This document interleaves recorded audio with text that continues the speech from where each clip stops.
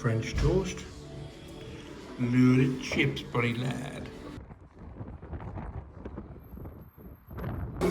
Bloody loving Nando's. We're boring though, only ever order the same thing. Right. Hi everyone, I'd like to officially welcome you to the Hedgehog vlog.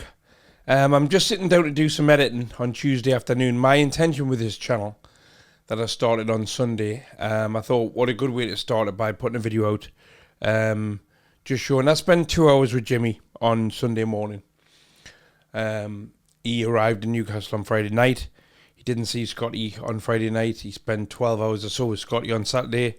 Was knackered, went back to his hotel. We were in Sheffield for YouTube Wars. Great event, absolutely fantastic event. Simon really outdone himself. It's going to take some beating that, mind Simon. Sunday morning, I'd contacted Jimmy and asked if I could take him for breakfast. He said yes. Picked him up from the hotel, took him down Tynemouth for breakfast to the View. It was quite a nice scenic place. I thought was a cool to show him the beach, because I thought that they'll have not been down the coast. Had breakfast. He's a lovely guy. He's everything he is on camera. Just that a genuine nice bloke who can be a twat. Do you know what I mean? It's the same as most of it. So me and Jimmy and Chrissy had breakfast. He said he hadn't seen the River Tyne, or he said he thought he'd seen the River Tyne, but he wasn't sure. And I said, well, if you'd seen the Millennium Bridge and the Tyne Bridge, you'd remember them. You'd know if you'd seen them or not. So we give him a lift to the train station. On the way there, we took him to the quayside just quickly as we're driving past. You can't drive along the quayside on a Sunday because of the quayside market. So we jumped out of the car for probably 2 minutes at the most. I showed him the Millennium Bridge, the Tyne Bridge, the Sage, just everything you can see stood on that spot. And then we took him to the train station. I said goodbye. I shot less than a minute's worth of footage. I thought, I'm starting this vlog channel. That would be a good first little clip to put out. But then my intention moving forward is every Sunday afternoon is to do a vlog where that shows you my whole week. And where I just have little chats like this, little unplanned chats to the camera, get things off my chest. And just talk. It's very rarely that I talk, as myself. Hedgehog Man Video Craig is a character in the sense that it's still me, but it's a very exaggerated version of me. Anybody thinks that I'm like that 24 hours a day is fucking hell, then I would feel sorry for Chrissy.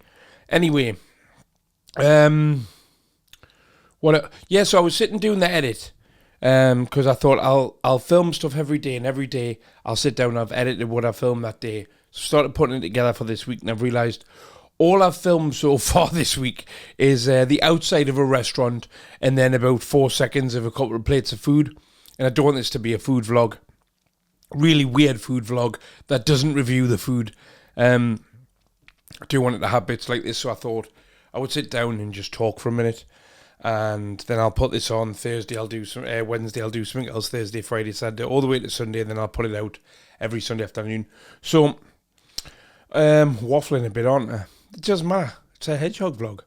So this whole thing with Scotty G, still stand by that I don't believe that we bullied him on that live. If you disagree with that, that's up to you. I'm comfortable with you thinking differently to me. I think it was Shan. Don't think it was morally right, and certainly, and I knew this beforehand because I'd said it beforehand, and I should have known better. But as a recovering addict, I shouldn't really be taking the piss out of anybody in addiction just because they're in addiction. And the more I think about that, and then when I think and I look at anybody in the rooms of NA that I'm in, that I'm became friendly with and talked to, in and outside of the rooms, just a matter of days before they went into NA, they could have been in that state themselves, and if they went back into that state, I certainly wouldn't take the piss out of them. And I've been not too far from where Scotty is now, not as far gone as Scotty appears he is. And then I was watching Jimmy and Scotty's live, I think it was last night, which would have been Monday night, where Jimmy's trying to talk to him about,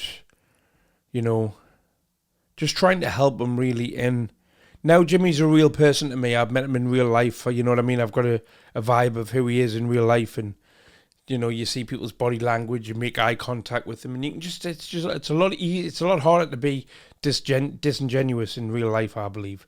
And I think I'm a good judge of character. Not always, but who is?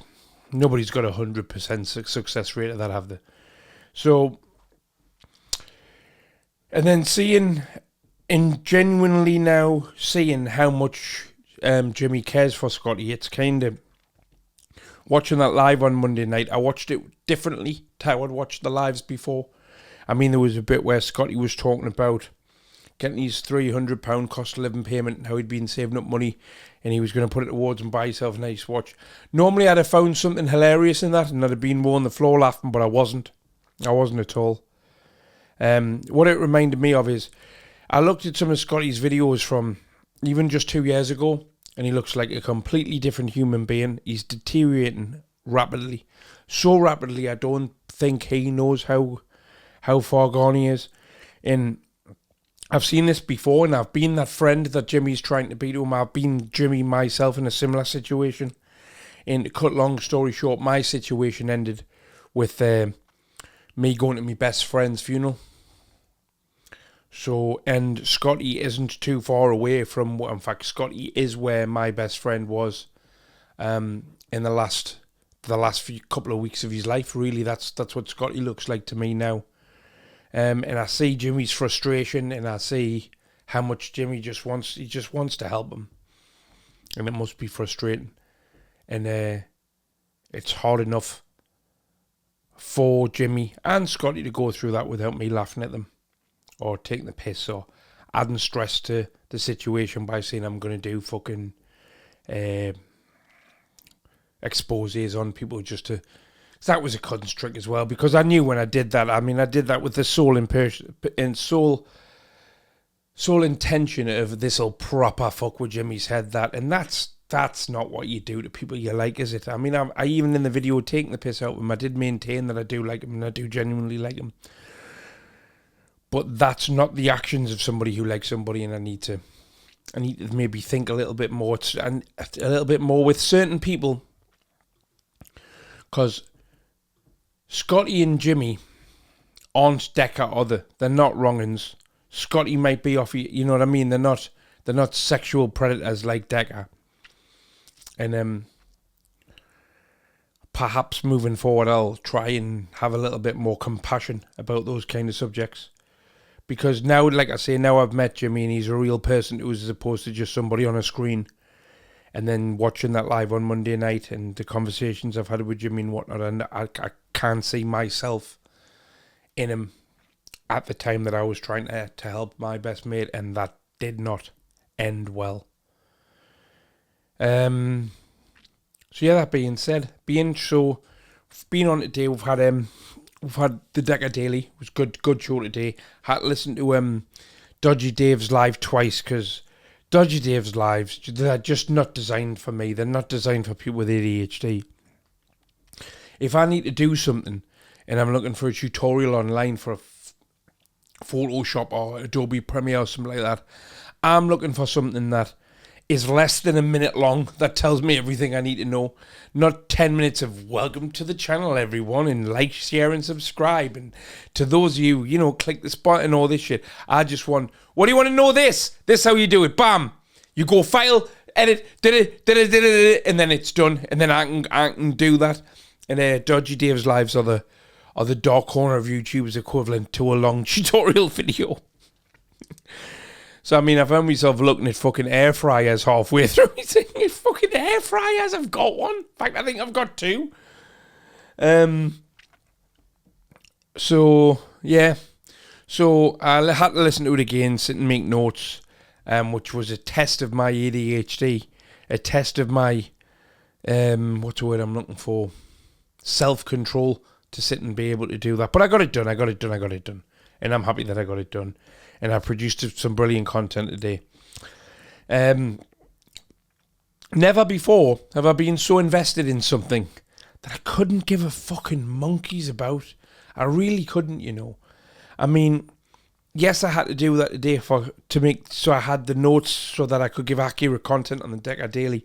But I don't care if Decker's in prison here, there, fucking Australia, the moon, or when he goes or what he's there for. I really don't care. I don't care who knows first. I'm willing to just sit back, really, me personally, sit back and watch how things unfold. And to me, not knowing things, it's like going to see a film and you know the ending. Do you know what I mean? Like, I'm running a reaction channel and it's better for me if I react to things in real time with everybody else. Otherwise, if I know what's going to happen next week and then when it happens, I have to react to it. I'm not reacting. What I'm doing is acting. I'm putting it on because I knew that a week ago. So it'll be interesting to see how this pans out. But regardless of the outcome, I really don't care either way. I really don't. Whatever happens, I'll be able to make content out of it and make it funny. I'm confident in myself for that. So it's Tuesday afternoon, just sitting here doing some editing. I'm going to transport this clip over and put it in the edit. And then I'll probably film something tonight because I'm going out for my tea again. Surprise, surprise. And just see what happens from there. But yeah, I'll catch up with you later. This, Chrissy, this is an establishing shot. Is it? That you take on your way in somewhere, yeah, so people know what the outside of the building looks like, so you don't have to go, so when do you have for food? This looks nice. Busy.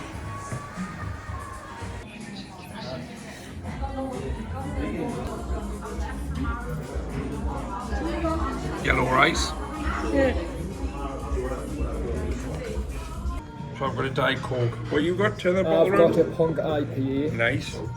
Hello. Mr. Dimitri Mushrooms, we're just Yes, having lunch. I am a It's mushroom. Wednesday afternoon. You're off, where are you off today? I am going to Liverpool today. Ooh. Gonna Can do be some good. comedy sets? Yes, Hot Water. I do a open mic on a Monday. Do they? Yes, where it's just walk up, you don't have to sign up. You should do So that. I think I might go to Hot Water Comedy Club. That'll be a frisk. Yep. I just need to write and rehearse a set. So I might be there a few Mondays. What a bad little... what's the word I'm looking for? Pub curry? Yeah. Okay. My madras is quite small. 15 quid for all that's a steal, eh? Yeah. Ah, it is dead small, isn't it? That's probably just thicker. Right, it's now Wednesday night. Well, the early hours of Thursday morning. It's 26 minutes past 1. That was very precise, wasn't it? What a dick. Right, so I've had a good day. I got up early. Had an early night last night. Got up early.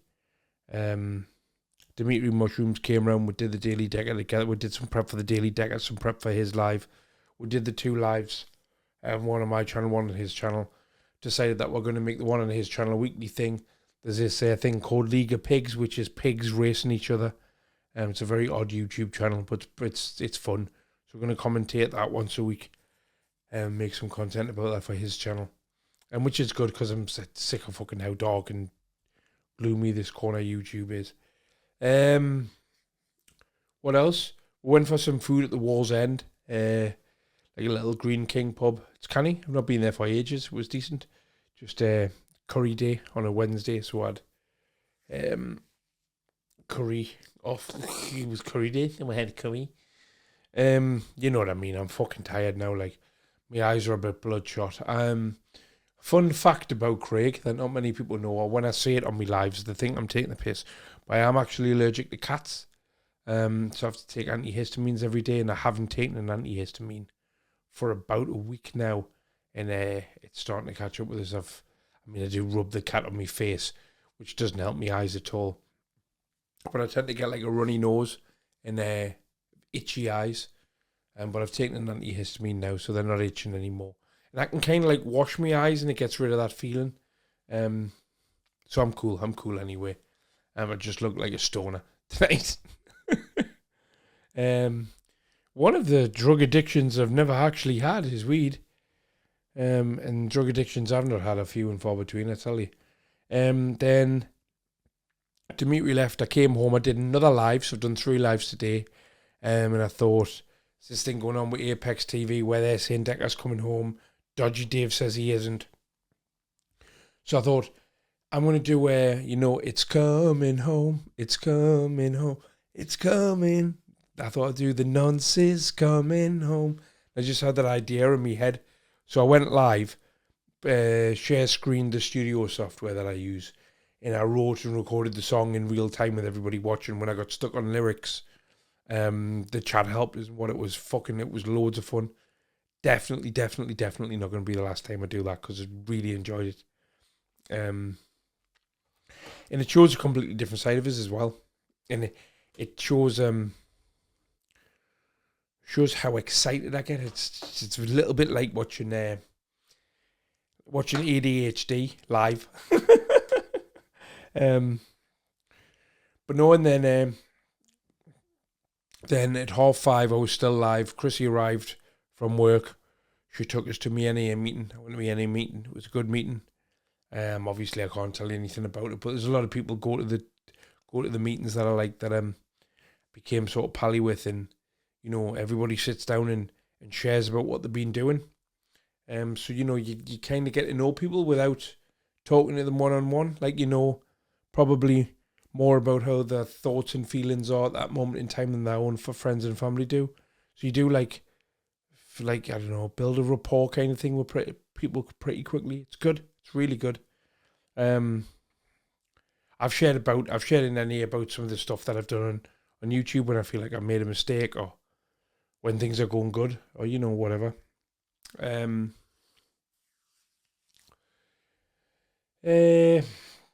I've had a really good day, right? I've had a really good day. I really have. The only negative thing in my day has been, well, it's not my negative, but the only sort of negativity I've seen today that's kind of got me attention is the Scotty G and Jimmy thing today. Jimmy's rang Scotty. Scotty's convinced himself that Jimmy was being racist to him on the phone. I don't know how. I don't know how because that's not Jimmy. I mean, you know,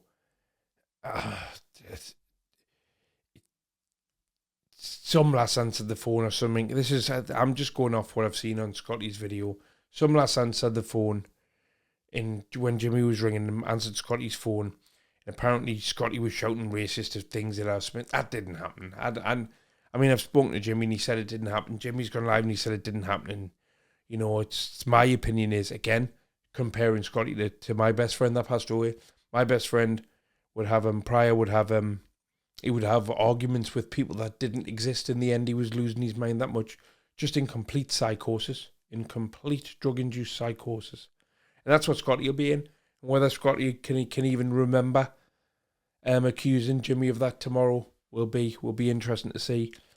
But then, obviously, that's really pissed Jimmy off. And then Jimmy's gone live. And then, you know, I can just see it playing out in real time. I can see how much Jimmy's the only person on fucking planet Earth trying to help Scotty. Let's be honest, he is. I mean, I don't want to say any harm's come to Scotty, but I wouldn't try and help him if I was Jimmy, to be honest with you. Jimmy's a better person than I am for that, because I wouldn't. Not when he clearly doesn't want to help himself. And I mean, let's remember, Jimmy's just some bloke off the internet to Scotty. You know, Scotty says they're best friends and that. And I mean, you know, they are close, but it also raises a question to me. How close can you possibly be to somebody who doesn't fucking know where they are? Do you know what I mean? I'm not sure. And this, I'm just thinking out loud here. This is just what I'm thinking at the time. I'm not sure if Jimmy's got being best friends mixed up with really caring about him. I suppose the two things go hand in hand, don't they? Now, I know that I'll get called a hypocrite and whatnot for some of the stuff that I say on these vlogs, but what I'm talking on these vlogs is just me being me. I'm just sitting talking. I'm not playing the character of Video Craig or Hedgehog Man or whatever you call us. Don't get us wrong, those two people are still me, but they're a very exaggerated version of us. And what I'm always looking for is to make people laugh. But I do have sensible takes and feelings and points of view on things that I won't always put across to them. That's what this channel's for us to just sit and waffle shit. And also, I suppose it's a little bit like shouting at a meeting. I never know what I'm going to say when I open my mouth. And I didn't know what I was going to say when I hit record on this. And I've been babbling for about 5 minutes now. So it's probably a good idea if I shut up. But yeah, it's painful. It is like it was painful to watch, or not painful, but hard to watch Jimmy's live tonight.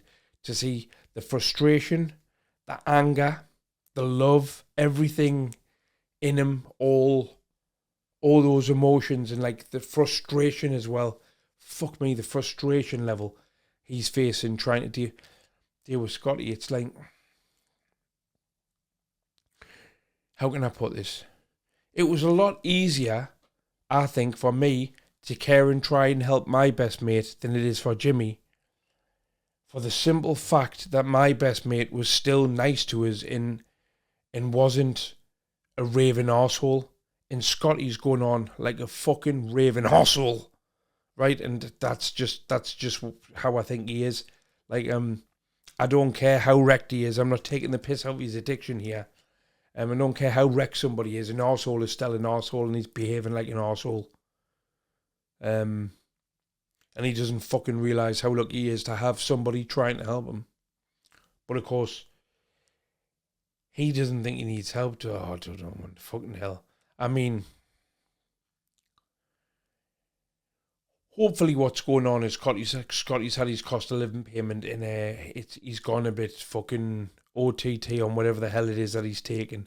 And it'll fucking, the money will run out the next day or two, hopefully.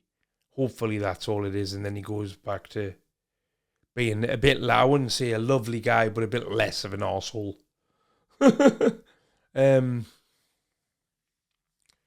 Good God, man.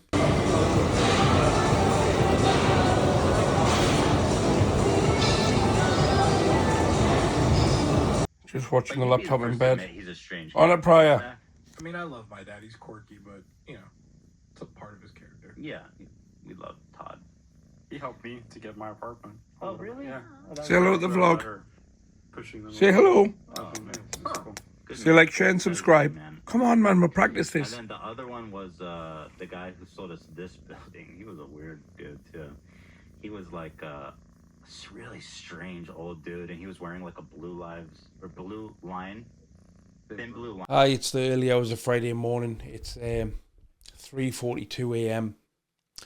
And in 28 minutes time, no, 18 minutes time now, the Kanye West Ty Dolla $ign live stream starts. Vultures Volume 1, live from Chicago, so I'm up waiting for that.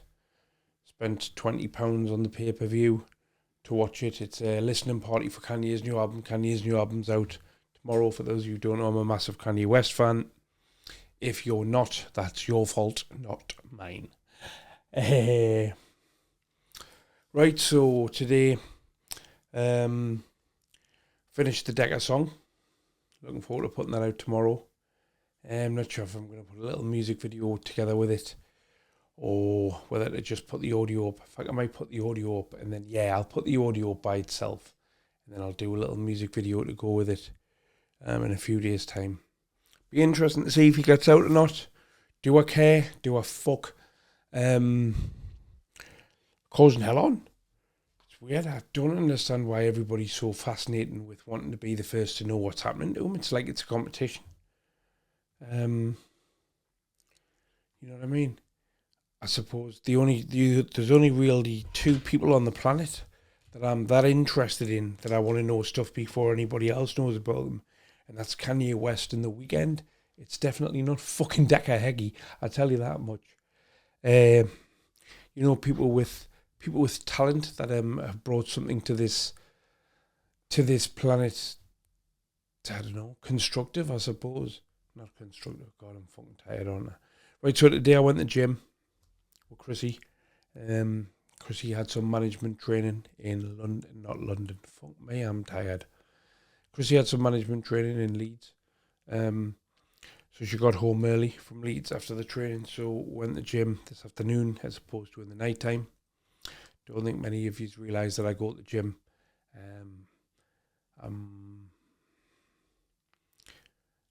Getting me to the gym is hard. When I'm there, it's all right. It's fine once I'm there. Just put my headphones in. I did learn something tonight though, listening to Scotty G when you're at the gym. Doesn't do you, it doesn't motivate you. And I was on the cross trainer for 25 minutes. Warming up, and I'll put a Scotty G live on, and it's hard work listening to him when your blood's pumping.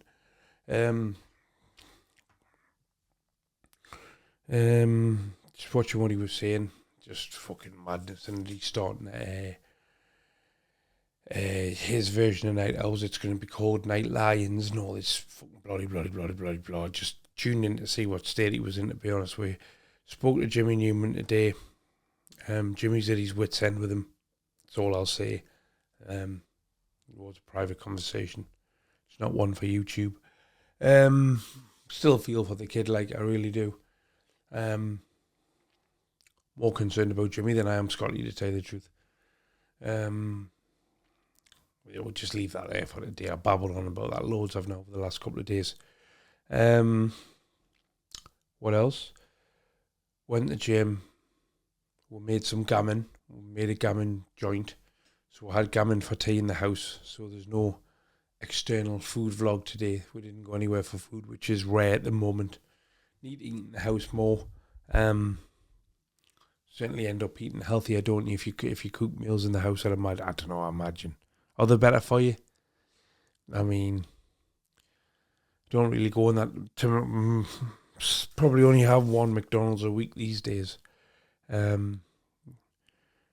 don't know. Nando's isn't particularly bad for you, is it? It's chicken and chips, basically. Essentially, that's all Nando's is expensive chicken and chips.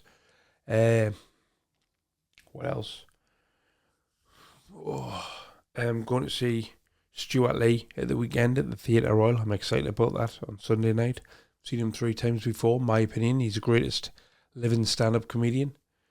Probably the greatest stand-up comedian of all time. In my eyes, a lot of people have borrowed from his style. Ricky Gervais especially. I like Ricky Gervais as well, though. I think he's meant. Though I do normally go to a AA meeting on a Sunday, so this will be the first time I've missed a meeting. Like in Knock On every Wednesday and Sunday. Let's talk about Kanye West and music for a second. Something I was talking about in the group chat earlier. I've stopped over the past, since I gave up speed, which is 500 days or something or so now. I've stopped listening to music as much. Well, I've stopped listening to music almost completely. Music's been a huge part of my life. Whether it be as a fan, or, you know, a writer or a performer, or a producer or a businessman, a huge part of my life. I stopped listening to a lot of music because now on every single song I like has a great memory attached to it that involves drugs. And the only time I would really miss being high would be when I'm listening to music. So I'm excited to get a new Kanye album tonight because I'll have music. I'll have a soundtrack I can listen to on a daily basis there's no affiliation to drugs in that music in my life at all, which is nice. So I'm not just waiting for an album tonight. I'm waiting for the soundtrack of 2024 to be the same when the Weeknd puts out a new album. The last Weeknd album, first of all, I wasn't keen on it, and second of all, it came out on the day of my best friend's funeral. So it just has nostalgia attached to it. I want to say I wasn't on speed then. I wasn't on speed that day, but I've definitely taken speed. Yeah. I wasn't on speed that day, but I have been on speed since. It's weird, man. My brain's a weird place. Well, you probably picked that up if you've been watching me on YouTube. So tonight I ordered an Uber Eats. I got 4 cans of Mango Monster, some Ben and Jerry's cheesecake, strawberry cheesecake. Just babbling shit on that. Strawberry cheesecake Ben and Jerry's. A pack of 5 Freddos. Now, I ordered the wrong Freddos, and I ordered the caramel ones, but I was quite surprised by how nice they were. I woke Chris up before to tell her that, and she wasn't very amused. What else? What else did I get? Oh, and I got a vape. I got another vape. That's a red apple one I bought Tuesday. Now one cherry ice. Hard as fuck me, a vape. Whoa. I'm going to end this year because I'm just babbling shit. Didn't really have much to say tonight, to be honest with you. See you tomorrow. Popeyes at the Metro Centre. Come on, you bastards.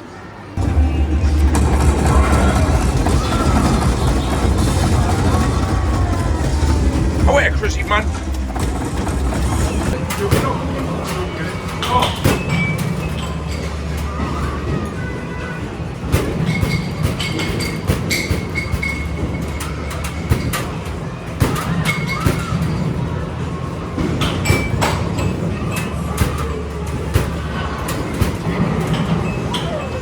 They're right cheap. So, day one of watching what I'm eating. I've gone for the smaller breakfast. Say something then. Tell everyone to subscribe to your channel. Just like yourself then.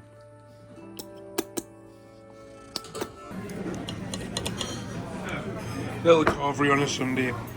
Are we eating out again tonight before the theatre? No. Please.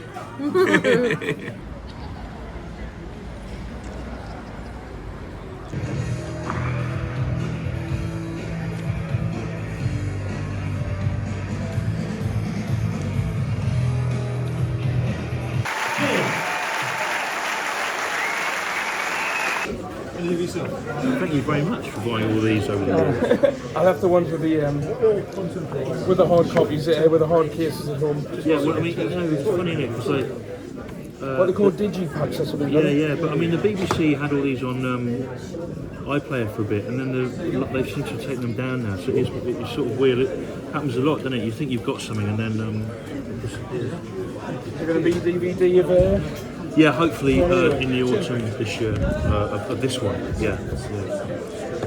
And of the last one actually. Yeah. I'm filming this one, and then it'll go on Now TV for 5 years. But the last one that was on the telly, I'll have a copy of it hopefully by the end of the year. But it's difficult finding people to do it now because they reckon they don't sell. But you buy them all. This is more than just a moment. In the morning you'll be running back to me. That fucking Kanye album's brilliant. Right, so first of all, it's Monday afternoon. I didn't record anything over the weekend talking to the camera. Last night I came in, as you've seen, I went to Stuart Lee. It's the 5th time I've seen Stuart Lee. It's the first time I've seen him sober, and I enjoyed it so much more than I normally would. Like, notably a lot more.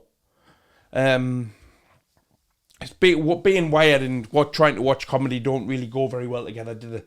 Neither does being pissed.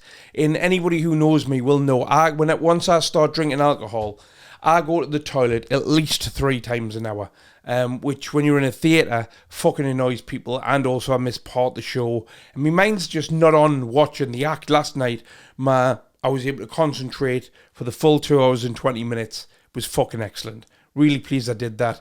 It's the second time I've met the guy as well. First time I just said hello to him. I was on speed the first time I met him.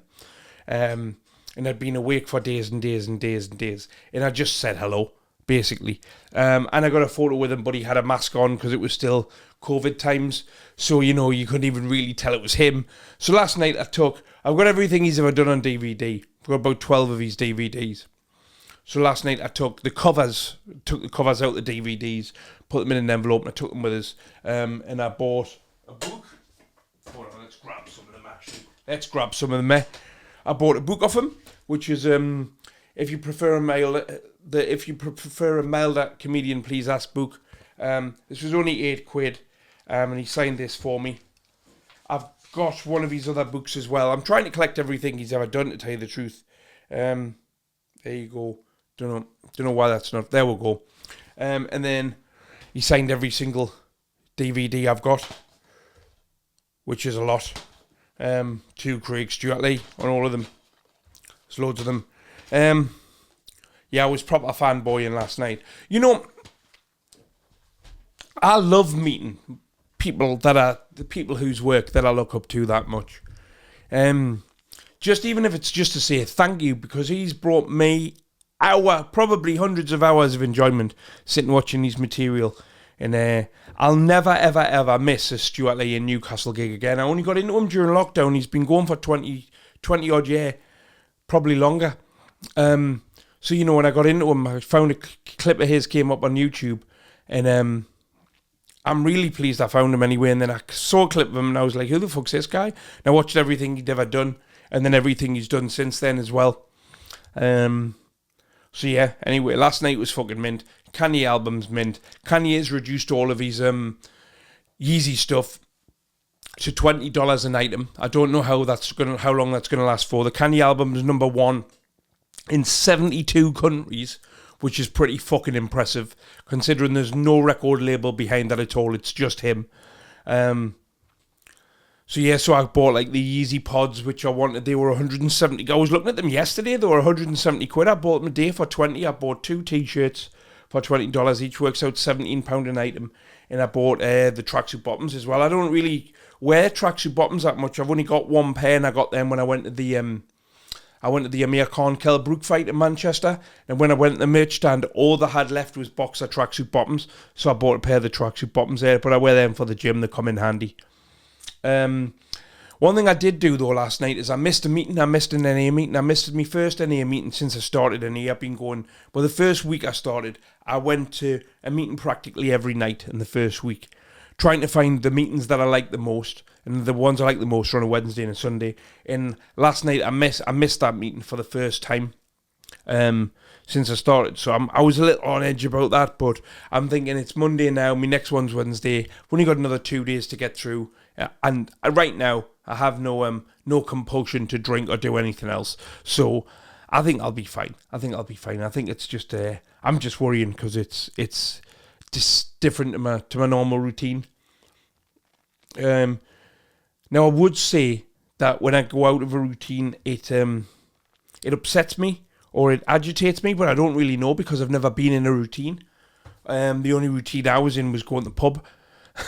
Which I suppose just because it's a negative thing doesn't mean it's not a routine, does it? So yeah, so one of the things I thought as well, right, is I've been looking back at this vlog, and I've been doing most of the times when I sit like this and talk to the camera at night time, right at the end of my day, when I'm absolutely fucking knackered and I've got no energy in them at all, and I can't imagine that that's much fun to watch. So I'm going to try and do most of them in the afternoon. And my theory was, if something happens that day, and if I wait till the end of the day and I do everything at the end of the day, then I won't miss anything that's happened that day. But really, if I do them in an afternoon, then I can just talk about what's happened up until that afternoon. And then the next day when I do one, I can still talk about things from the day before, because you aren't going to see this until it's Sunday or a Monday anyway. So I'm going to go now anyway. Just came out of the bath. I desperately need a fucking haircut. It's desperately need a haircut there. I'm going to get the bit chopped off the front as well. Don't know if I'll do that today, but I need it done. And then I've got Botox on Thursday, which I'm sure you'll enjoy watching me in agonising pain as somebody sticks 12 needles in my head. Might as well show you that. Been about 6 months since I've had Botox. It's pretty much worn off my forehead completely now. So I suppose we can do before and after and stuff like that. I don't care if you don't like it. This is who Craig is as a person. Right, I'm going to go. I'm going to get this uploaded. I'll see you next week. Have a brilliant week, everybody. Good night. Good night. It's 10 to 3 in the afternoon. Good afternoon? Yeah, good afternoon.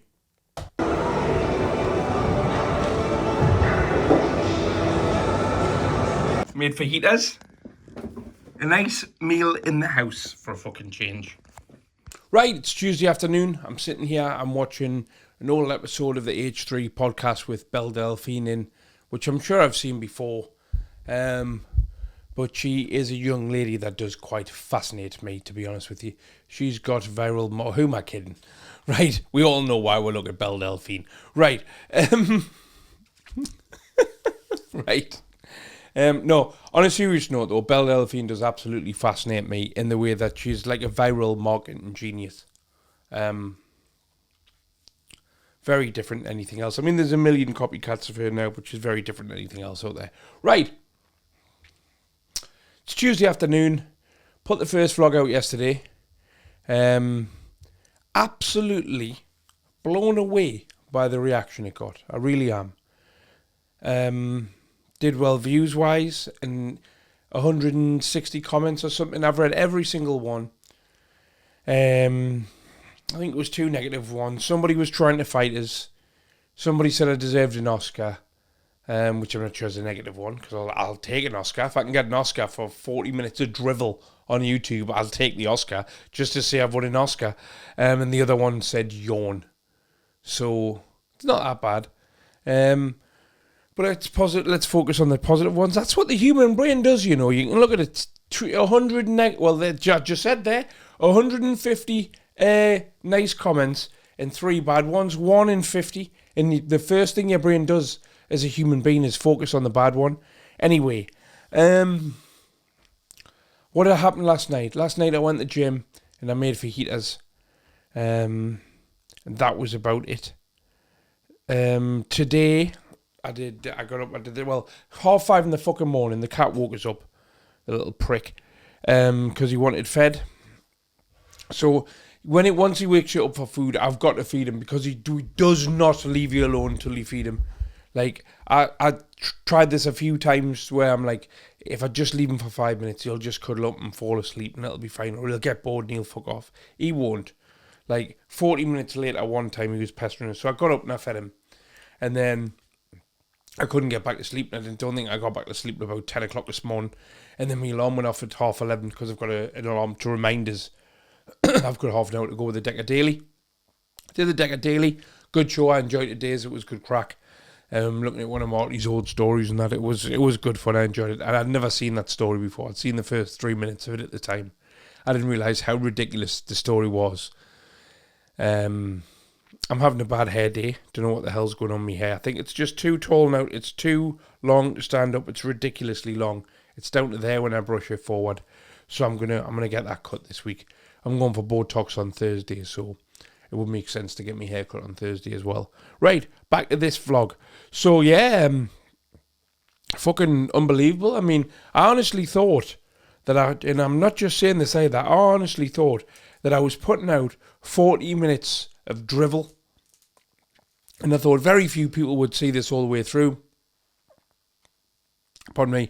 I actually nearly put the Stuart Lee clip up separately, because I thought nobody's going to watch this all the way through and see the clip of Stuart Lee. And to me, that was the most exciting part, and the part that the comments mentioned the least. Not going to touch too much more on this subject, because it's done and dusted as far as I'm concerned. It's my involvement in it's done and dusted. But the Jimmy and Scotty G thing, the best way I can sum it up, right, I've had a bit of a realisation the more I think about it. My main channel was initially set up to take the piss out of bad people who do bad things, and somewhere along the way, somewhere along the path, I lost my way, as cliche as that sounds, because I ended up doing things like taking the piss out of Jimmy, for example, who's a good person, who's trying to do something good. What he's trying to do is save his mate's life. You know what I mean? The last thing they need is the stress of me on there. Over the past 48 hours or so, I've noticed Scotty's been live loads. I keep, every now and then, I'll just touch on one for 5-10 minutes or something. And he just looks out of his tits on it. And, you know, there was one of them, there was him and Fighting Pride sitting slagging us off. And I was just like, I just thought to myself, you know what, lads, say what you want about us. I'm not bothered. Scotty's not well. He needs to get well. If he doesn't, there's a very high chance that he won't see 2025. It's that simple. I've got nothing to gain from making videos about him or anything like that. And what I'm going to do is hinder his recovery. And as an addict myself, I mean, he's not even in recovery yet, as he's still fully in active addiction. But that's enough of that. I don't want to just sit and drivel on about that all the time. Right, what else? So this week, today is Pancake Tuesday. So Chrissy's going to be here in about 10 minutes, so I better wrap this up. I'm going to go to the supermarket with her, buy the stuff for pancakes. Hopefully they've got some left. I've been harassed today by McDonald's, to tell you the truth, massively harassed. I woke up, I've got the McDonald's app on my phone. I woke up and I had a notification off that app, which it doesn't normally send us, advertising that the day they're doing pancakes. Now, it's my understanding they stopped doing pancakes quite a long time ago, I think during lockdown. So I was like, oh, I used to quite enjoy the pancakes and the syrup. But I thought, I'm going to have proper pancakes tonight. I'm trying to watch what I'm eating. I'm not going to do the McDonald's breakfast thing.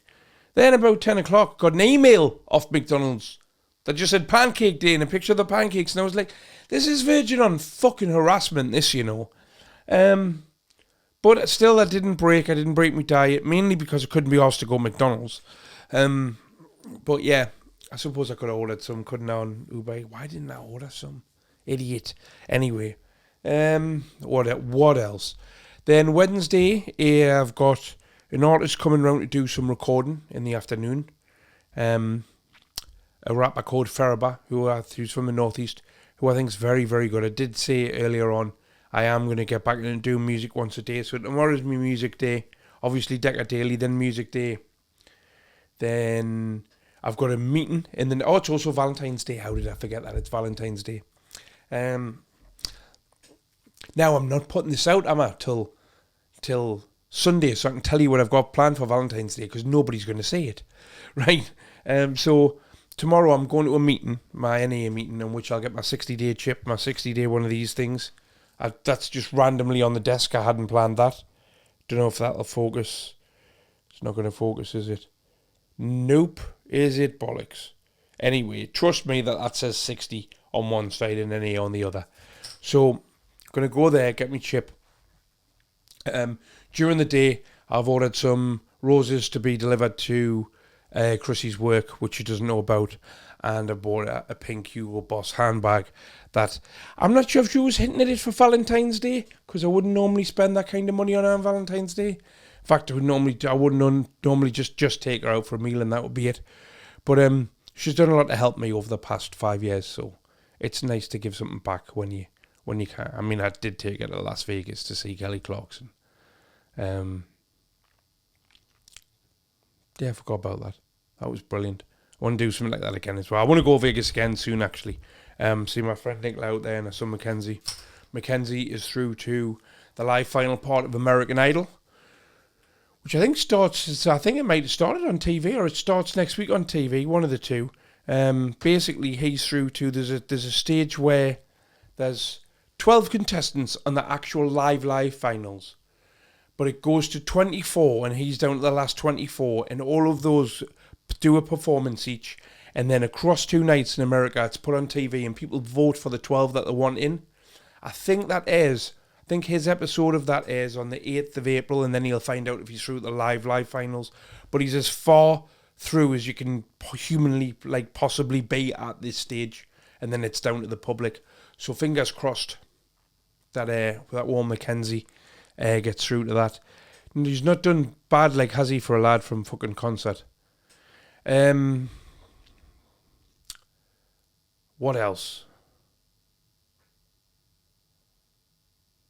Thursday, I've got Botox. Gonna get my hair cut. Might have a bit of an easier day on Thursday, actually. Yeah, have a pamper day, a little Craig day. Why not? Friday, what's happening on Friday? Nothing. Saturday, going to a retro games fair.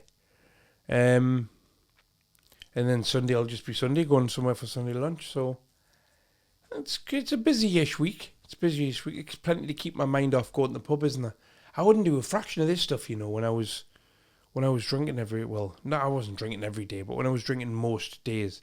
Basically, whenever I wasn't with Chrissy, I'd be drinking. Yeah, that's about it. Nothing to report, really, is there, on YouTube? Or Decker's put a thing up saying he's coming home. So that would play into the narrative that Sir Apex TV were 100% correct in what they said.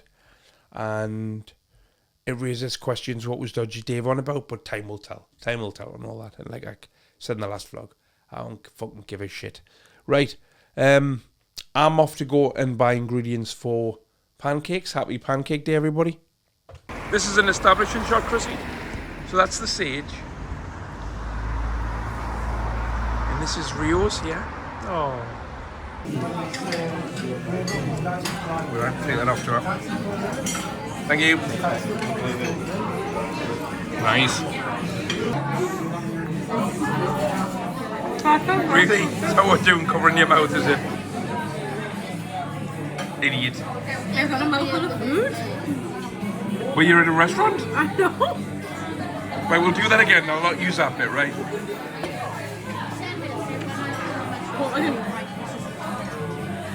Oh, bless her.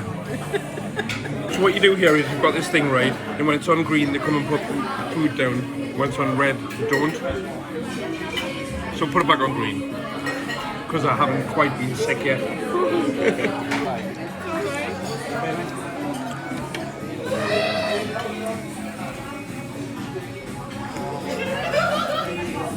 Thank you. Thank you very much.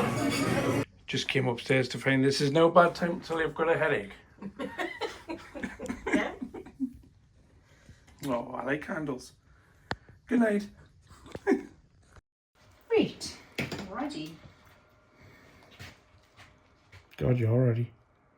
That's right. Ugh. Right, I've been sober 2 months now and this still hurts. Have you? Yep. 2 months, are you? 60 days yesterday.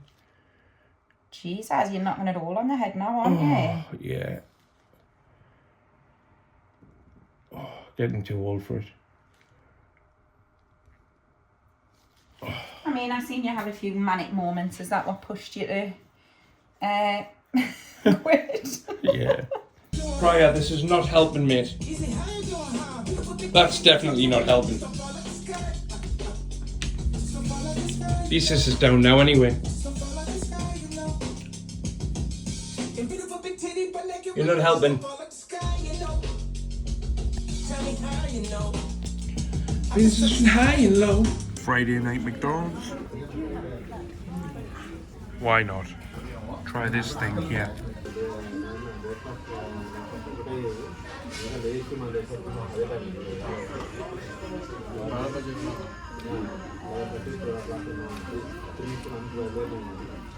It is hot, like.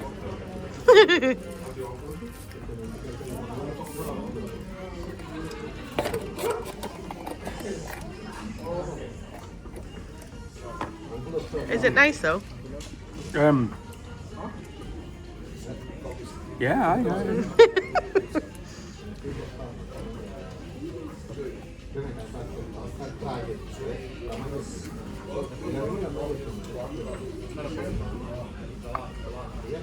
We're going to promise eating the whole burger. Wait, I'm nearly crying. Right, so here we are. It's the early hours of Saturday morning. I've been meaning to come on and say something for a couple of days now, but I just haven't had the time, or been too tired by the time it is to do it. Where to start? Right, Wednesday night, got this. Is it going to focus? Is it fog?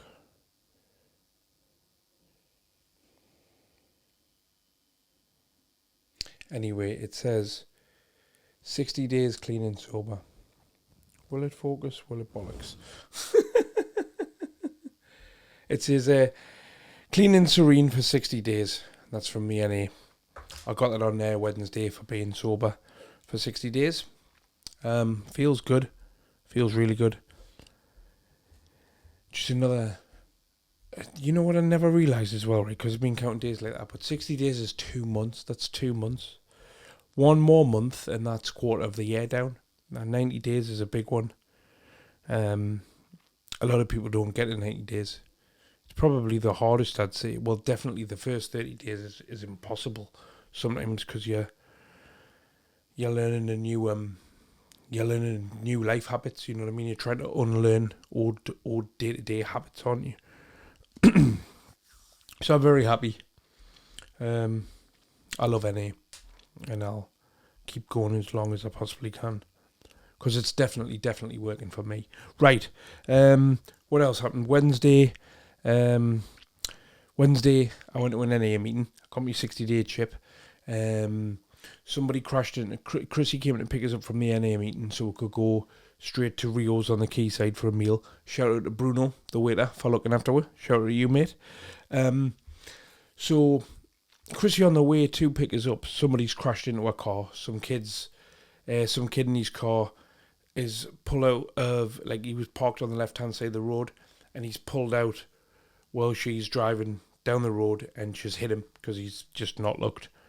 So she was a bit shaken up by that, but she's fine. I was going to say the car's fine. There's $2.5 grand worth of damage done to the car. She had it priced up today, but it's all going to get sorted. The second time she's crashed that car since she's had it, actually. Or second time somebody's crashed into her, should I say. She's only had it a year and a half or something. Thursday night, got Botox. First time I've had Botox sober. When you get Botox, you're not meant to drink, as it thins your blood. And apparently the toxins in the more toxins you put in your body, it doesn't work as well as it possibly can, and it doesn't last very long. So it's the first time I've had Botox sober in a very, very, very, very, very long time. We've been getting it for 13 years. So what's going to happen is, looking at my forehead there, is in the next 7 to 14 days, there's going to be no movement and no lines anymore. Let's just do some before and after bits here. See, there's no crow's feet really there because it's still working off the last time I had it. I haven't had it for about 6 months, but that eye's got a lot of crow's feet. My forehead's got a lot of lines. So we'll see how that goes. Right, YouTube stuff. Where to start? Scotty G's still completely off his nut. Hasn't been live today, actually. I looked just before I came on to do this. I looked to have a look just to see what state he was in today, but he's not been live today. When somebody's in that state, you know, that's. I mean, the last time he was offline for a few days.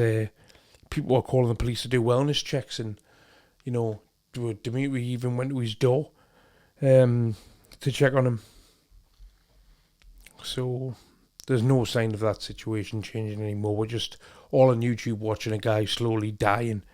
Somebody had messages the other day to say, "Oh, he's on Scotty's on Paddy's Live. You should have a look." And I was like, I can't think of anything fucking worse than watching them do, to say the truth. What else? Scotty's trying to have a fight apparently with Andy Goodhand. On Scotty's last live I watched a bit of, he's saying he's calling Andy Goodhand out for a fight. He's going to punch his face in. He's going to do it on such and such a promotion. Any promotion that lets Scotty G fight should be as good as up on a fucking manslaughter charge. But to be fair, any reputable company, or really any company, should have, like YouTube Wars, all the fighters have to pass a medical. And it is just, I mean, I saw one of them being done. It is just a basic medical, but I can't see Scotty G even, well, I don't think he stands a chance of passing that.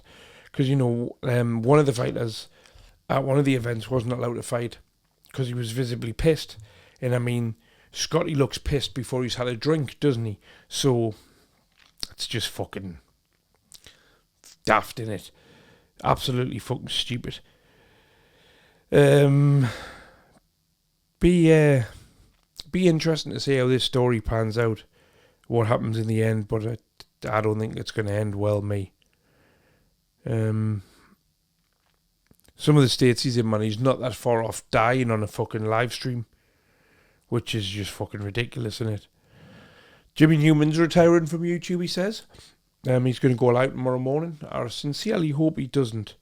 I did message him and just say what you should do, mate, because it is getting on top of him. And if it's something that's not fun anymore, then you should stop doing it. Especially, you know, whether that's drugs, YouTube, a job, anything.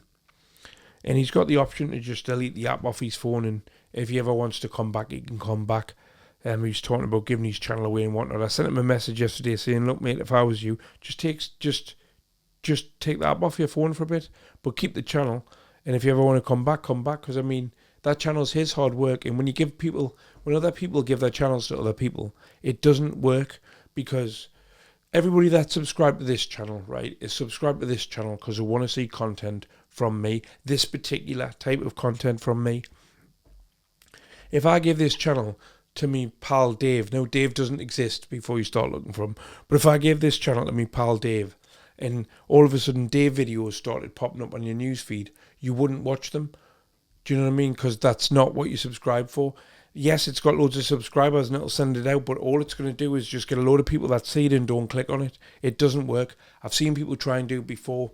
When I was running Abby Lee Miller's channel, she had an old channel that I asked if I could have, and I think it had 75,000 subscribers, and I was putting videos out on it, and the comments were like, "Who is this person?" You know what I mean? Like, 70. I think I had 74,000 subscribers when I was given the channel, and it had like, I was getting like fucking 80, 90 views on a video because they didn't subscribe to see me. They don't even know who I am. You know what I mean? They clicked on it to watch dance videos. And then I seen Humble Dryer gave one of his channels some motorsports buggies, and that didn't work either. He gave him a channel with like 17,000 subscribers. And at the last time I looked at it, I don't even know if he's still using that channel, but he was getting 600-700 views a video, because that's the way it works. You know what I mean? If Jimmy Newman was going to say Jimmy Newman give the channel to me, right, then the people that want to watch me are already subscribed to my channel, and vice versa. So it makes no sense. He should just keep it. And if he wants to, that's the beauty of YouTube. And that's one thing Deck I should have taken notice of a few times, is you can always just delete that off your phone and go away from it if you want to. But he's clearly not going to, Decker's clearly not going to do that. But I hope Jimmy does just take a break if he needs it and comes back. Simple as that. Last thing, Decker's posting from, it just makes me sit and shake my head. Decker's posting from jail saying he's gonna, God, I am tired. It is 3:25 in the morning, like, as you've seen, I've taken these shelves out behind us and moved being able to move the machines back. Now I need to decorate that wall, so I'm going to order some like acoustic tiles, I think, or these other like sort of mosaic style tiles I've seen. Cover the whole wall with them, and then there's room for another arcade behind us. I could squeeze two in the gap, actually. Could squeeze another 2 arcades in, but I think that's a bit much, because this room's not that big. Right, so other thing, right, Decker's posting on his community post, he's sober, and he's got no reason at all to ever go back to drinking and all this. And then just tonight again, he's put something else out. Hold on, I'll bring it up quickly. In fact, I'll not fucking bother, because we'll cover it on the Decker Daily anyway, won't we? We'll cover it with a bit of humour, but it's along the lines of, I'm 110% clean and sober, and yeah, he probably is, but that's been forced upon him, and he's a lifelong addict. I don't think he realises that having sobriety forced upon you and keeping it up when you're back out there in the real world are two completely different things. And he thinks he's beaten it, but that's just that guy, isn't he? Isn't it? He is a fucking idiot. He is an absolute fucking buffoon, isn't he? So he's just got it in his head, right? That's it. I beat this now. That's it. It's done, mate. All addicts have been there before. You know what I mean? Thinking that they've got it down, and before you know, creeps back in. Before you know, you're worse than you were in the first place. The only way that he's going to stay sober is if he seeks ongoing treatment, and he's too much of a fucking narcissistic moron that thinks he's cleverer than everybody else, so he won't take anybody. He's trying to get you, bearing in mind, he's been trying to give people this advice whilst being an addict in active addiction. He's been trying to give people advice on giving up drugs and shit like that. Just go to the gym. That's his advice, right? Just go to the gym. Addiction, fine, just go to just stop the fucking opiates. Go to the gym. Is he's jump in cold water every morning. Ironically, I'd have to be on fucking drugs to get up every morning and go and jump in cold water. It's not for me. But what a fucking idiot, man. The point of NA and the point of AA and the first step of the 12 steps is that you have to accept that and submit to the fact that you are completely controllers over your addictions. That you're not a normal person who can't just go out and have 1 drink or 2 drinks or 1 line or 1 night out and call it a day. That you're not a normal person in that respect. And he's never going to do that, is he? He's just a fucking idiot. So yeah, I mean, I don't think he'll last a week, me, till he's back on it when he's out. But let's see how he gets on anyway. Got some shit to do tomorrow, but instead of telling you about it now, I'll just show you it on the vlog, and then we'll talk about it tomorrow night, and then we'll put this out on Sunday. Jobs are fucking good. Good night, everybody.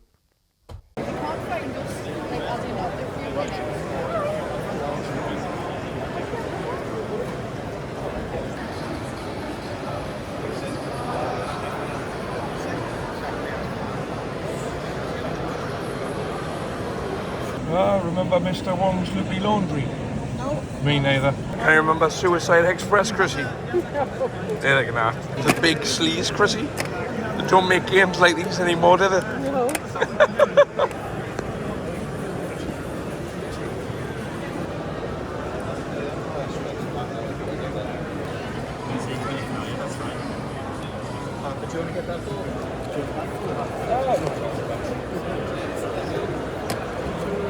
Saturday KFC. This diet's gone to shit, hasn't it? Saturday night Nando's.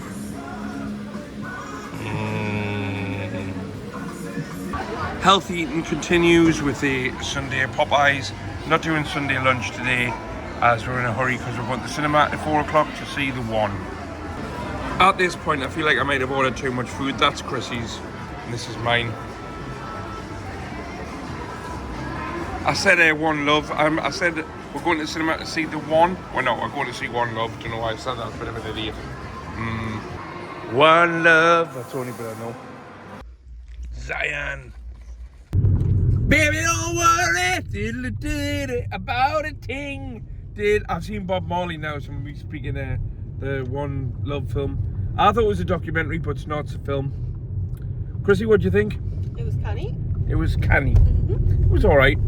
I saw that that it was produced by Brad Pitt. Why can't I talk properly? Because you're a spud. Man, me I saw it was executive produced by Brad Pitt. You know, what do you think? No, it was executive produced by Jordafarian, right? I was thinking, right, Brad Pitt executive produced it. Why didn't he play Bob Marley? I wonder. No, but we're living in an age now where like anyone can play anyone, you know what I mean? Like Batman's black, James Bond's Chinese, Ghostbusters are women. Stop talking. What? No, we are. So why not? I don't know. Oh, what about Brad Pitt and ask him. I'll get us his number. Can I ring him on Instagram? Do you reckon? What about Gary Barlow playing Mr. T in the next A-Team film? I'd watch that. Anyway, that's enough. Not Robbie Williams. Robbie Williams, yeah. Mr. T. Yeah. Nah, because Mr. T's like fucking cool and hard, isn't he? And Robbie Williams is not cool or hard. Is it not Robbie Williams. Gary Barlow is not cool or hard. I don't think Robbie Williams is hard. Harder than Gary Barlow. Should we call him out for a straightener? No. I tell you what, right? Gary Barlow versus Robbie Williams, and the winner plays in this straightener, and the winner plays Mr. T. Definitely. Gary Barlow needs some money. Does he? He does, aye. And that concludes our review of One Love, the Bob Marley movie. Idiot. Right, it's the early hours of Monday morning. 8 minutes to 3 a.m. to be exact. Just thought I would jump on, have a little closing chat for this week's vlog. It's been a good week. There's been a lot going on. As you've seen, I won't go through it. You've just watched it all. Had a good weekend. The only thing that happened that you didn't see really on there was Rachel came over to Chrissy's on Saturday night. We did Night Owls live from there. That was good crack. Nice to see Rachel out the house for a change. What else? I've just written down some bullet points, so I'll go through them one at a time. First of all, has anybody else noticed that Scotty G hasn't been... Well, if he's not... by the time this comes out, which will be 11 o'clock Monday morning, Scotty G won't have been on YouTube for 5 days then. And no one's mentioned it. Now, the last time he went missing, if you can remember, because people sending police to his house to do welfare checks, and even Jimmy and Dimmy got together behind the scenes and Jimmy sent Dimmy the train fare or the bus fare or the metro fare or whatever it was for him to go and check on Scotty. Scotty went and spoke to his housemate. You know, there was a lot of concern. Now remember, only 3 weeks ago, the internet was outraged by the fact that we were laughing at him on my live. I've not seen it mentioned at all that he's not been online for 5 days. It's as if no one gives a shit anymore. The internet's weird, you know. Now, I'm not saying that everybody watching this doesn't genuinely care about Scotty, but I do feel, you know, that a lot of the times on YouTube, people get outraged at something just for the sake of getting outraged at it. I wonder how many people truly care about the things that they appear to be dead annoyed about. And if you're sitting there watching this, thinking to yourself, well, I really care, then I'm not talking about you. I'm not talking about you. But yeah, the internet's a fickle place, isn't it? I hope he's all right. I mean, I'm not getting involved. It's not my place to. I'm not gonna. Well, he hates me, doesn't he? So I'm not. That's it. Me turning up at his door to check if he's all right. May turn into a fight. So yeah, I'm not gonna do anything. But it's just an observation I made today. What else? Decker's on Instagram. Decker started a new Instagram account. I think about 50 minutes before I hit record, somebody sent us a link to Decker's community post, and he's still preaching about how he's sober and he's got it all sussed and he's a new man and all this shit. I mean, he's giving advice, right? Honestly, you think he'd been on death row for 15 years the way he's typing. He's only been locked up for 10 weeks. Now, don't get me wrong, right? I went to prison once upon a time, 20 years ago now. In fact, 20 years ago, this time 20 years ago, I would have been in prison. So it's relevant, but it's also not. But I only did 6 weeks in prison, and don't get me wrong, it worked in the sense that I never did anything to go back. So it did rehabilitate me in that way. But don't get us wrong, I know that the experience he's having over there wouldn't be like being in jail over here. But he's only been locked up 4 weeks longer than I was. And I mean, you know, 6 weeks, 10 weeks isn't a sentence, is it? It's not proper jail, is it? Good God, when I was in the open prison for the last 4 weeks, I was in there with lifers, people that had been in for 25 years and stuff. And they didn't try and preach the way that guy is. He's fucking mentality. Right, last thing I want to touch on tonight. NA. So, went to an NA meeting tonight as I go Wednesdays and Sundays. I'm always buzzing in there, me. I love the people. I love the atmosphere. I love the conversation. I just love the whole vibe of it. But I've only been going 8 weeks. This will be like my 9th week. And I'm starting now for the first time to people that I've built emotional attachments to.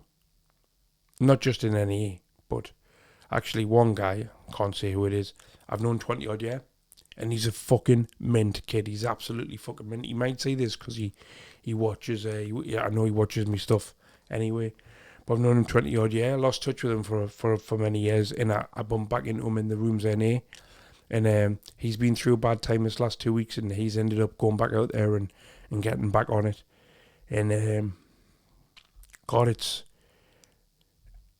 it's horrible, really, because you see these people in NA is most people in NA, when they're in recovery, they're in a good place because they're sober, and they're starting to, you know, love life again. Or some of them have been sober for years and they are loving life.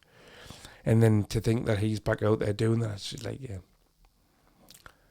I hope to God he sorts himself out again, you know, and because I want to see him do it. He's a fucking mint kid as well, you know. Like he always was. He's a fucking mint kid. Just want the best for him. And then there's other people in NA that are like, they're getting, you know, they've been like having, or one guy in particular as well I really like. Actually, I'm not sure how much I can talk about it. In fact, yeah, I'm not going to. But just like, in general, people like, you know, I'm in this honeymoon period with it, and it's been brought to my attention over the past week that I will go through times in the future when I'm, what's the word I'm looking for, when I'm like, when I lose a bit of faith in it, in anger and in stuff like that comes back, and I might end up back out there, and I just have to make sure I don't, because I don't want to. So these last 8 weeks have been excellent. Well, that was 6 minutes of fucking absolute babble, wasn't it, Craig? What else? I'm looking forward to a good week. Got Simon Kirk's coming up. Dale's still in Manchester. Dale's still in Liverpool. Sorry, Dimmy's still in Liverpool. Don't know when he's coming back. Be good to see him. Haven't seen him for a little while. Simon Kirk's coming up for the day. It's all positive stuff. I've got a lot of videos planned. A lot of stuff I want to do. Got an excellent. Got the Mondays and Tuesdays like a dailies planned already. I mean, don't get us wrong. The times I have planned them in the past, things have happened in the meantime, and the show's been entirely changed at the last minute because there's something that happened that I've got to report on right there. But as long as Decker doesn't come home Monday or Tuesday, then I've got 2 excellent shows planned. So I'm looking forward to getting them done. It's been a quiet 2 weeks on the internet, really. To be honest with you, since the outrage over me and my lot on my Sunday Night Live, laughing at Scotty, there hasn't really been anything anybody's been talking about. I think I might do a video this week. I just brought to my attention this afternoon that Brett May is still making videos about Paul Venice, and that week I didn't make it. The week that started, going back and forth, I didn't make a video on it because I was just too busy in my personal life doing stuff. I had loads of stuff on, and I didn't have the time to sit down and go through his videos, Paul Venice's videos, and put them together and write something funny and whatnot and do it. But I looked back. That was 4 weeks ago. Now they're still fucking going. I was like, there's that much material out there now. I think tomorrow afternoon I'll sit and watch all of those videos and I'll put something together for the main channel. But 4 weeks of back and forth. Fucking hell.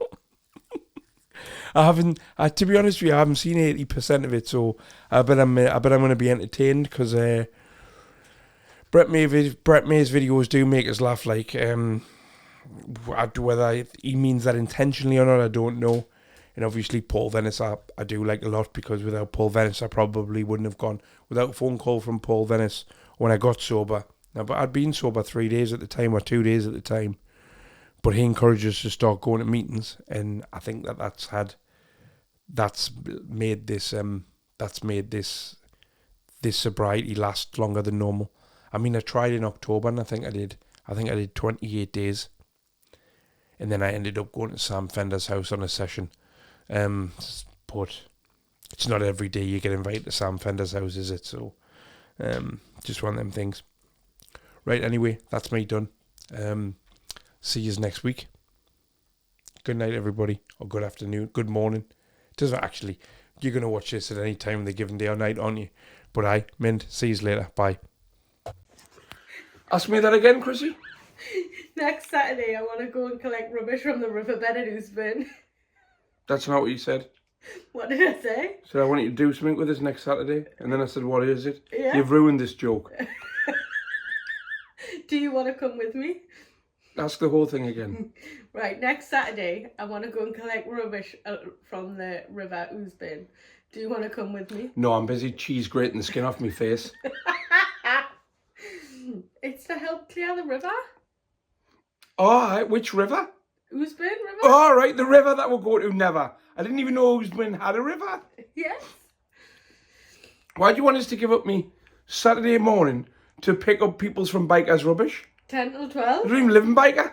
But it helps vegetation and animal wildlife along the river. All right. Does it help views and subscribers? Yes. Oh, I might come there. Oh, would I look like a good person if I did it? Yes. I'm there. At the gym, forgot to film something. McDonald's breakfast. Who's that? Yeah. I'll not have a bite. I'm just going to uncomfortably hold the camera on you for ages now, till your food goes cold. Fucking mint company, these two. Hello? What do you expect with you as a friend? That's it, I'm hitting the drink.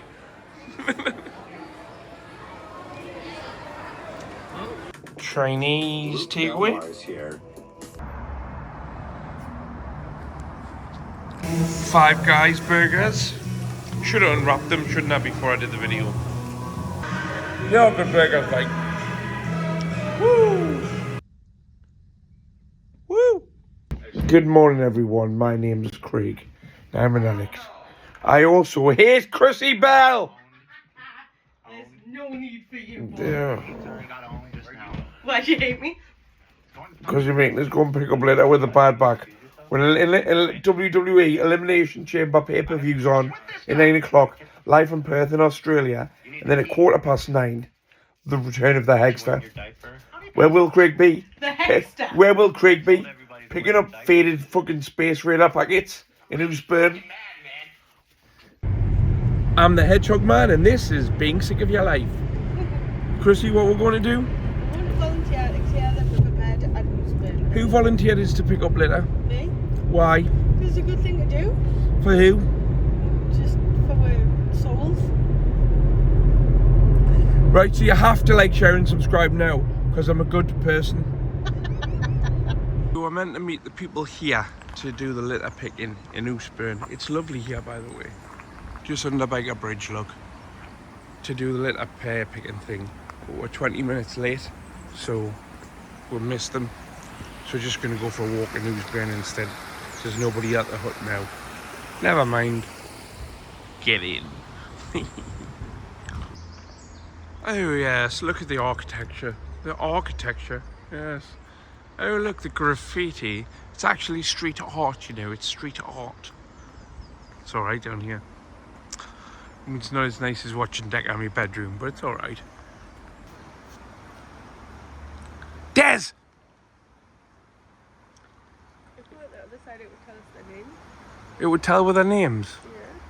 Decker, Chew, Diet Chips, and Babs. Actually, these are too cute to be Heggies, aren't they? Look at him, man. Oh, bless him. Remember when you did that micro pigs and there was never micro pigs? You mean when people used to just sell pigs? And then they'd grow up into full-size pigs? They sound thick here, right? But is this their bit, or have they just flown in there? No, that's their bit. Is it? Can they fly? Probably. Unless they have their wings clipped. What's happening here, Chrissy? What's that? I don't know. It looks like, you know, like when a 6-year-old draws a boat. No, not talking. All right. Staring at it. It's got a solar panel on it there. Well, it's got lights attached Do you to think it. that's where Karate Marty lives? It's not bright enough for karate. No, it's not, no. The purple might have faded by now, though. It's true. Look, even the boats in Biker are on tyres. That's a clever way of keeping them up, actually. See, you know, they look like boats. Well, they're boats. That one's called Rosie too. Rosie too. Fifth of Firth fifth. of fifth. Filth. Fifth. Oh. Firth of fifth.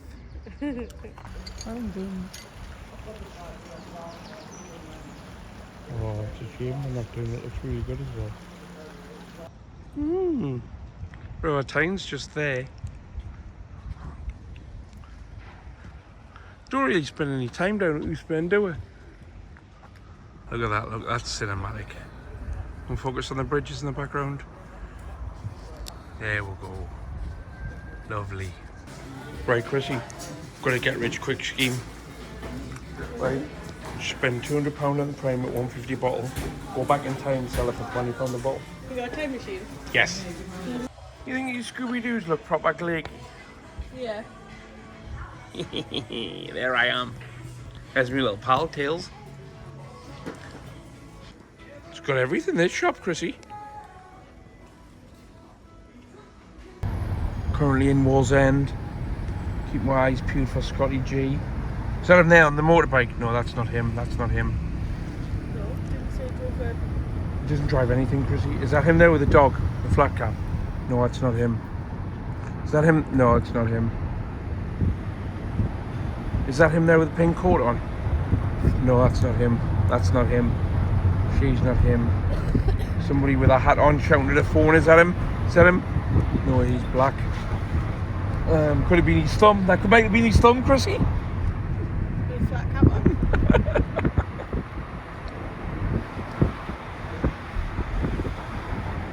Yeah. Old school like Seuss, Pryor in a booth.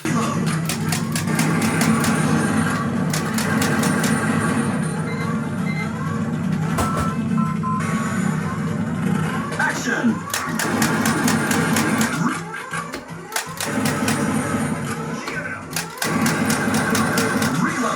And dudes. Right. Sunday dinner. Whoop. What's happening? Get it. Just hoise himself on the floor. New tiles, look, new tiles. Come on then. Whoop. He's not very graceful, is he? Oh, that was really high as well.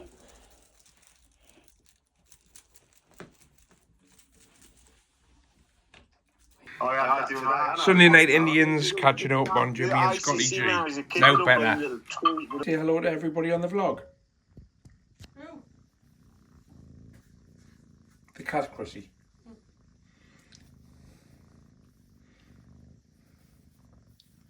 Oh, how lush are you, man? Right, good evening. It's 3:30 in the morning, Monday morning.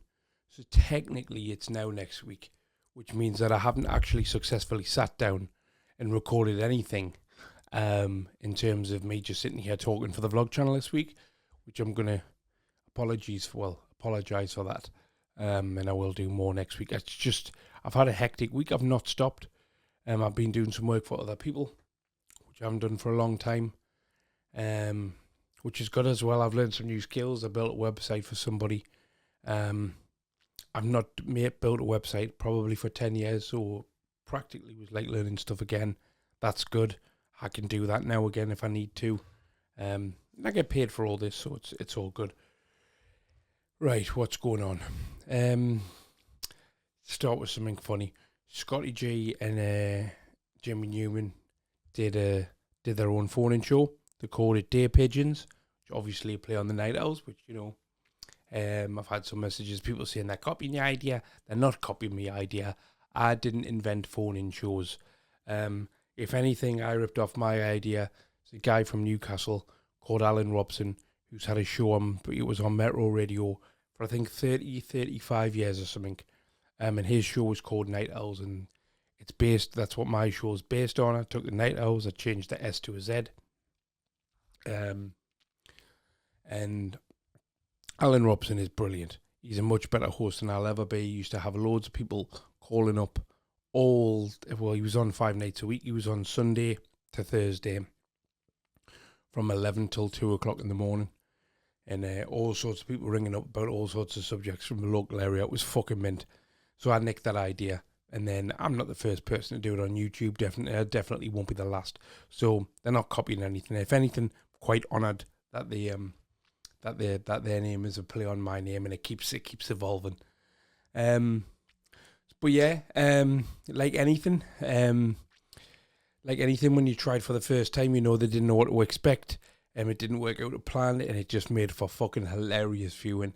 It started where the most Scotty G-ish thing Scotty G has ever done, in my opinion, is arrange to do a phone-in show with Jimmy, and then when he's come on the live stream, he's on the fucking Metro. He's not even in the house. He's on the Metro with no headphones, trying to be on a live, which is difficult enough as it is, let alone when you're trying to listen to a caller who's called up via phone and being brought to your phone through StreamYard. Funny as fuck. Jimmy's half having a go at him, and then call waiting's on the phone. So every time when there's a caller talking to them, you can hear the other people beeping, trying to get through, like beep, beep, beep, beep, beep, beep. Schoolboy error. It was the first thing I turned off on the phone that I've got for the Night Owls. To be honest, I turn call waiting off on my phones anyway, because I can't stand it. And I've got the type of mates as well where if they're ringing and you don't pick up, they keep ringing you. So you can be on an important call, which I quite often was, and just have beep, beep, beep, beep, beep, beep in my ear, which is frustrating enough when it's just you trying to talk to one other person, let alone when there's 300 or 400 people watching you. Fucking honestly, I'll put the link to it in the description. I genuinely hope that they iron out the problem. Well, the problems are Scotty needs to be in the house. I mean, you think that would go without saying, when you Scotty needs to be in the house. In there, they need to take call waiting off the phone. And what I would recommend they do is, because Jimmy's holding the other phone, the phone that the callers are calling, he's holding it next to the thing. I'd get some form of phone stand, just a cheap one off Amazon for £3 or something, and have it on a phone stand next to the StreamYard phone that he's using. And I think it'll work. I think it'll work as well as they need it to for that. But I just sincerely hope that they keep doing it, and that there's a second one, and that they learn from the mistakes. And some of the callers were fucking excellent as well. Some Cockney guy talking about flat Earth and aliens, and because Scotty couldn't hear the caller properly. I mean, you need to watch it, but because Scotty couldn't hear the caller properly, Jimmy's in the middle, basically like a fucking translator.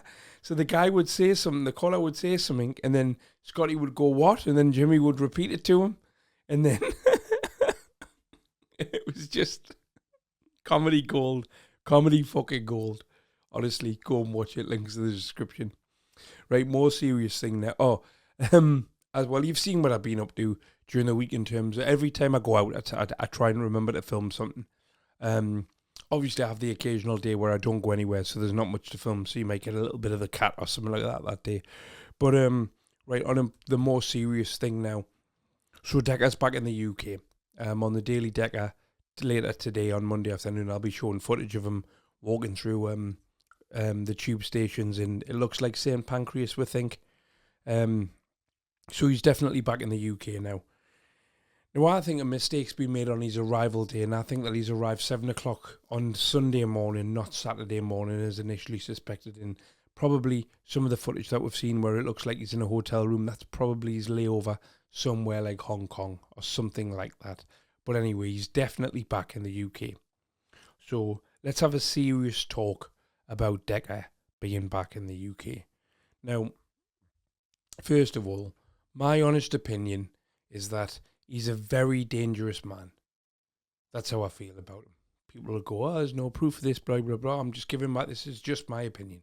I think he's a very dangerous man. I think there's something not right with him in the head. And I think that the best place for him would probably be, in my opinion, some form of mental institution. That's what I think. And perhaps one day he could be a normal member of society. Personally, I very much doubt it, but that's what I think he needs. I don't think jail would do him any good. I think if he did do something and ended up going to jail for it over here, he would get out and be the exact same person. He needs some form of treatment, in my opinion. Now, one thing I've noticed is, right, I've had a lot of comments and messages on Instagram and Facebook Messenger and stuff like that of some people I know and some people I don't know who they are from Adam, but I know that there will be viewers. And a lot of people say stuff like, you want him back so you can make money off the Daily Decca, or they say, I bet you feel stupid now he's back, or, something like this. And it's this, right? So I think mainly between Dodgy Dave and Humble Dryer over the years, they've created this, or it has, the way that they speak has created like a facade that like YouTubers like myself have any control over what's happening here or any input into what's happening here. And I thought I would say this on this channel so that people take it seriously, but sincerely, I know for a certain that I don't have any say on it, and I don't believe for a split second they control anything that happens either. Yes, somebody obtained his acro dodgily and put that out, but that's just a piece of paper, that's just a document that was obtained probably illegally and made its way online. That didn't put him in jail, keep him in jail, get him deported, any of those things, right? I sincerely believe that everything that happens to Decca, Decca does to Decca. And then various different people take credit for part of it, or people like Martin who pulled on people's heartstrings to get money for donations, to keep them somewhere and stuff like that. And in hindsight, now looking back at all that, and I mean, this DH10 thing was something that I promoted as well. And looking back at it in hindsight, we're all fucking stupid, me included, for thinking that these people have any form of input on what British governments do, the police do, the court system does, the Filipino government, the detention centre, anything like that. We're just normal people thousands of miles away that, for all, you know, I hear people say stuff like, well, your dad's a Freemason and all this, right? Have a fucking word with yourselves, man. Do you know what I mean? It's just like, it's so stupid when you sit down and think about it properly. So, the best thing for my YouTube is for Decker to be sat in his box bedroom making videos again.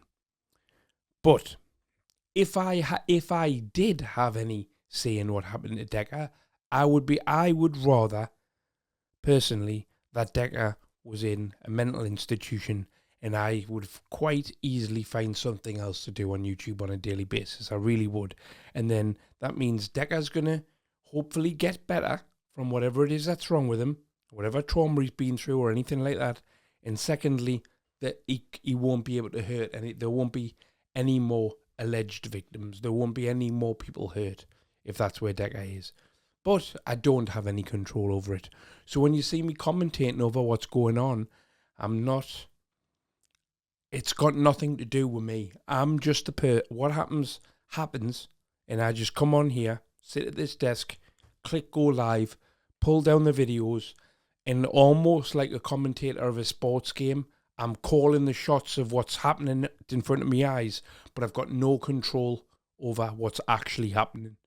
And a lot of you will be going, well, that's obvious, Craig. But some of you won't, because of some of the fucking messages that gets mental. You know what I mean? Somebody says something online and I repeat it, right? Now, that's how 99.9% of the information I get comes from.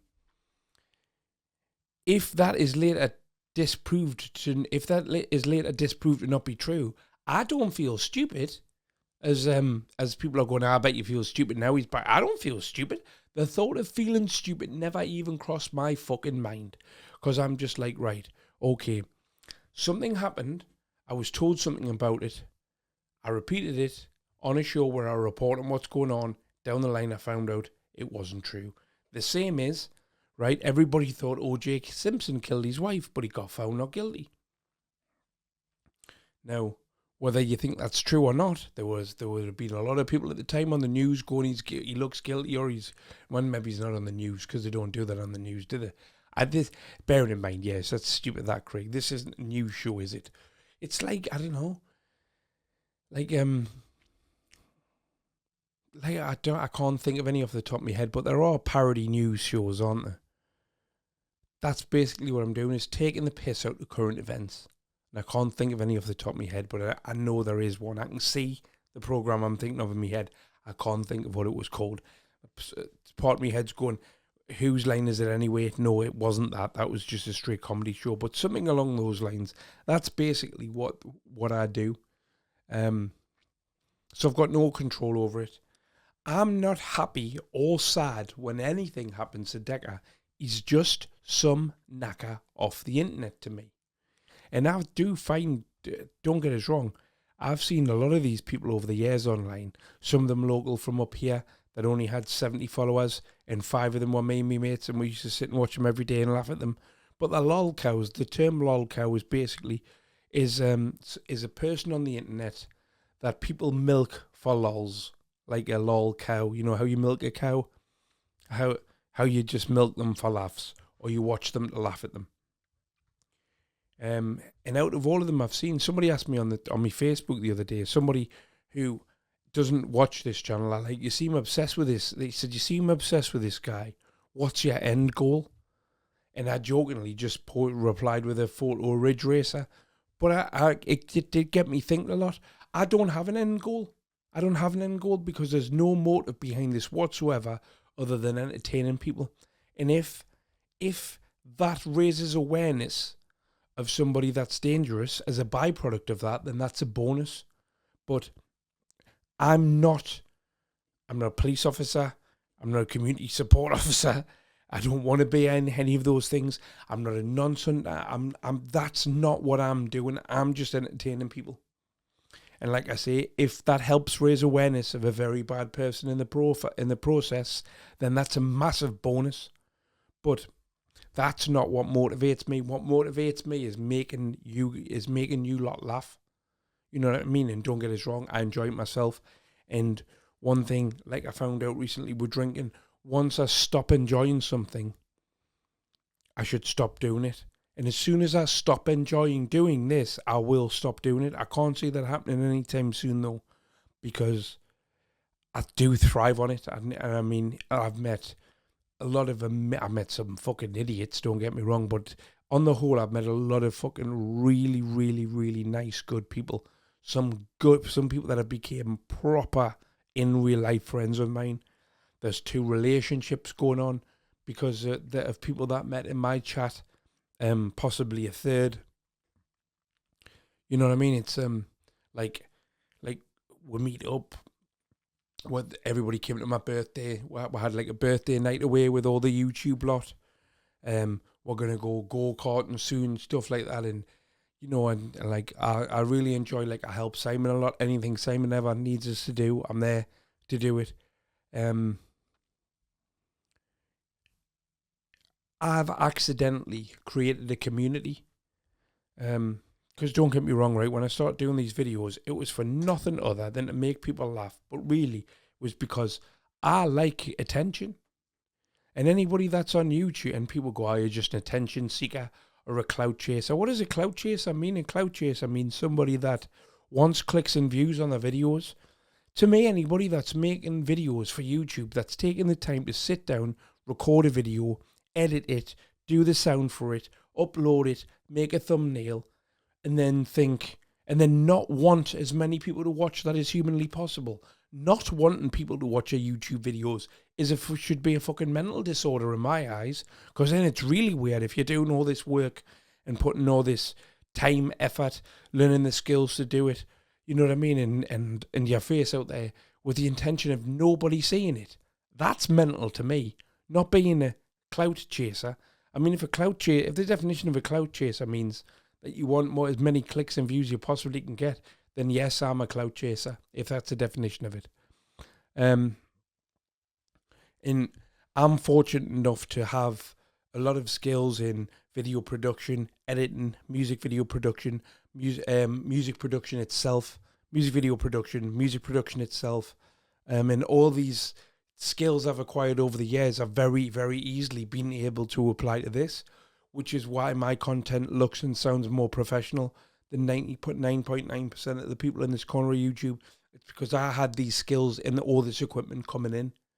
You know what I mean? And I suppose I'm good for that. But I do also have great confidence now in my ability to just download some clips, click go live, and make entertaining content.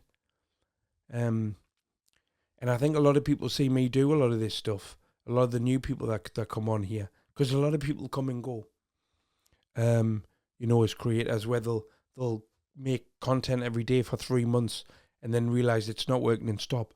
And to some degree, I probably do make this look easy, and it is easy for me now. But it's easy for me now because I've got all the skills I've acquired throughout the rest of my life. I don't use the term genius often. So yeah, anyway, there's a load of waffle for you.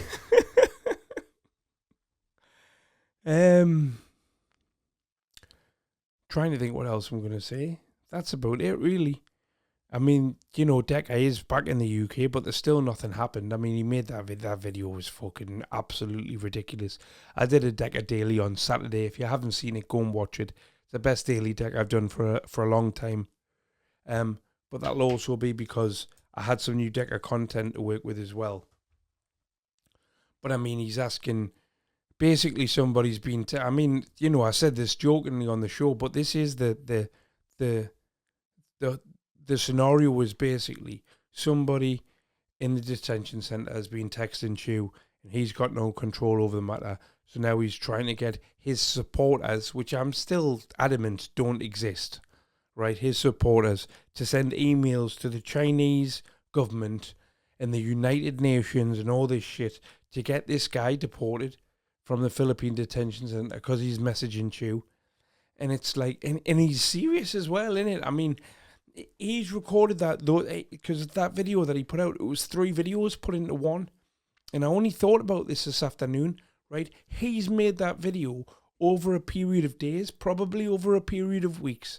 Had it there on his phone, waiting until he got out to put it up. So he's had plenty of time to realise it's a fucking stupid idea, but still thinks that that's the way to go.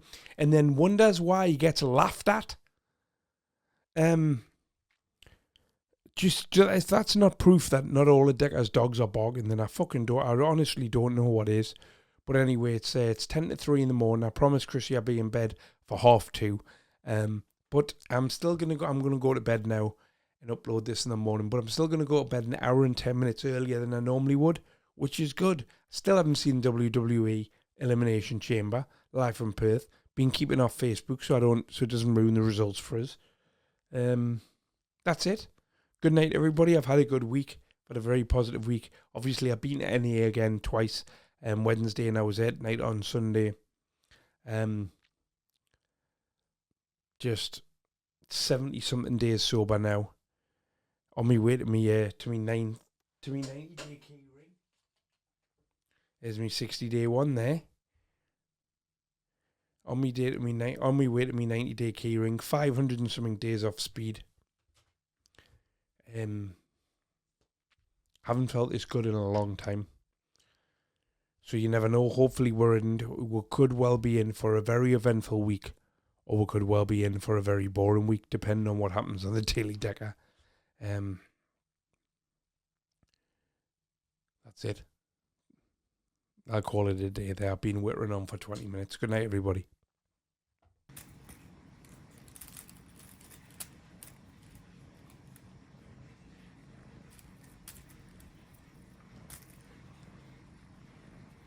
Look at this, right? Chrissy's dropping us off at Central Station, right?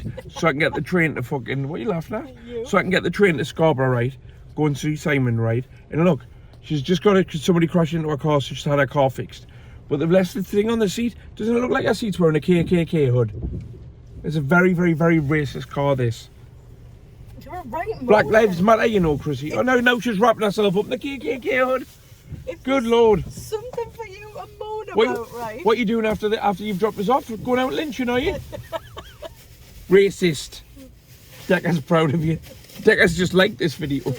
Yes, I. On my way to Scarborough. Just looking at some stats.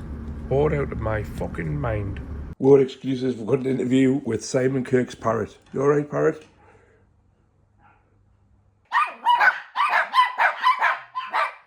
Nice relaxing time away.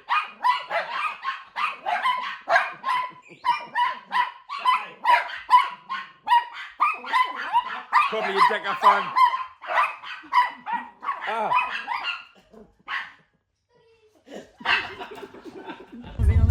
Yeah. Right, we're recording. Do something good. Do something good.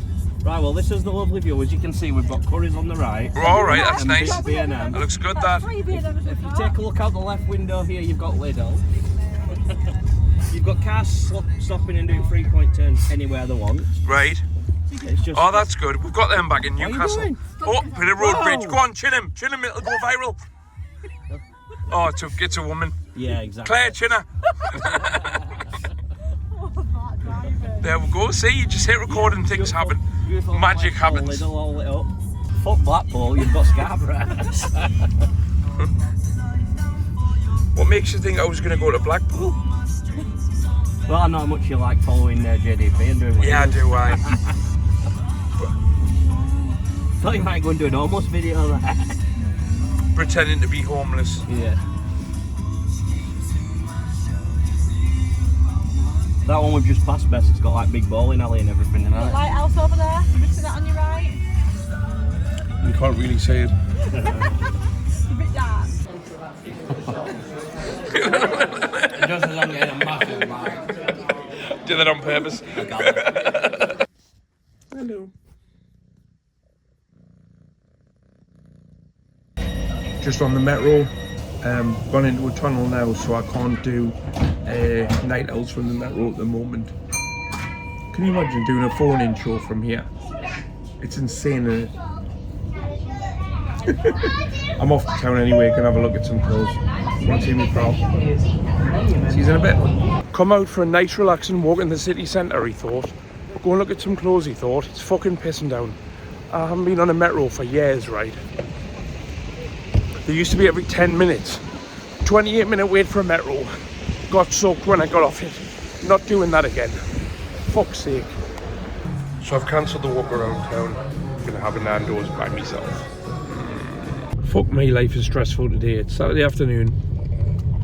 What are you laughing at? To watch? Just bumped the curb there.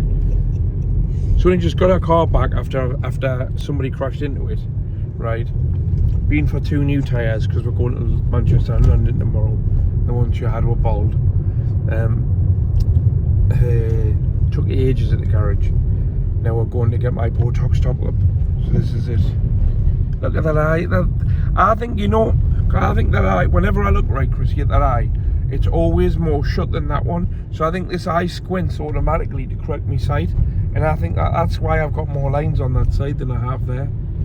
And if anybody's got a better idea, that's, I'm not a doctor. Believe it. Did you know that? No. I'm not a doctor. No, I'm not. I get all my medical advice from FFM. Do you? Yeah. Best place. So I'm going to get me Botox top up, which we're going to get after 2 weeks.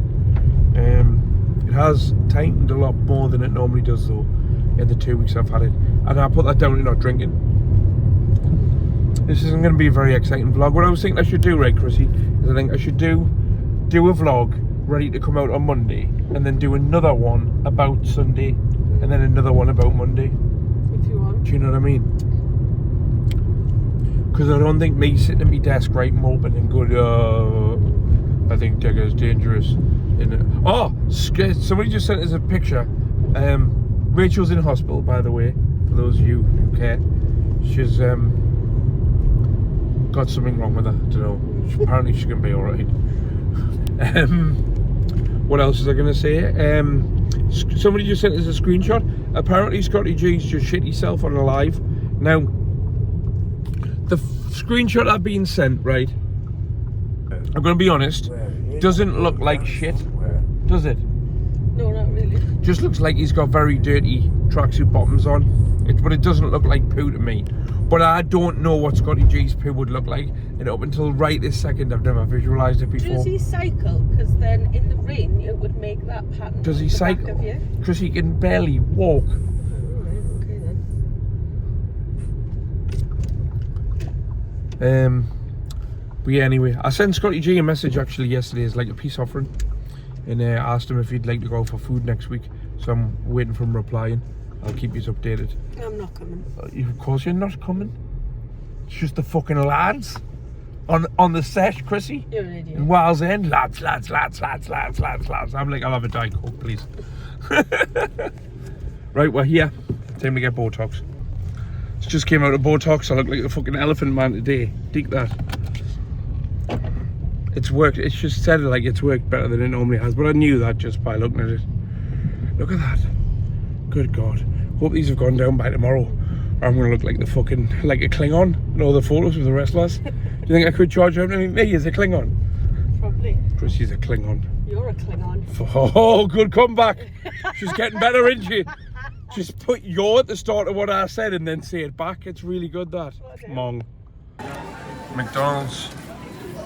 Diet McDonald's. The calorie counting starts today. Hi everyone. Right, so here we are. It's Saturday. It's 8:30 at night. So I'm recording this pretty earlier than I normally do. Means I can be a little bit louder because I won't wake Chrissy up in the room next door. So let's talk properly then. What have we got? I've made a little list here. I've had a busy week. This week's flown over. Went to Scarborough to see Simon. Do some work with him for YouTube Wars. Really good. Really, really good. Simon and his family, lovely people. Had a great time, I did. Nice to get out of the house as well. out of this setting, and it definitely won't be the last time I'm down Scarborough. I really enjoyed myself. I like Simon's company anyway. We'll have a right laugh. Right. What else we're going to talk about? I finished decorating. Put it on screen now. There we go. This is what the room looks like now. It's getting there. It's getting there. It's getting there. Trying to think what else I need to do now. I need some form of display stuff. I'm going to move the TV from where it is because it's just... I bought this TV because it fit perfectly in the gap there where it is. And then I put stuff in front of it and it's not even plugged in. I think I've used the TV twice. I've got a PlayStation 5 downstairs that I think I've played on probably a total of 25 minutes in time since I bought it over a year ago. So I'm going to set that up in here on the other desk and stuff like that. And then also I should have a TV so I can have something on the TV whilst I'm working as well. I'm going to try and do some content tonight for the main channel. I'm going to try and do video. I can't decide what I'm going to do video on, whether I'm going to cover the Danny G thing that's going on at the moment, because he's arguing with some guy called Reacher. Reacher's came out of nowhere. I quite like both those guys' content, so that'll be an interesting one for us to look through. What was the other thing I was thinking about? People keep saying I look like Spudman, who's this TikToker who's got a mohawk. So I might have a look at some of his stuff and react to some of that. Or I might do a Blot Outdoors video. Or if I get time, right, and I'm super quick, which I won't be because I am the king of procrastination. If it wasn't for the fucking last minute, I wouldn't get anything done at all. So I probably will just manage to struggle to do one of those. The plan is to not do night owls tonight because I'm getting up early in the morning. 7 o'clock in the morning, we're going to Manchester. Then we're going to For the Love of Wrestling, which is a wrestling convention. I'm going to meet... Hold on, I'll get the toys. I'm going to meet 7 wrestlers in total. I'm going to meet Elias, so I've got this for him to sign. I'm going to meet Jack Swagger, or Jake Hager, as he's called in AEW. Got that for him to sign. I'm going to meet one of my favourite wrestlers of all time tomorrow, Enzo Amore, so I'm very excited about that. So I've got that for him to sign. And then I've got these old figures here from Scott Steiner. Going to get him to sign that. Sergeant Slaughter, and then downstairs I've got a Trish Stratus pop thing, one of these things that I'm going to get her to sign, and I've got a Matt Riddle figure, which I'm obviously going to get him to sign. Quite an expensive day out, so it's between £32 and £68 to meet each wrestler. But I've not really noticed spending the money because I've had this book for that long. You can book the ticket. It's £25 admission. There's about 30 wrestlers there, and you then buy a different ticket to get an autograph off each of them. They're all different prices. This time around, I've done it more so on who I could get the toys to sign, because I don't like the signed photos. I've got a envelope in one of the drawers somewhere with about 10 wrestlers I've met where I've just got them to sign a photo and they never get displayed anywhere and I never take them out the envelope. So this time I've only spent the money to meet them if I've got something that I like for them to sign. So I bought the like 1 month I bought the entry tickets, and then the next month I bought like two 30 quid tickets, or 32 quid, or whoever it was, for Enzo Amore and Matt Riddle.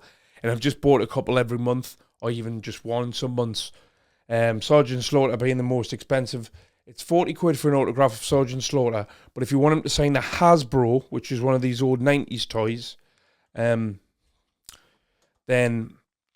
it's £65. It's classed as a premium item. He's the only one that charges more. More if you want him to sign specific items. When I met The Undertaker, I was like that as well. If you wanted The Undertaker to sign, The Undertaker was very expensive. I think I paid £200 to meet The Undertaker to go him to sign a figure. If I wanted him to sign a belt, a championship belt, or an urn, it was a lot more money. I think it was like $350 or something like that. But those items then sell on eBay for like in excess of £800. So I get why they do it. They know their value, don't they? Anyway, that's enough rabbiting on about the wrestling. Then on Monday, which is actually part of Chrissy's Christmas present, we're going to the Warner Brothers studio for the World of Harry Potter tour, which apparently takes 3 to 4 hours. We're going to meet some people, I think, whilst we're on our travels as well, in the various different cities. People off YouTube, so that's fucking mint.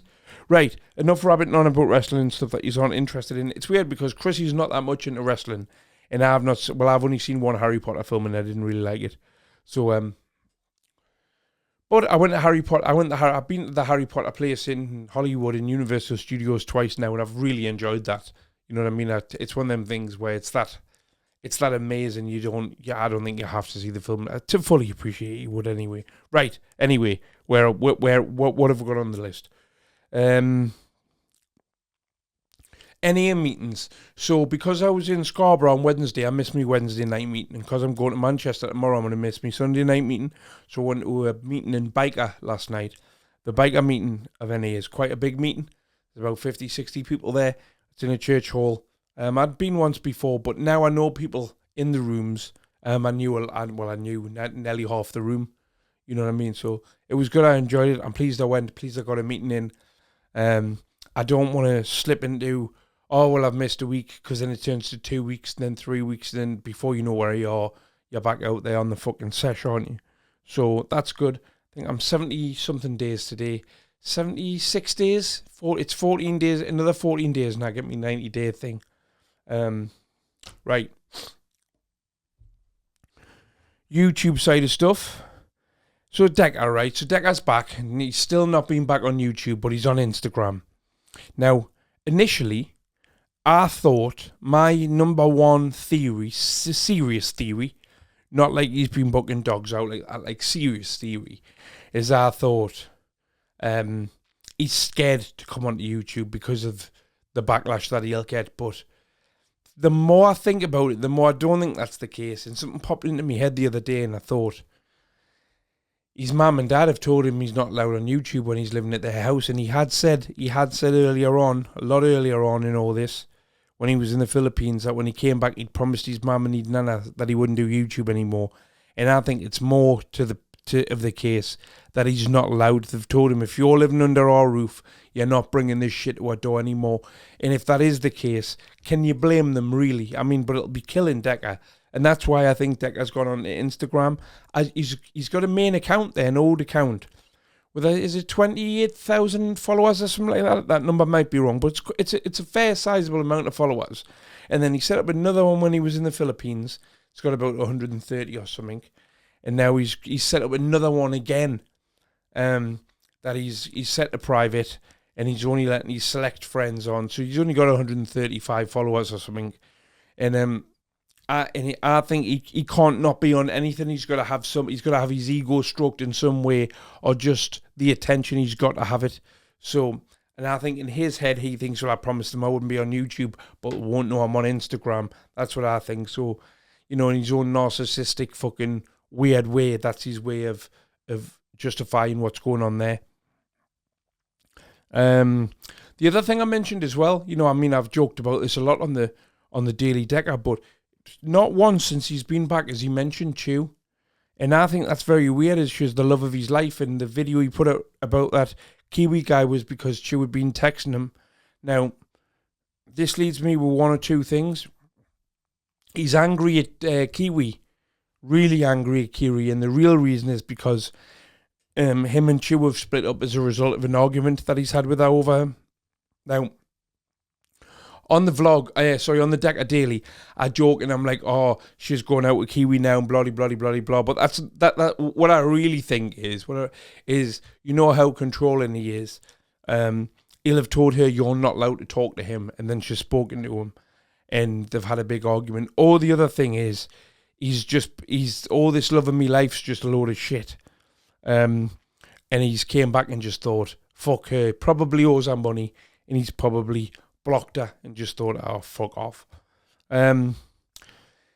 See now, but with the second theory of he's just been using her for somewhere to stay in that when he's out there, or perhaps he's sobered up and thought, I don't like this person. Do you know what I mean? Because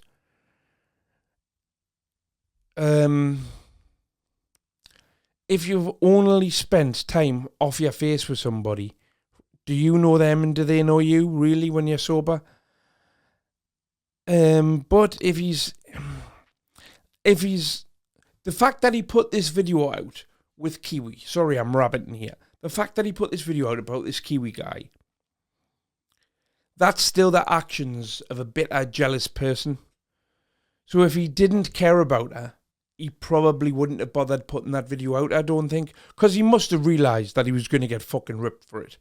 Or did he? I don't know, it's a hard one. So yeah, so if I had to decide between the two, I would say perhaps he owes her money and he's just thought, fuck her. You know what I mean? Because he can't go back to the Philippines. And for her to come out here, he's going to have to pay for that. So he's probably just filled her head full of shit where he's been over there, got back, sobered up and thought, fuck off, fuck her. Forget about her. She's a troll. Well, in fact, if she's been talking to that Kiwi guy and he's told her not to, probably thinks Kiwi's a troll. In his daft little head, he probably classes him as a troll. What else? Is there anything else on my list? No, that's everything. Right, well, this was a relatively short vlog, but I have done it a day early. What I'm going to do is I'm going to do a vlog at For the Love of Wrestling. I'm going to do a vlog at the Harry Potter place, and I'll either put those up, depending on how long they are, I'll put them up either separately or together as one. So technically this week, you're going to get 2 vlogs, and then next Sunday and Monday, there'll be a vlog about the rest of my week. But there we go. Hope everybody's mint.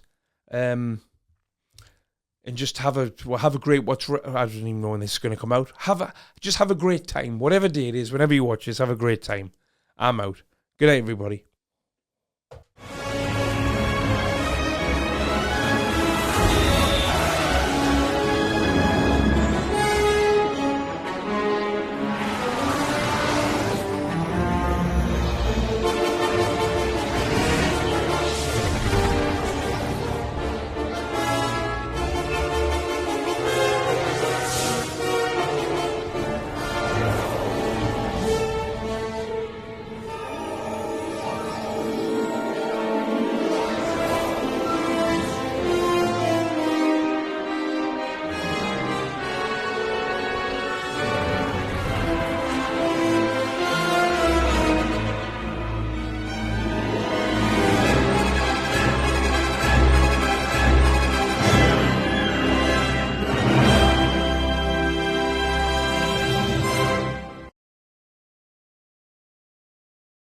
You're right, so we're at Weatherby Services.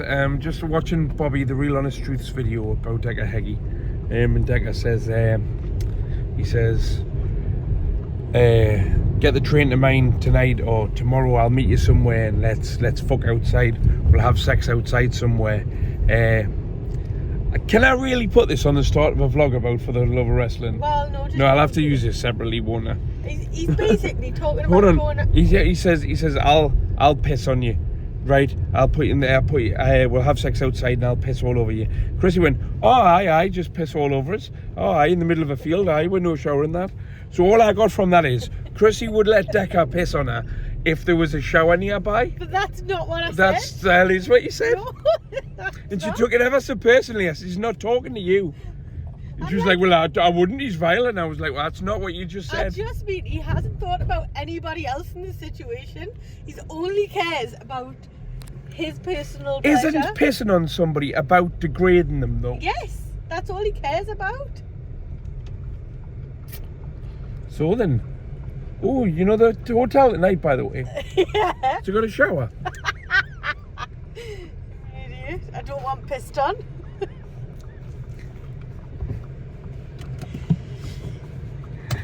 Follow me, OnlyFans.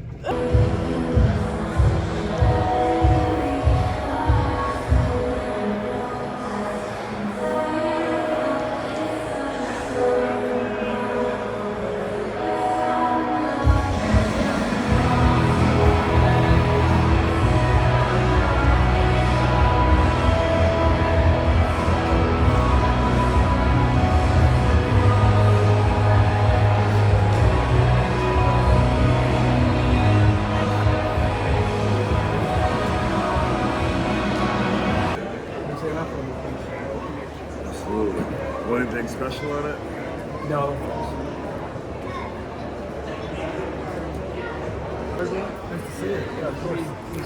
Of course. You want a personal or just walk with Elias? Just walk with Elias. Bring you on.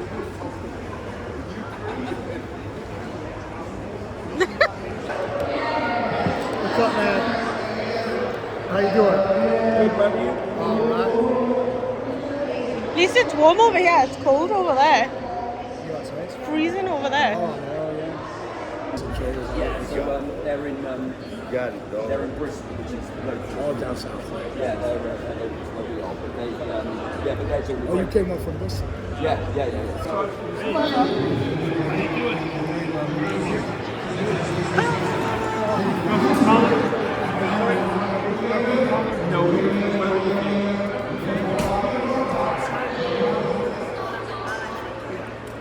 Can you take a picture of him signing but not with him in it? What's your name? Craig, nice to meet you. And you are? I'm Chrissy. Nice to meet you. We're sending this to you, my love. Yeah, to you, right? You put your name on there? Okay, some people don't. C-R-A-I-T. All right, how's your day been? Very good. Good, good to hear. I love that. All right, my love. Sorry for the love of wrestling on with Chrissy. Got a ring in the middle there. Focus on there where they do the meet and greet, they do the interviews and stuff, and then they've got other bits in the back there where, in fact, I'll do a little video and show you where the people are doing autographs and stuff. I've met 6 of the 7 wrestlers that I'm going to meet so far. Just one more to do, which is Matt Riddle. What time is Matt Riddle back off his lunch? 3:30. It's good this, like, seeing some pals down here as well. Shout out, Nana. Anything special? No, thanks, man.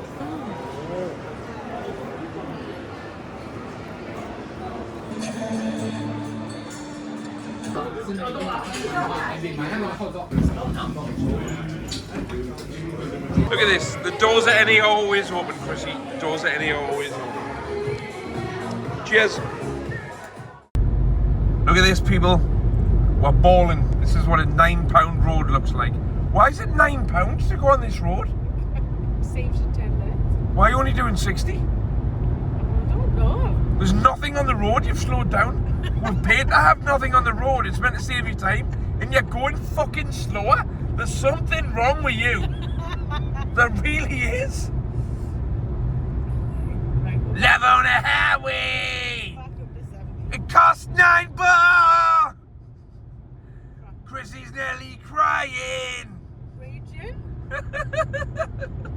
We have arrived. Yeah. Let's go. Can't fit it all in. It's a big dragon, that. So these burgers from the film then? No. No. Is that from the film? No. No. I'm confused. Got these digital guides, pretty good. I mean, might as well be in Russian because I've never seen a Harry Potter film.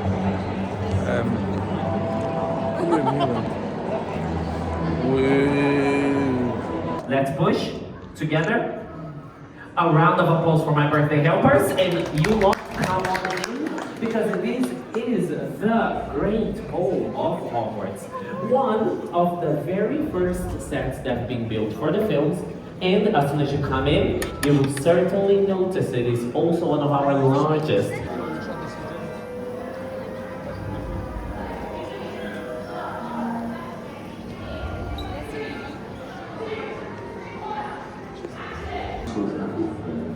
Again, this looks really cool, but I don't know what any of it is. Is this a meth lab? Potions. So essentially the same thing. Same thing.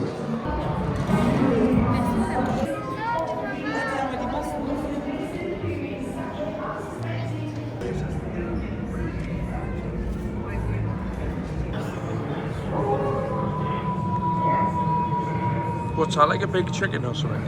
It's called buckbeak, you idiot. It's called what? Buckbeak. Buckfeet. Buckbeak. Who? It's a hippogriff. It's a hypocrite. A hippogriff. Hypocrite. Hippogriff. Oh, a hippogriff. I went to school one of them. Harry Potter and the Half-Blood Prince. That's my second favourite one. How's that? Harry Potter in the same train carriage, but this time it's got different crisp packets on it. That's good, isn't it? Yeah. Stop taking the mic. Why?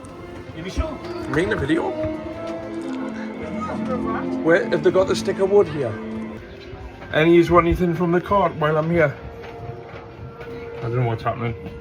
But apparently that's what they're saying this bit. There's a train thing. Give a wave, Chrissy. Are you having fun? Always.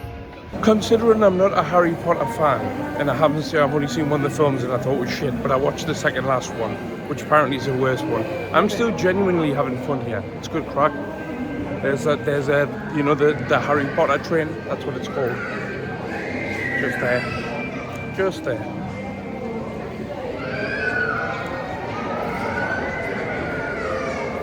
Good crack. So here we are now, we're outside in what looks like 2 detached houses. Or are they semi-detached? Semi-detached technically, aren't they? Oh, you can go in the houses. There's a bus. Don't know what that is. And then there's that. No idea what's happening. Right, Christopher, what's this? Butter beer. Butter beer. So it's butter and beer. I can't drink it if it's beer. It's not actual beer. It's selling it to kids. Oh, they're selling it to kids? Start them young. Yeah, but I knew this kid from Battle Hill called Dickie, and he used to sell tack to kids, so...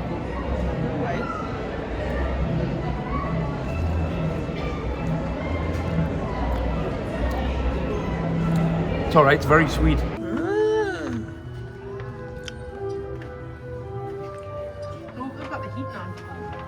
Freezing. Pointless, the door's wide open. So we can't go up the stairs either. Doesn't get bigger. So as she's getting bigger, we take one off, put a new one on, and it's actually stop motion. So it's literally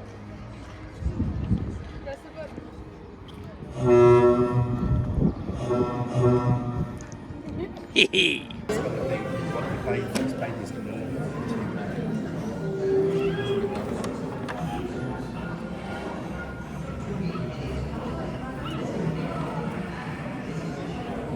Oh, it's good though. There's a fake plant that moves Mandrake. Fake plant.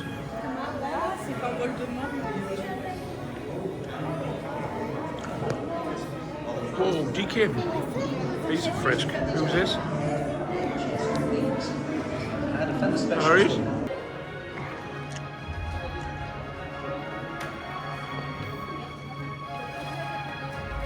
Diagon Alley, this, I know what this is. Went to school with them.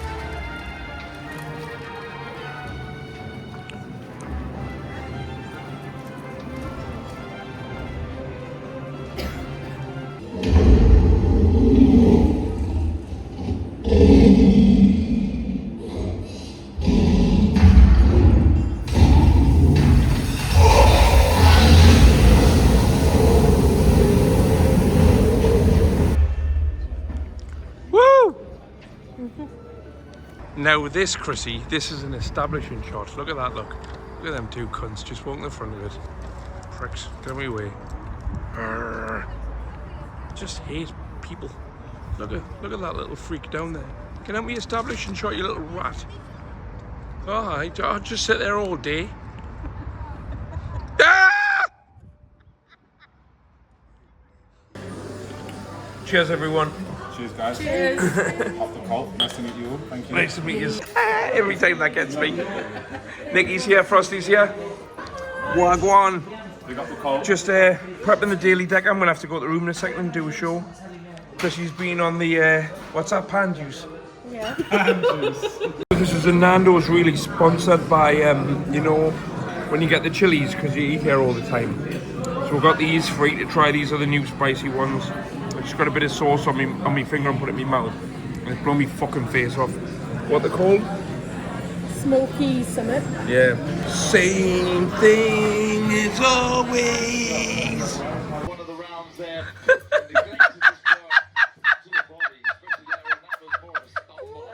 What's happening? Forget how nice it is down here.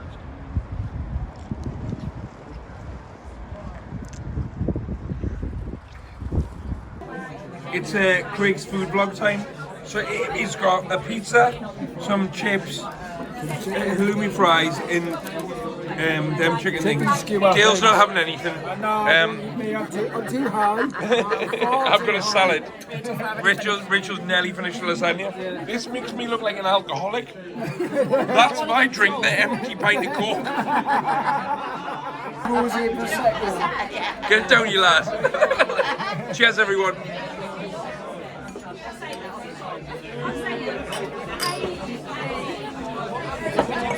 Hey.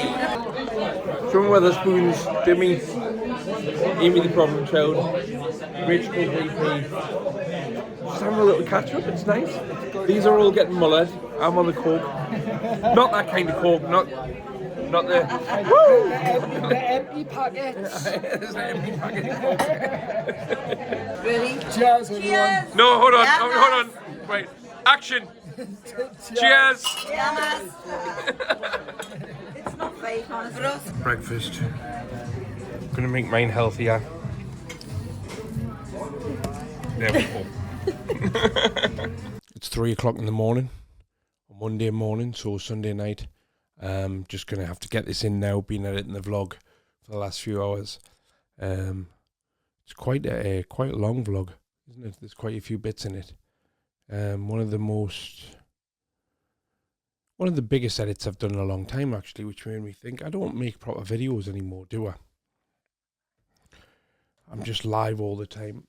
And, I don't. That's not what I want to do. That's really, really, really not what I want to do. So I'm going to start and make more videos. Not for the vlog channel, just one a week for the vlog channel. I might put some form of podcast on this channel at some point. A serious podcast.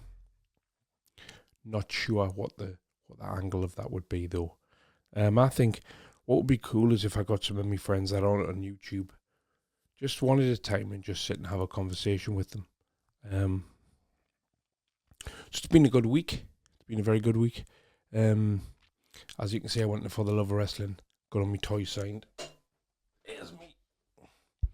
There's me Trish Stratus one. That and me Enzo Amore one are my two favourites. Sergeant Slaughter as well. Fucking buzzing. Really, really, really good day. Don't know if you noticed in the video, but all the boisterousness of his drops out when I meet my heroes. I'm just like, hello, will you sign this, please? Hello. Now, I've had a few comments since I came on YouTube, because I've never hid the fact that I quite like wrestling, and a lot of people say stuff like, "What do you watch wrestling for?" It's like, well, I enjoy it. You know what I mean? What do you want us to say? Oh, okay. I'll not watch that anymore. I'll watch what you enjoy instead. You know what I mean? It's just a TV program. That's all it is. It's a TV program for entertainment, and it's fun. It's genuine, just childish, daft fun, which I think a lot of people forget to have these days. You know what I mean? It's just a couple hours a week where I can just forget about being an adult and just have a laugh. You know what I mean? Just doesn't take itself too seriously, and it's not meant to. It's not a fucking documentary. It's just entertainment. Anyway, then I went to go and see, I went the Harry Potter thing on Monday with Chrissy. That was part of Chrissy's Christmas present off me. Quite not experience for me, because I've never seen a Harry Potter film. So essentially what was happening, I was walking around for 5 hours looking at sticks in glass cabinets. Going, oh, what's that? Oh, is that Dobby? Oh, Cushty, aye. Oh, it's Dobby. I still enjoyed it though. A lot more than I would have done if I wasn't sober either. So, what else has gone on? What's happening on YouTube? Well, it's Sunday, so Decca's vanished. There's a rumour going around. So today's Mother's Day, by the way. Shout out to everybody with a mum. Oh, go on, show off because your mums are alive on Facebook. Ooh, look at me and me mum, she's alive. No, I'm not bitter or anything. No, but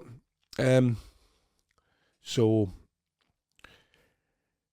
it's Mother's Day, so you would presume that Decca and he's 27 brothers and sisters, or however many of them there is. And his 200 nieces and nephews that he talks about have gone out for Mother's Day, you would think. But he had a live schedule at 2 o'clock. Now by 4, I kept checking back in the chat, and there were still people waiting for, well, I'll rephrase that. There were still people sitting in the chat, just sitting slagging him off at 4:30, and he hadn't turned up for the live. And it was rumoured in that chat that his house had been smashed up again. And then somebody else said, no, I've spoken to him. He's just gone out for Mother's Day.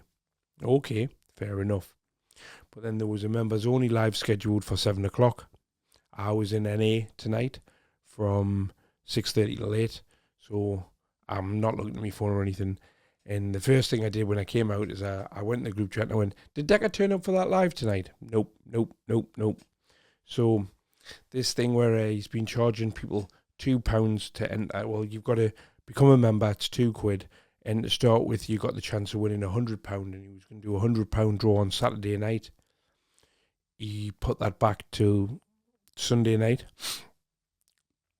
This morning, he'd put the prize down from the. I'm going to sneeze. I'm okay. On Sunday, he put the prize down. Sunday morning, he put the prize down from £100 to £325. So, to the people that have entered a competition at £2, at the chance of winning £100, that's not a bad deal, is it? Especially if there's only 30 or 40 other people you're up against, you've got a pretty good chance of winning £100. When it goes down to £25, it's like, I don't know. Is anybody really entering a competition to win £25? So that's a con straight away. But then he just hasn't done the draw at all. So God knows what's going on. Another theory I said in the group chat, I said, perhaps he's been arrested for the Scotland thing. We still don't know what's going on with that.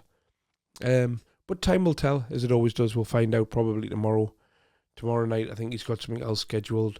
He's gone from not being on YouTube at all to coming back on to make one video to not being off it now. I mean, he's ever. I can't remember what day it was last week. Was it Wednesday that he went live for the first time, or Thursday? One of those days anyway. And he's been on at least once a day since then, except for today. He's disappeared today, but he hasn't deleted the lives or anything. They're still there. So it'll be interesting to see what happens.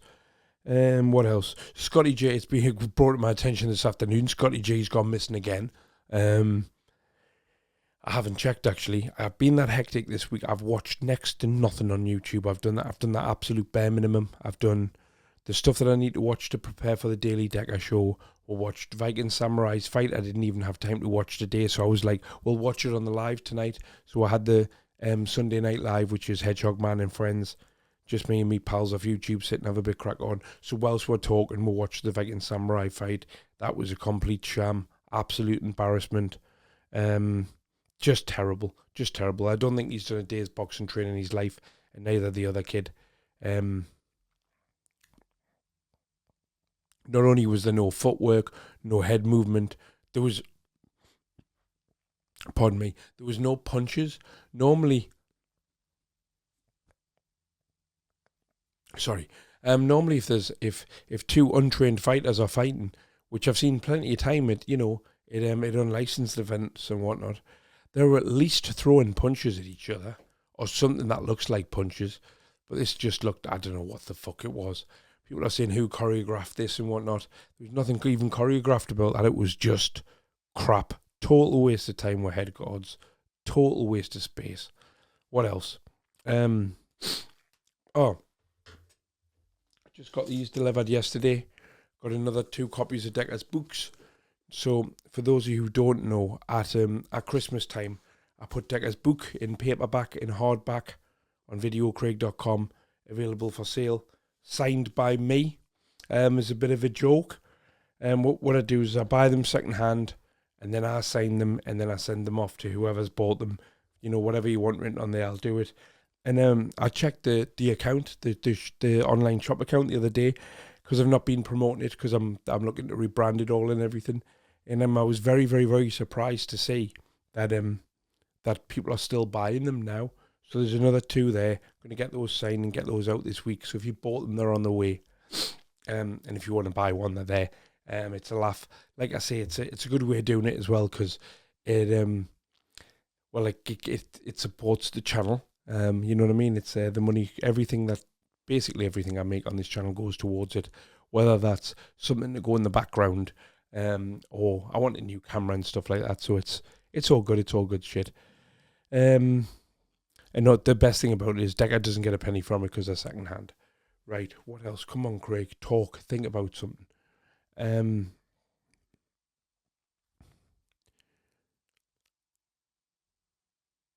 I genuinely don't have much to say tonight. I will say this, so I'm in a really, really, really good place. I've had a really good week. I've been tired for the first time. I've been really tired in the first time in a long time. Because went to Manchester for the love of wrestling, and then the day after I went to London. We met Frosty and Nikki when we were in London. I'm bumping into some friends of mine in Manchester at the wrestling event, some friends from up here that I didn't even know were going, so that was class. And then Tuesday we travelled back up. By the time I got up on Tuesday night, I was absolutely fucking shattered. Tomorrow, Monday, I'm going to Leeds with Simon. I'm not going with Simon. I'm going to meet Simon in Leeds. We're going to have the day in Leeds, and then Tuesday afternoon, I go into hospital. I've got a abdominal hernia, so I'm going to get that an operation on that, which I've been waiting for a while. I'd put it off originally. I got told by the doctor it's quite a painful thing to go through, the healing and whatnot. But it just keeps getting slightly bigger and slightly bigger and slightly bigger. And I need that part of myself sorted out so I can start, when it heals, going to the gym and being able to do everything and stuff like that. I just want to get healthy, healthier. I've never felt better than I feel today. I've never been happier than I feel today. I was saying this in the NA meeting earlier on as well. It's life's getting really, really, really easy. Now, so I said at the start of this video that I want to start making more videos, and what I've been thinking is because of the healing on my stomach, I've been told to basically to take it totally easy, not do anything really for a week other than sit around the house. So that gives me a week in the house. One thing I've never done since I came on YouTube, I've never ever made it the main thing in my life. That might surprise you, but I'm only on the Decker daily an hour, and then I only do 2 or 3 nighttime streams for 2 hours. And as you can see from the vlog, I'm always out and about doing something. So what I'm going to do is for the next week, starting on Wednesday, I'm going to devote that week at least to YouTube, and I'm going to make videos for the main channel about other creators, not Decker, and try and see how far I can take this thing on YouTube. I've got all of the skills now that, you know what I mean? Like, I always had the editing skills. I know how to set this equipment up so stuff looks good like this. I mean, even right now, I'm only using my phone as a camera, but and I'm using obviously a mic in the podcaster desk. But my skills have gotten sharper with editing, but they were pretty good anyway. I used to edit for some massive channels. But I think that my presenting skills now are 10 times better than they were when I started. But it's like anything in it.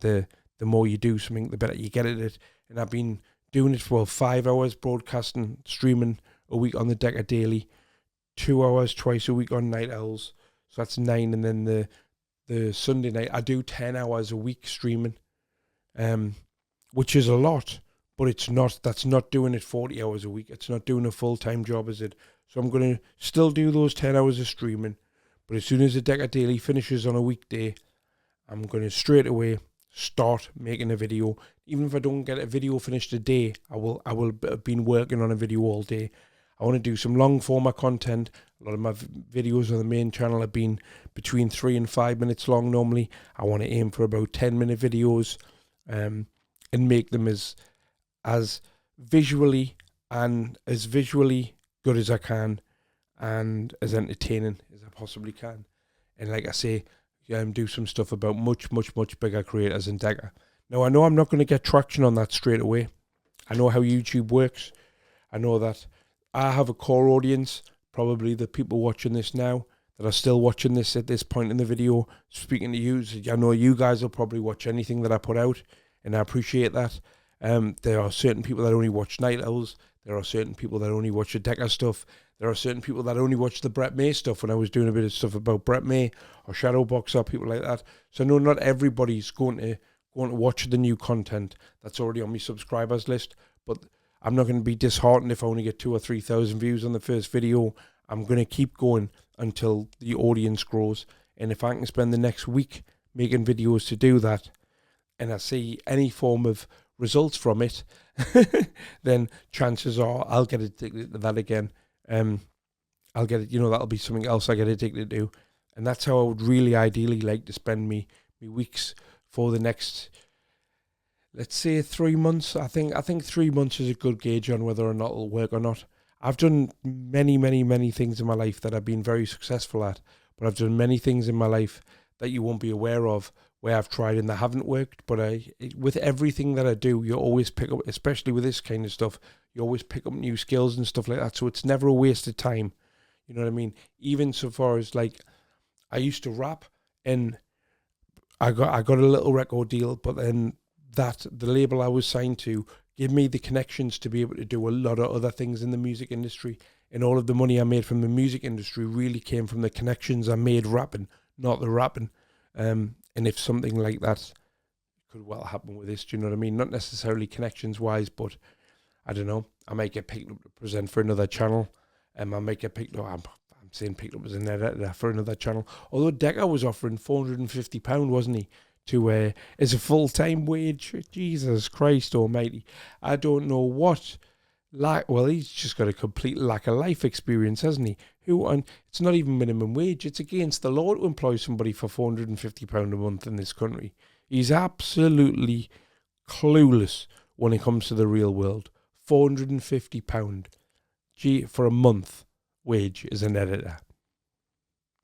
Good Lord. Good Lord. Right, anyway, that's me. I'm going to bounce this down, get it uploaded, get out 6 p.m. Monday, which is when you'll be watching this now. Have a great week, everybody, and I'll see you next week. Daily Decker, as normal. Enjoy. Enjoy. Dick.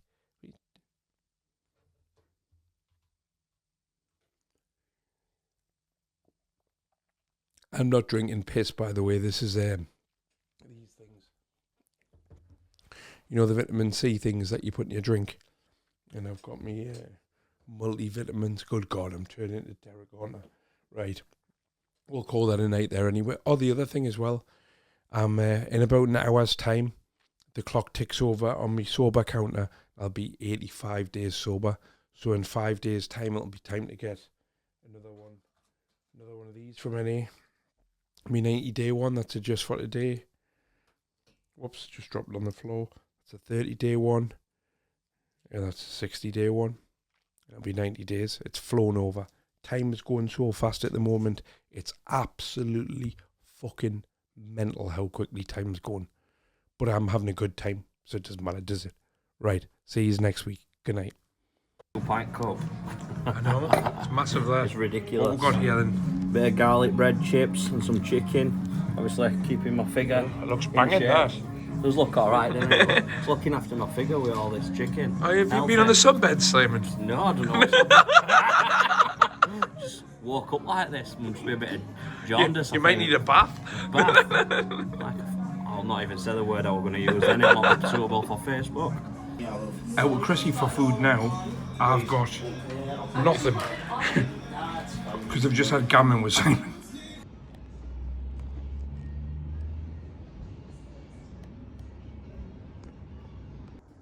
This is as far as I can take my phone. I've got some socks, gown, what looks like a nappy.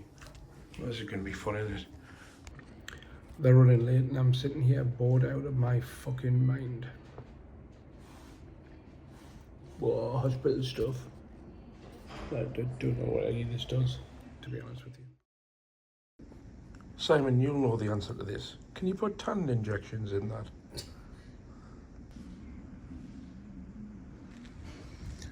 Don't think much of the catering. I'm alive. I think I'm sensible. They said that I might talk stupid shit. I told them to do that for a living, so up the cult.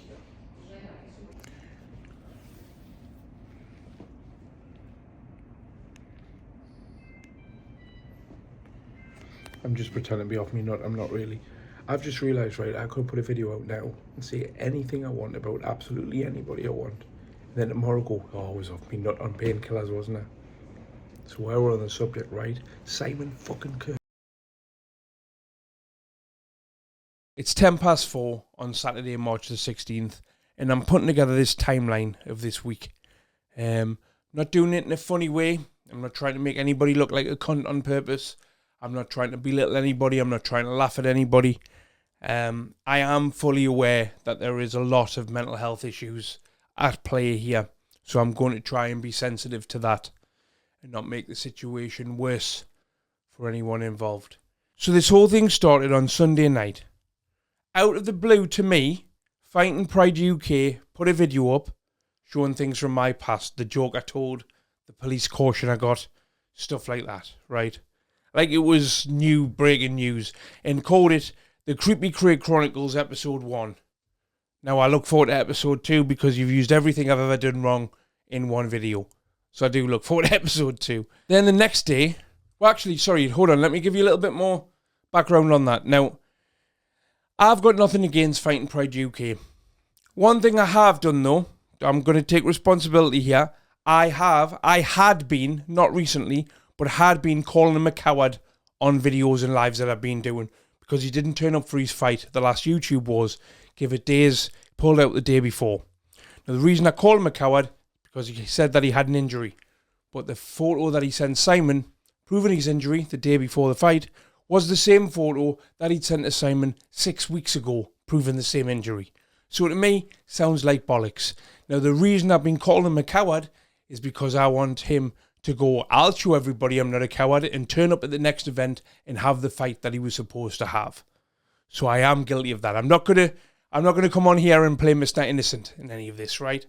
So I think that's why Fighting Pride's put that video out. Although I haven't said that about Fighting Pride for probably a month now. Maybe he's just seen old videos. Maybe one of his little crews in his ear talking about it. I don't know. I don't know where it came from. Only he knows why he decided that particular night to put that video out.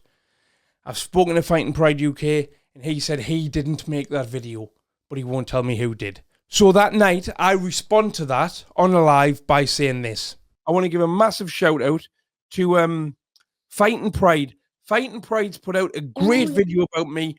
Go and have a look at it, please. None of you have ever seen it before, honestly. It's nothing. Quite possibly the most uninteresting person on the internet. If you don't believe me, go and look at his channel. Good night, everybody. So now day 2. Jimmy Newman reposts Fighting Pride's video about me, but he's added his own clip to the start of it, sticking up for Hedgehog.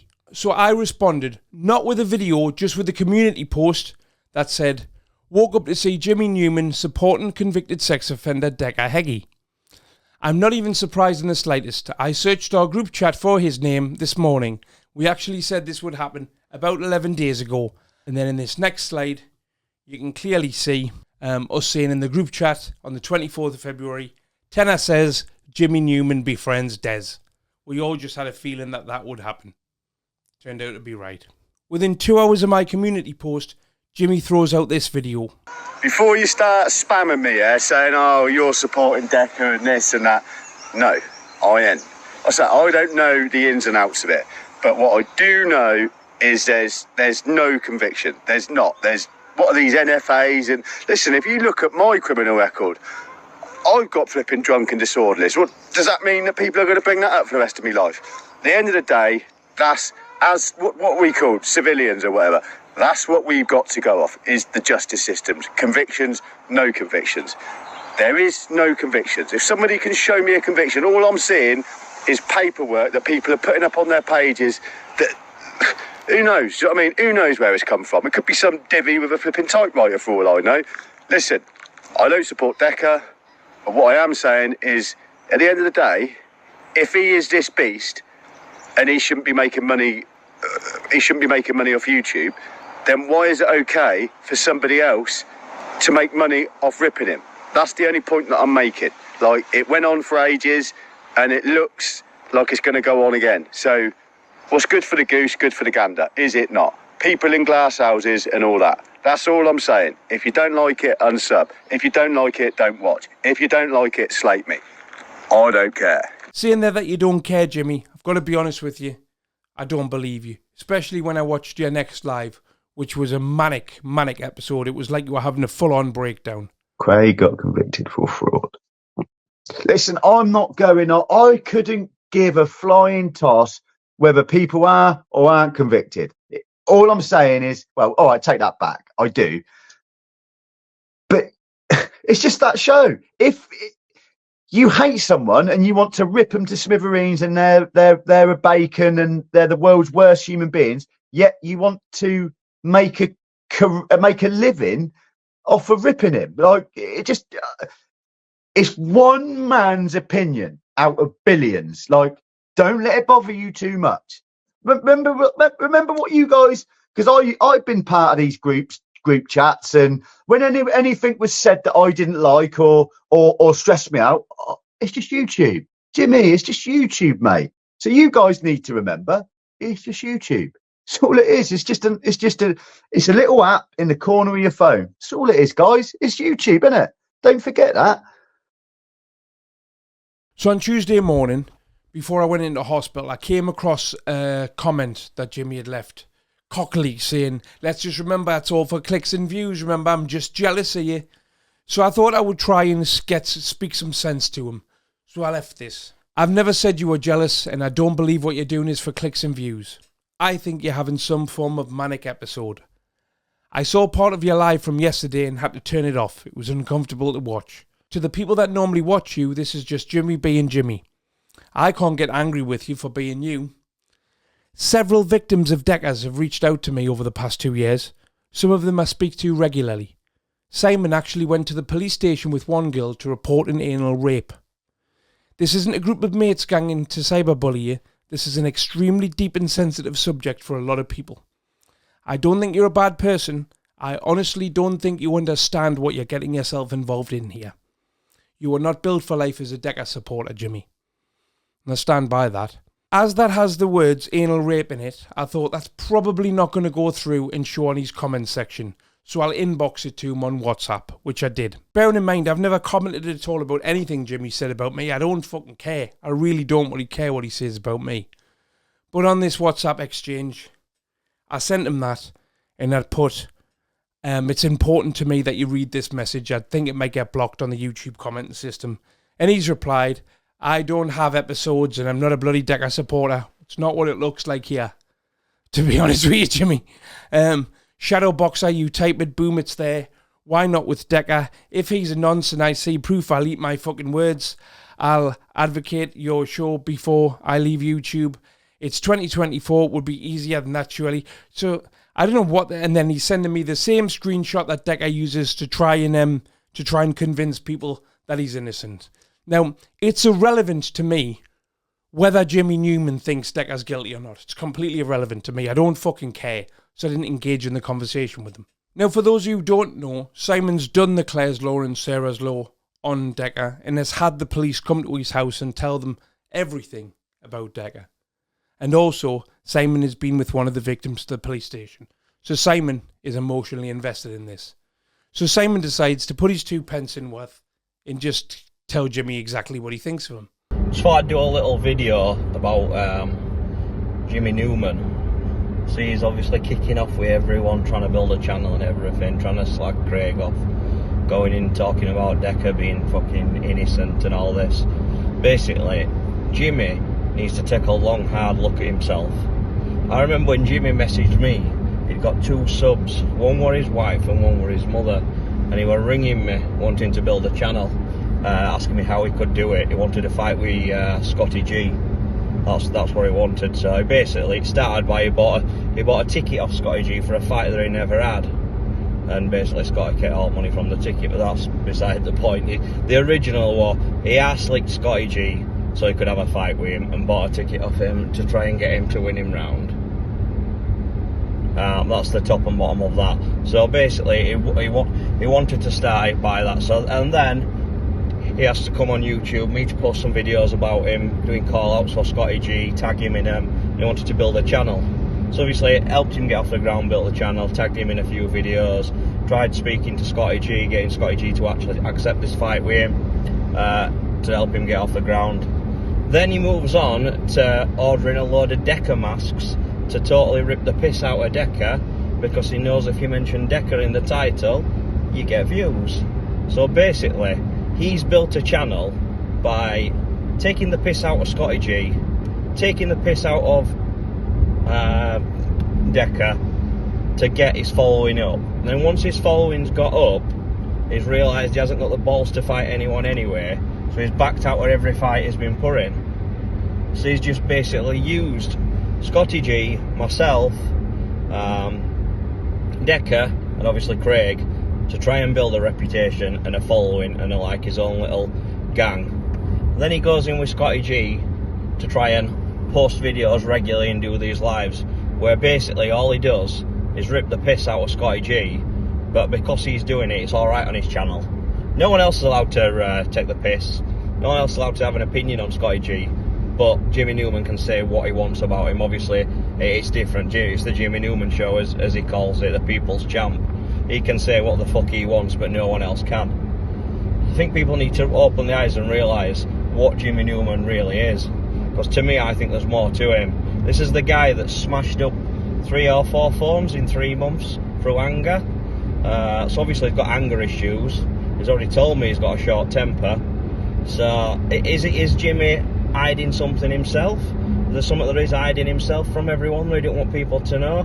So when Craig said he was going to expose him, he absolutely shit himself. His head went west for about 3 days. It was like watching a toddler kick off. So personally, I think Jimmy might actually be hiding a few skeletons in his closet. Now me, myself, when I come to YouTube, obviously, I came through Decker, I'm first to admit that, and I got a lot of shit, and I still do. But the first thing I did was put my acca up for everyone to see what type of person I am. And then I've gone and carried on doing what I wanted to do, building YouTube Wars, which is obviously doing alright. Now, I'm not saying it's the biggest or best, but I'm still growing it, I'm sticking at what I wanted to do. Jimmy Newman's changed from being a fighter to a talk show, to taking the piss out of people, to basically thinking he's some god on YouTube. For me, it's just an absolute joke. So personally, I think Jimmy Newman needs looking into. So obviously, I'm not going to do anything like that. I can't be asked. I don't even like doing videos like this. I prefer to just like concentrate on the fight content and leave it at that. But when you're obviously watching YouTube and you come across all these channels and you see what they're actually doing, there's a lot that have their own narratives. They're not really... For Jimmy Newman, I think he's just basically, wherever he can get fans, wherever he can get followers, he will do a video. I remember a few weeks ago when Jimmy Newman rung me up, basically crying in tears. He's done a live for an hour and a half, and after the live he's thought, oh, that went good, I'm going to have some more subscribers. Gone and checked his subscribers and he'd lost 400 subscribers. So he's basically, everything is for subscribers, for numbers, for views. He's obsessed with YouTube. He really is obsessed with YouTube. His life revolves around it. I mean, he's coming home from work, first thing he does, goes online. As soon as he's online all the time, it's just a strange obsession he's got. And now he seems to be having a strange obsession with Craig, which I have no clue why. Craig's no angel, we all know that, but if you don't like him, you don't have to start fucking going in on him and posting videos about him. This with Decker's been going on for a long time. I'm not saying Craig should have a channel building it off Decker or doing content on Decker, but that's his choice. He's said from the beginning that's the route he wanted to go down with Decker Daily. He's not done a Jimmy Newman and said he wants to be a fighter and then changed himself to be a chat show host and just copied everything that anyone does. I think everyone needs to look into Jimmy Newman anyway. That's my opinion. Take care. Bye. Okay, so it was around this point that I started to realise just how much Jimmy's lost the fucking plot, because Simon broke down there exactly everything that he doesn't like about Jimmy's inconsistencies in his character and how he flip-flops from what he's doing and blah, blah, blah, blah. And this is what Jimmy came back with. This was when I was like, right, it's time for me to disengage with Jimmy here, because you will waste your entire life arguing with stupid. Bearing in mind, this is Tuesday afternoon. I'm just about to be put under general anaesthetic. So I'm not fucking interested in any of this at this point anyway. I've got far more important things on my mind. But this is Jimmy's reply to that video from Simon. Furthermore, Mr. Kirk, you fat lardy waste of space. Why is it I always see you sat down? What up, bad knees, you lardy twerp? Genuine question. What bra size are you, fella? Because you got some milk on you, kid. As stated before, it ain't looks or personality a strong point, is it?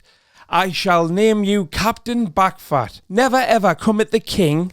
You feel me, you lazy manipulative slice. If this was an episode of Your Mama, that would be an alright reply, wouldn't it? But that's not what's going on here. What's going on here is you've got a lot of victims that are about ready to kill you.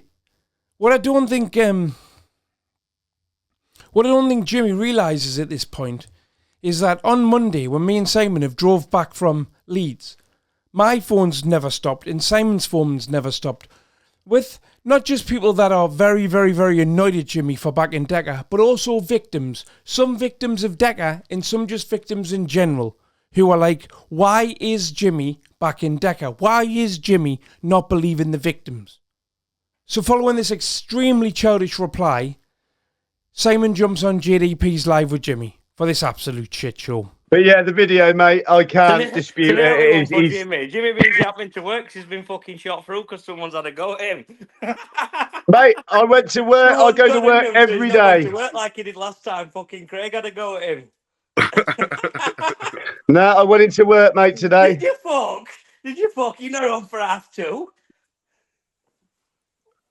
Okay. See, anyway, boys. So what? How's it all come about anyway? Listen, I've got voice messages from Simon 2 days ago telling me how he's not going to get involved and he's friends with both of us. Involved, but then I've seen how it's affecting everybody else. Look at right. What do you mean? No, what do you mean you've seen how it affected everybody else? You've seen how it affected your business partner, so you wanted to put your big fat ginger fucking opinion across. It hasn't affected me at all, Jimmy. You're living in a complete fucking dream world if you think your opinion of me matters to me. At this point in time, I'm not now, but at this point in time that we're talking about here, I'm still trying to help you from causing yourself a shit show. Nobody gives a fuck what you think. You wear a fucking bra, you fat ginger prick. Look at you. You know where I live. You know where I... Exactly, look at that. You got milk. You got milk. You got milk. You got milk. Yeah, you got fucking milk. Look, you wouldn't... I've got milk, yeah. Yeah, fucking right you have. Full fat milk. Full fat milk. Simon. Yeah, go on, mate. Have you been on the sunbeds or something? Just a tad. Just a tad. I took them tanning injections, mate. It's fucking ruined me. I'm like, I think I'm Asian or something. No, I don't know. You look like you've just jumped off the plane from somewhere, man. Just got back. I thought I'd get a bit of a tan before I go away next week, and I've like killed it a little bit. You know, there is... Well, if you could fit your fat ass in a sunbed, you'd use that. But because you can't fit in them, you've got to use the melatonin. That's what it is. Melatonin don't work without sunbed, you thick cunt. That's how much you know. Yes, it does. It's an injection. Yes, it does. Yes, it does. Yes, it does. You read up on it. You do. Mate, as we already know, I don't read up on things. I just say things. I just say things, don't I? Say what you want. I just say things. Yeah, I say what I want. It's YouTube, as you always told me. Don't forget, it's YouTube. Yeah.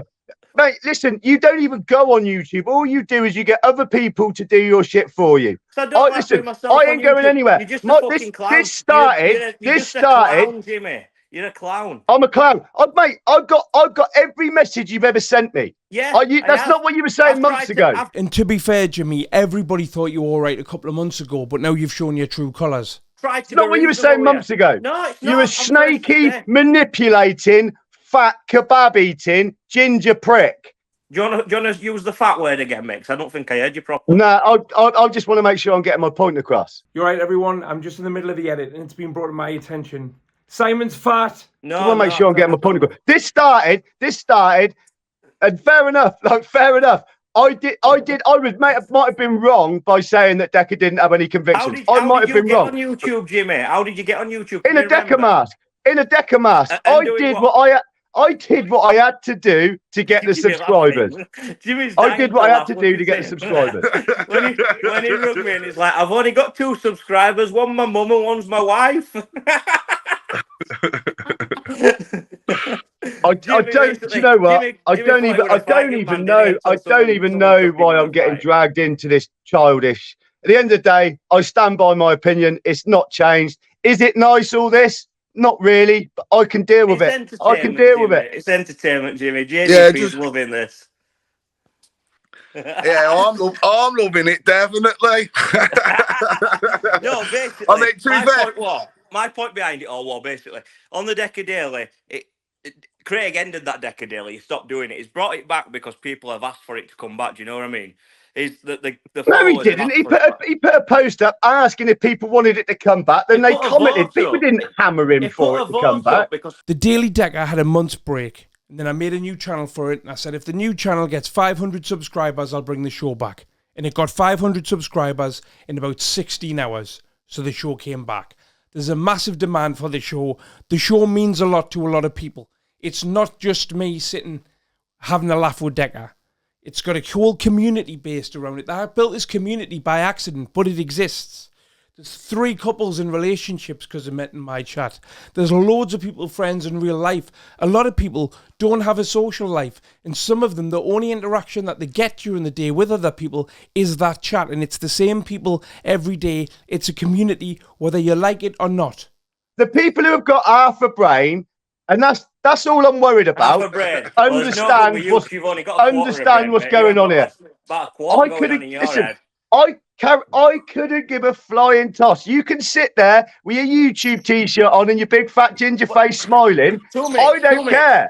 2 minutes, Jimmy. I'm just gonna 2 minutes. I've just got to get salad cream out, mate. 2 seconds, mate. Yeah. Oh right, okay. Oh yeah, here it is.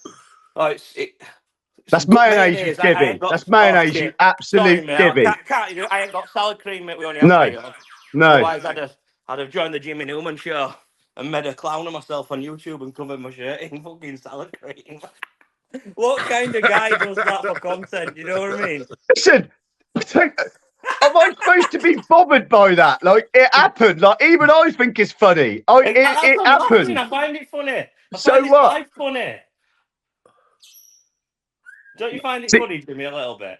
See, my issue is I'm now finding this boring, but I'm well aware on YouTube, if you click off the live first, you're seen as losing the argument. So I'm stuck here now. I've got to be the bigger one. You know what I mean? I'm not stuck looking here up now. first. Oh, you hang up. You hang up, Jimmy, please. I Listen, love you. listen. You hang up. You hang up, darling. No, come You on, hang up come on. first. Oh, come on, lads. To be fair, though, it's all just YouTube stuff and Of course that it is. anyway. Of course it is. You know what Of I course it mean? is.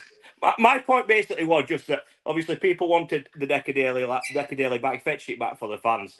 Don't get me wrong. Obviously, I don't agree with everything that Craig's done, but that's not what this is about. Basically, I see it that Jimmy's jealous. Just like when he rung me up saying, "Oh, I've done a live for an hour and a half and 400 subscribers have dropped off. What am I doing wrong?" It's 400 now. It was 200. It was Oh, well, 200 I 2 can't days ago. remember. Now it's I may have- 400. So you can't count may have got either. it wrong. I don't So you really care. I lie, just you can't noticed it on count, yourself. and you lie. How Okay. many was it then? You correct me on that one. 'Cause I'm 200, like I just said. 200. Open your ears You know and what? listen, and you'd have Right. heard.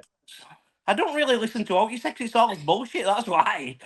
If it were 200, right, you lost 200 people from doing a live. What does that say about what the content you're putting out? They don't want to fucking listen. That's why they're just unsubscribing. She's talking So be Johnny. it. So be it. So be it. It is what it is. It is what it is. It's YouTube, as you How always much say. concern have you had for Scotty G since he's been missing for 2 days? I ain't seen you ask once where Well, he when thought I was doing. when Scotty G comes back in a couple of days, you can ask him. No, I'm just saying you're obviously his best mate that cares about him. Scotty G's fine. Scotty G's still very much alive. I speak. He's just had his pit money coming or something, so he's been on a 3-day bend. He'll be back in a few days. Well, that's it's possible, isn't it? I don't know, but yeah, he's all right, mate. He's all right. He's sound. I speak to him every day. He's just having a bit of a break. He's just having a rest. And to be honest with you, like, I could probably do a bit of break myself. To be honest, after the last 48 hours. I'm going to Alcudia next week. If you want to come, Jimmy, we'll have a chill out. Oh, and get listen, some beer all together. joking aside, in spite of what's been said, you're with a family. I hope you have a good time, mate. All joking aside, Yeah, I hope you have a Jimmy, good time. obviously, I've got no hard feelings towards you. I like winding you up. I think you're easy to wind up. It's just I am easy to wind up. You are. And as much as I can sit here and try and smile like you boys, I'm not as good as it. I wear my heart on my sleeve. Is there Yeah. element? Is there elements to this that bother me? Yes. Can I live with it? Yes. I'll be Well, fine. my point with Jimmy is, right, I'm not having a go at anything, but like obviously the Craig supporters has got a big fan base, and you know that as well as I know. He's got a good Mate, I following. know. I knew. I'm good. So Those can are I the just ones say? that you're upsetting by doing all this. That's my Listen, point. I know. I just want to say, I fucking hate it when I do that. The business. This Craig keeps going at Liam. He keeps having sly little digs at Liam. Yeah, but Liam's just as bad. I've spoke to Liam today. Liam is just as bad. He talks about him on every video he does. You know that. And he keeps putting my picture up on the thumbnail as if making out that we're somehow Because friends. you're supposed to be going on. You've been telling him every Sunday for the last 2 months of going on. Jimmy, you said many times that you would come on the live on a Sunday night and then you bottled it at the last minute for whatever reason, right? Now, I've taken you off all of the thumbnails now and replaced them with Rachel because, to be quite honest, moving forward, I don't want to be associated with you in any way, shape or form. I know you're going to deny it, and of course you're going to, but there's been stuff going on behind the scenes that I've just had enough of. It's simple as that. And I've drew my line in the sand. There is absolutely nothing gone on or going on behind the scenes. Nothing. It's obvious to everybody now, I'm not friends with Craig. Obviously, we're now not friends, and now everybody knows. So just like that, on Tuesday evening, when I'm in a private health clinic under general anaesthetic having an operation on my belly button, Jimmy's decided me and him aren't friends anymore, and he's fallen out with Simon as well. Now at this point, Jimmy's put a few videos out about me. All I've done is reached out to him and try and advise him that he doesn't understand what he's getting himself involved in the same deck as an innocent thing. Try to give him some advice, basically. It's fallen on deaf ears. Fair enough, I did what I could. He's a fucking grown man. Right now, current time now when I'm recording this is Monday afternoon. As you could probably tell, the footage so far in this little vlog is getting a bit annoyed. I did this up until pretty late on Saturday night, and then I've taken the day off making this documentary, or vlog, or whatever you want to call it, on Sunday. Just to calm down, take a back seat, chill out. Because it is getting to us, because I am quite annoyed by some of it. Now, so far, what we've seen is a bit tit for tat, Decker's innocent from Jimmy, and then falling out with me and Simon. And it's just all YouTube-based bollocks at this point. But this is the point where it escalates pretty quickly. So just after, well, about an hour after that live with Simon, Jimmy rings Simon, crying. And this is what happened. After that, he rung me, and he was being all nicey. So we just said, like, he asked me to take the stuff down and that. So I just said, right, I'll take it down. So obviously it's just a bit, it's gone too far. I'm not fucking bothered about taking it any further. So I took the stuff down. When you say stuff, you mean those two videos? You took those two videos? Yeah, okay. And then he rung me up. He's like, look, somebody out of my gang, my following wants to come after you, like, really good and proper. They want to, like, target you and make some lies up about you. I don't want to say who it is, but I don't want them to do it, so I don't want you to come back at me like you have done. So, like, yeah, all right, well, just, like, obviously, I would tell them not to, but if they're going to do it, they're going to do it. You can't stop them. Yeah. And then he says, oh, I'll screenshot you the message so you know I'm not involved in it. Right. And then screenshot me them two messages. Have you seen them? So just to clarify, those screenshots are between Jimmy and somebody else. It's not Jimmy saying that. It's somebody else saying the nasty stuff. It's someone called Wreck-It Ralph. He sent me them two screenshots, but then, like an idiot, he scribbled the name out at the top of whose WhatsApp number it is. But it's that thick, he's not even fucking read the conversation. It says who he is halfway down it. It says I'm Wreck-It Ralph halfway down the fucking convo. Who says their own name in the middle of a conversation? It's like, you can't make this shit up, can you? It's fucking mental. I think he put something like, they don't call me Wreck-It Ralph for nothing or something. Fucking idiot. So here are the screenshots between Jimmy Newman and Wreck-It Ralph. Jimmy says, head's been fucked. Ralph says, watch me go. He's not going to have a YouTube war channel. I have a sick mind, bro. We will win the battle. Then Jimmy says, I'm not asking you to do this, mate. Then Ralph says, Simon a sex case. BKB dog beater. Hashtag predator. Free Simon Kirk wife from the abuse. Hashtag Simon, wife and kids eat rice because him and Video Craig spending all holiday money on prostitution. Simon Kirk's wife is in danger. Simple Simon wife, fat fuck, hashtag predator, hashtag danger to is hamster, hashtag I want to see if he can still see is pecker, hashtag nonce, hashtag kids are not safe, hashtag community, please be aware of this predator, hashtag Simon Kirk is a danger to the community. I'm doing this off my own back, brother. I'm 34, mate. I have my own mind, bro. And then Jimmy says, fuck, Ralph's here. And Ralph's halted it.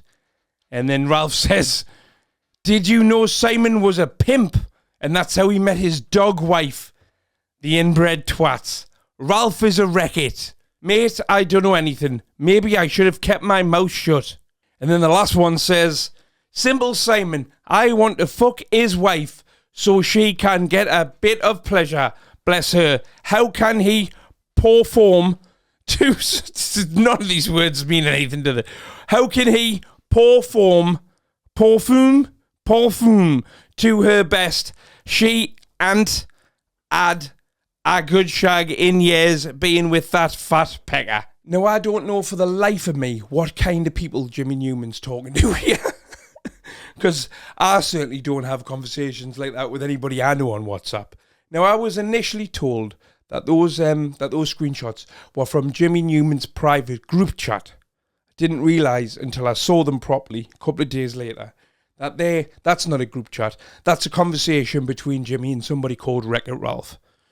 Well, the first thing I did when I heard the name Wreck-It Ralph, I said to my own group chat, I said, I've seen that account loads of times kicking around in their little circles, not group chats, sorry, lives. By their little circle, I mean Jimmy Newman, JPF, Fighting Pride, Bare Knuckle Scene UK, that little circle there.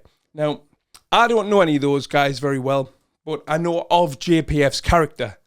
So I said straight away, send those screenshots to JPF, and I'm sure he will act accordingly. And somebody sent them to him. And then the next I heard, Ralph had lost his spanners on all these channels and stuff like that. And rightly so, because I mean, who the fucking hell wants to mix with a nutcase like that? So then Simon is absolutely bombarded with messages. And I'll let Simon tell the story himself here. What happened the other night when you woke up and you had 92, was it missed calls or messages off him? 92 WhatsApp messages, wasn't it? That was the day after I'd done the 6-minute call about him. You know, when I was saying, I'm going to give him some home truths. The 6-minute video, not call. Yeah, that's it. Yeah. Sorry, mate. I'm tired. I'm half asleep as well. Yeah. After I'd done that, obviously, the next day I woke up to him. I'm like, what the fuck are you going on about? So I think I said replied to him. I put like, Jimmy, mate, 92. I screenshotted the WhatsApp before I opened it. And I sent him it saying, what the fuck, Jimmy? 92 messages. So give me 20 minutes to fucking read them. And then I'll give you a response. And it deleted about 50 of them. So I says to him, I'm like, Jimmy, the ones that you've left up, you're going in fucking nasty, saying a lot of nasty things on them. So what were on the 50 that you've deleted? Do you know what I mean?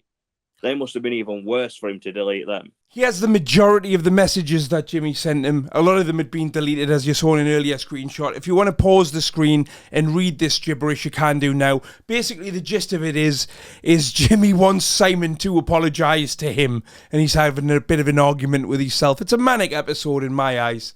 What did tickle us, though, is Simon's only reply was just 92 messages. You need to see a fucking doctor, Jimmy. Now, in the meantime, Scotch Egg pops into my group chat and he puts this screenshot up. Now, this screenshot is Jimmy telling Scotch Egg that he's going to delete the YouTube Wars channel, and a screenshot proving that he's logged into it. Now, this is when I lost my temper. And this is when I text Jimmy Newman saying, if you do anything to harm my business, you'll never walk again. Now, probably a little bit over the top, that. But I was off my face on painkillers. I'd you know what I mean? I'd been under general anaesthetic earlier that day. I didn't know what I was saying. I was off me, not me, right? So I can't be held 100% responsible for that, can I? Second of all, Simon's worked very, very, very hard for a year on YouTube Wars. The YouTube account being the pivotal point of the whole business. It's used for advertising. It's where they do the pay-per-views. They've got members. It's got over 50 fights on that channel. And this fucking... I still get annoyed thinking about it now. And this fucking Win It just wants to delete it. For no fucking reason. Other than the fact that he's decided that he doesn't like the Daily fucking Decker one day. I'm sorry, Jimmy. I don't fucking think so, mate. And for anybody to think that they can just... Especially some fucking... Win It like Jimmy thinks he can just delete the YouTube channel of a bare-knuckle boxing company and not have any repercussions is fucking beyond me. If that's not proof this guy's got a fucking screw missing. Right, now, upon analysis of this screenshot from Scotch Egg, I learned two things in a very short space of time. So I went from reading that to my heart jumped in my mouth and I thought, fuck! Now I knew Jimmy had access to the YouTube Wars account.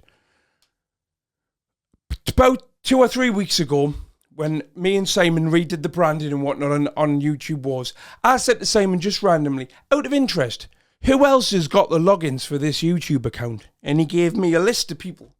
And I said, Jimmy Newman being one of them. And I said, are you fucking mental? And I said there and then, I said, he's the type of person that would fall out with you and just fucking delete the channel or upload porn to it or something like that. And Simon went, no, Jimmy wouldn't do that. I won't go through the rest of the list, but there was somebody else on the list as well that I felt the same way about. I said, you need to change these passwords. So Simon did change the passwords. So looking at that screenshot, I can tell that that's an old screenshot because the subscriber count on YouTube Wars says 3,500 and now it's more like 4,500. And it's the old logo. The logo's been changed on the channel. More importantly, what I learned in this moment is there's an account called Me logged in under Jimmy Newman. Now this account, Me, ME-GE6SX. That account on YouTube has left me some of the most absolutely disgusting comments I've ever seen in my entire life. I've been looking at that account for some time wondering who it was and thought it must be somebody I've really, really pissed off in childhood or something. Maybe it's a shag the lass or something. Because it says things like it was going on about me being left at the hospital and not wanted by my parents because I'm adopted. Right? Went on about my best friend that passed away in 2001 prior. Went on about my mother who passed away from cancer about 15 years ago. Went on about Chrissy's weight. Now, people call Chrissy all sorts of names on there and it's water off a duck's back, but these were exceptionally hateful. Exceptionally hateful. And Chrissy and Rachel can both remember that exact username leaving these comments. Now, Jimmy, you can try and convince the rest of YouTube that that's not you. But I know it is. That's you there, logged into it. It's even under your email address. And for that reason, we'll never be friends. And if I'd bump into you and I haven't calmed down by then, God fucking help you. Right, I'm going to take a minute and come back to this. Right, I'm back. I've had a cup of coffee. I've calmed down a bit. Sorry, that does rattle me. So, a couple of days passed by. Jimmy makes a new video. He's had time to process it all. And this is what he comes back with. Hey everyone. Right, I'm just going to start at the start. This is not a video. Well, it's not even going to be going up on my page because I haven't got a page anymore. I'm going to start at the start. Listen, seems pretty clear to me now that I made an error in a couple of the things that I said. And I'll be honest with you, I'm absolutely kicking myself for even mentioning his name. It had absolutely no relevance to the point that I was making. None. I could have made the point without mentioning his name. But so much emphasis has been put on that one thing. It's just ridiculous. Like, that was not the point. It was never about that. The point I was trying to make, and why didn't you just say that? You got me. Fair enough. I don't know. I don't know. But the point I was making, and I did actually say this, was you've got a convicted bonce cyberbullying another convicted bonce. So instead of apologising or saying, sorry guys, I've been having a manic week on it, he's gone beyond doubling down, and now he's trying to convince everybody I'm a convicted nonce. I've got to be honest, right, Jimmy? I didn't see that one coming. Jesus Christ. I just don't understand how so many of you guys can be brainwashed by the bloke. Like, I've seen firsthand. Like, I got messages on my phone like, "You get in the way of my business, you'll never walk again." I got Simon Kirk threatening to come to my house. This guy's a full-on professional victim. He's harassed everybody for nearly 3 entire days. Hundreds of messages, threatened to delete people's entire businesses. He gets one sentence nasty message off me, and throughout the course of a phone call with Simon, he's going to Simon on the phone, "I'm going to come to yours and I'm going to shag your missus and I'm going to show her a good time and all this." And Simon said, "If you come to mine, I'll put a fucking bullet between your eyes." Because let's be honest, you've got to draw the line somewhere. But after all of this, he's like, "Oh, turns out I've been brainwashing you all."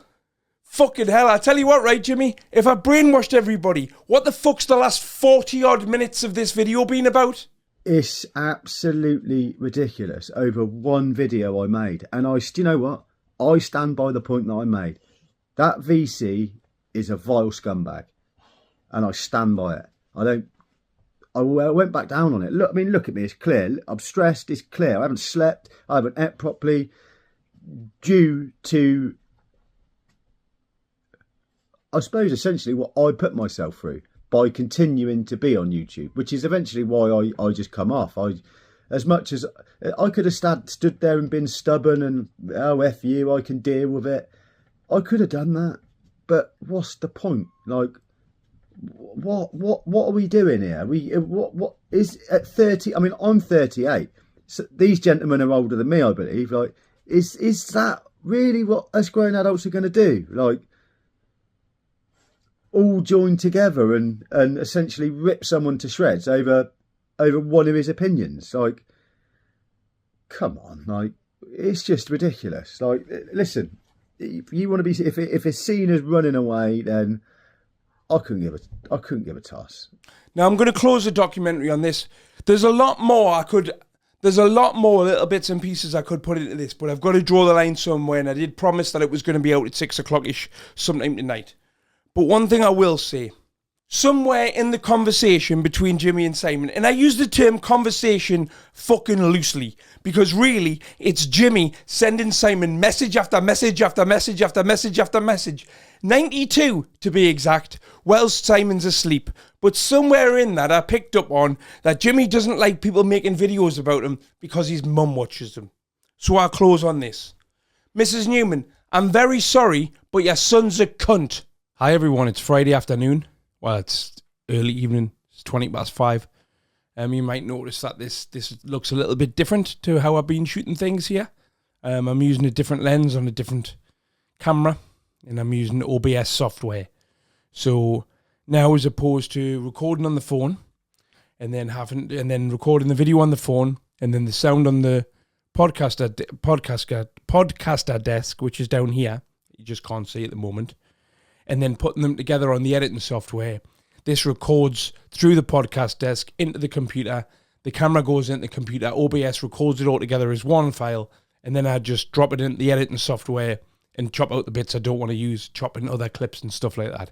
So this should make these vlogs even easier for me to put together, which is fucking brilliant. Very, very, very, very, very, very, very, very, very, very excited about learning how to use OBS, because it's big boy software. It's not StreamYard. It's proper stuff. I can edit all day, but I've never, ever, ever been involved in the proper live production editing. And it's very exciting to me. So, that being said, what's gone on since the last time we talked? Right, first of all, I want to talk about my operation, because I didn't talk about it at all last week, because we're talking about Jimmy Newman. But that was very topical last week. It's still very topical this week to some degree. But let's talk about the operation. So I went in for the operation on Tuesday at the clinic, health clinic thing, little private clinic thing. And Went on a general anaesthetic, got put to sleep.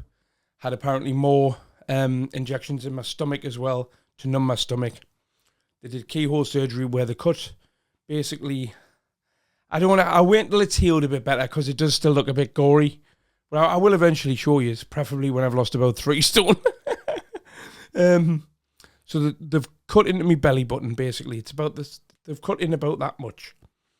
Like lengthways. They haven't cut that far inside my belly button. But the scar's about that big. And they've basically what a hernia is when your intestines have pushed through the wall of your stomach basically. So they popped through in the hole where my belly button was. It was coming out my belly button. So they had to put it, but I could push it back in all the time. I used to push back in. Then you would strain to do something and it would pop back out. Or you would tense something and it would pop back out. It wasn't very nice. Didn't cause me any pain when I had it. It was just cosmetic. And I thought it had zero effect on me normal living. But we'll get to that in a second.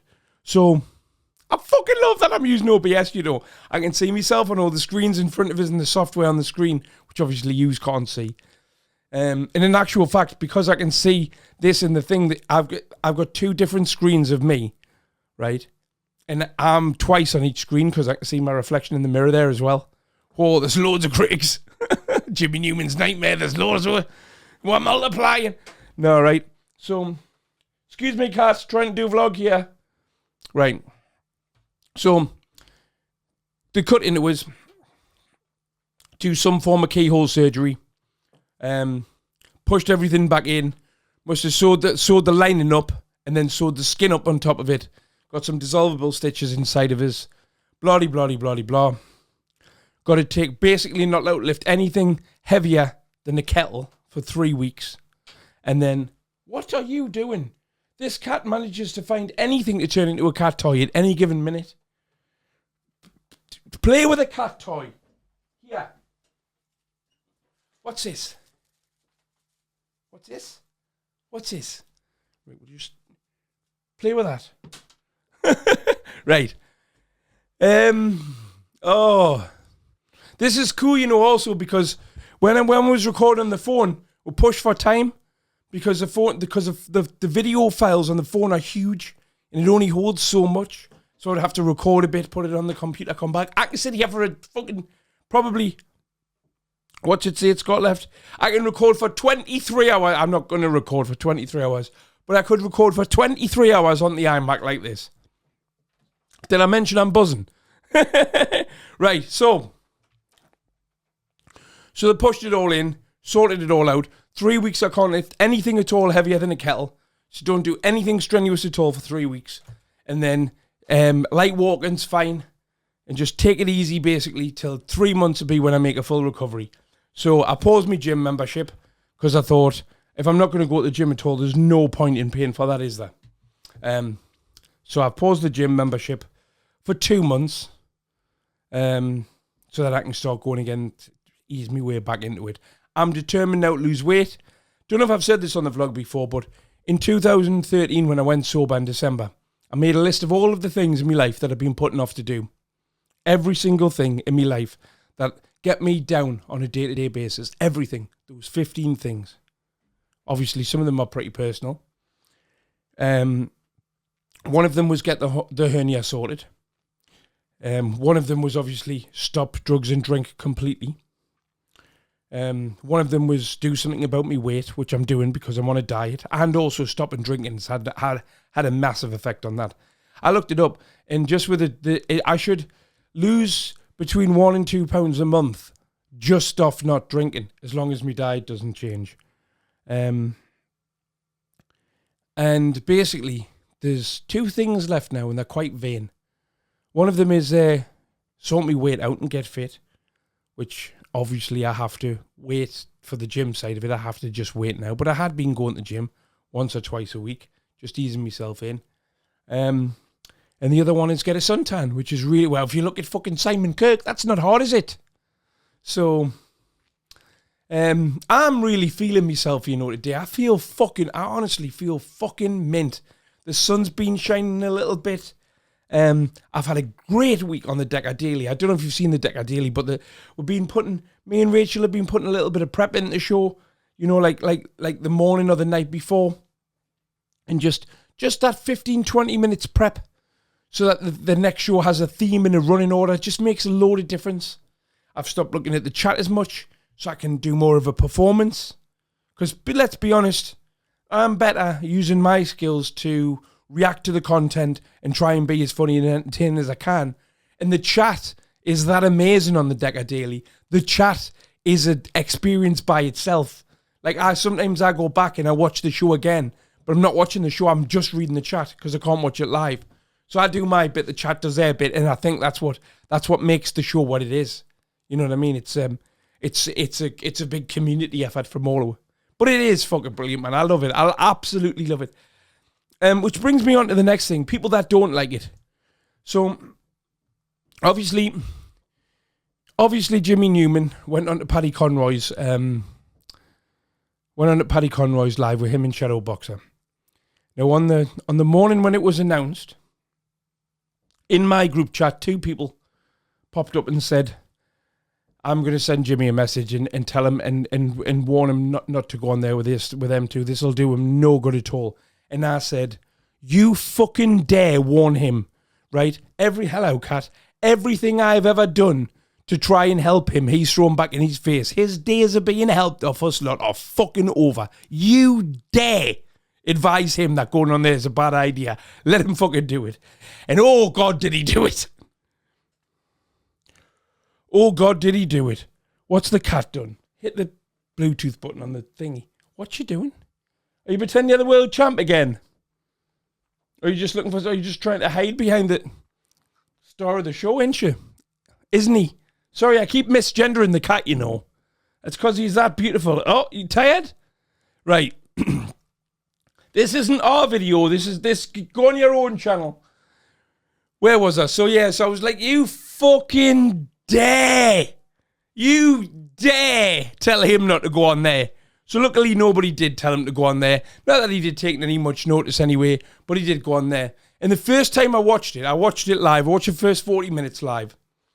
And the first time I watched it, I found myself, I was too busy laughing at Shadow Boxer and Paddy and how blatantly the pair of them were trolling him in front of his face, and he didn't realise he was just there as a fucking idiot. He was just there as an absolute mong for them to take the piss out of. That I wasn't really listening to what Jimmy was saying. I was more like Shadow and Paddy's reactions to him were fucking to die for, man. But the second time I went back to find, there was a certain clip that I did notice, and I went back to have a look for it. And I did realise that there's that 90% of what he says on there is a load of absolute shit. Like this clip, for example. You brought my mum into it. My mum's Facebook has been trolled. I had to have Monday and Tuesday off work because you told me you were going to bring people through my door. Like, I spent 2 days quite paranoid. Fucking bring them. Just make sure you bring 3 or 4 of them. Because I guarantee you, I'll take 2 of them out before you even get through the door. Every single word of that is a lie. I didn't bring his mum into it. His mum, if anything, brought herself into this. His mum's been commenting on this vlog channel. And she said something along the lines of, in fact, I'll see if I can find that comment. Why did I say that? I can't be asked to go and look for a comment. But she did comment weeks ago saying, you're a nice lad, Craig. Jimmy said you were a nice lad, or something along those lines. And you brought your mum into it when you were talking about you didn't want Simon to leave his videos up about you because your mum would see them. And all I said is, Mrs. Newman, really sorry. Your son's a cunt. And he is a cunt. By the looks of that video there, he's an extremely paranoid cunt as well. I've not spoken to Jimmy. I blocked him. You've seen the only threat, the only message that I've sent to Jimmy, you've seen. And it said, if you fuck with my business, you'll never walk again. Right, granted, okay. Feel like a bit of a knob for that, right? I do. But I had completely lost my temper at that point. And I'd been wound up at that point for 2 fucking days. I'm not making excuses for it, like, because I stand by it, to be honest with you. I just shouldn't have said it. So I've never threatened to send anybody to his door. He says he's quite paranoid in that. But that's what that is. He's just paranoid. That's all absolute lies. Every single last word of it. There's another bit as well. This is the bit that I was looking for. And if you watch this clip, he talks about the problems that we once had in the form of, so I rang Scotty 100 times when Scotty was on a live, right? And the reason I did that, right, is because I was having a laugh. And it was getting Scotty more and more and more wound up on the live. But he was also answering some of the calls. And I was recording the calls so I could use it as content, like it's prank calling Scotty G. And then when the thing where Scotty came on our channel and we're taking the piss out of him, which we shouldn't have been doing, like I said, right? Then I was like, I'm not going to put those prank calls out. But as Jimmy's brought it up, fuck it. Here's the prank calls. Hello? Hello? Who's that? Yarit? Yarit! Yarit! Who are you? I got us that thing or what? I'm Eh? outside, man, Scotty. I'm outside. Have you got that thing? What? Have you got that thing for us? No, I haven't, mate. I've got fuck all. I've got now. Well, listen, man, I'm fucking freezing. Eh? Listen, I'm freezing. No! Where, man? I'm not in there, man. Man, you're on the YouTube 5 minutes ago. Well, I'm out. You know what my place looks like? What? Just fuck off, mate. I'm in my lasses, man. You haven't got a lass, man, you daft cunt. Listen. Fuck off. How, man?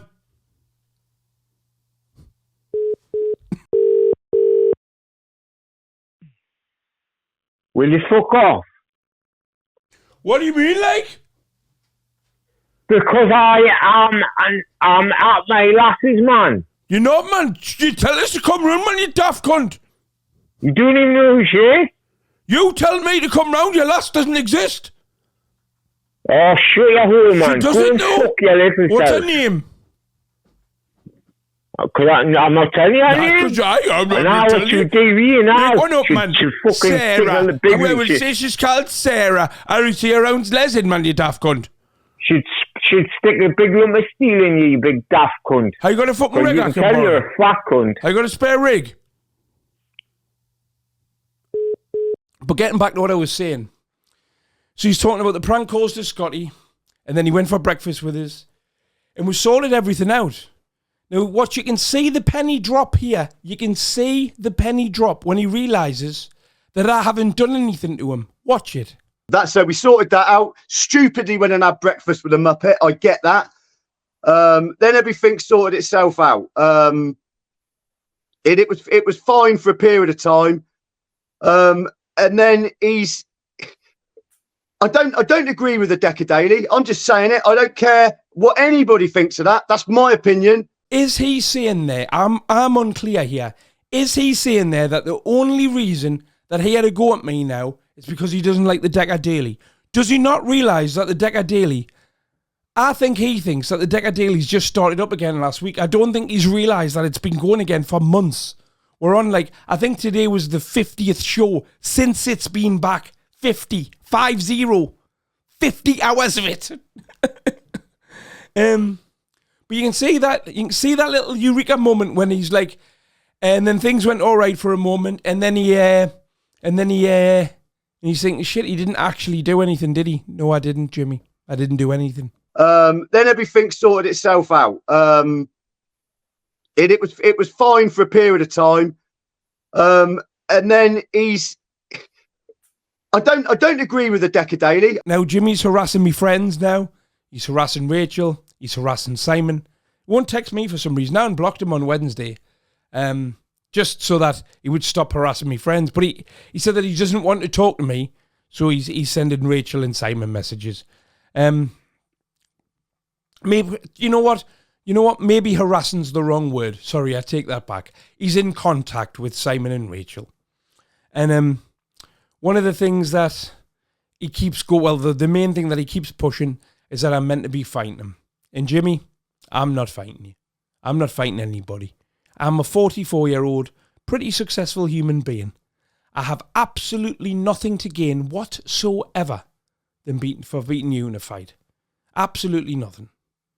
Nothing to gain at all. If there was going to get 100 grand, win or lose or something, I might consider it.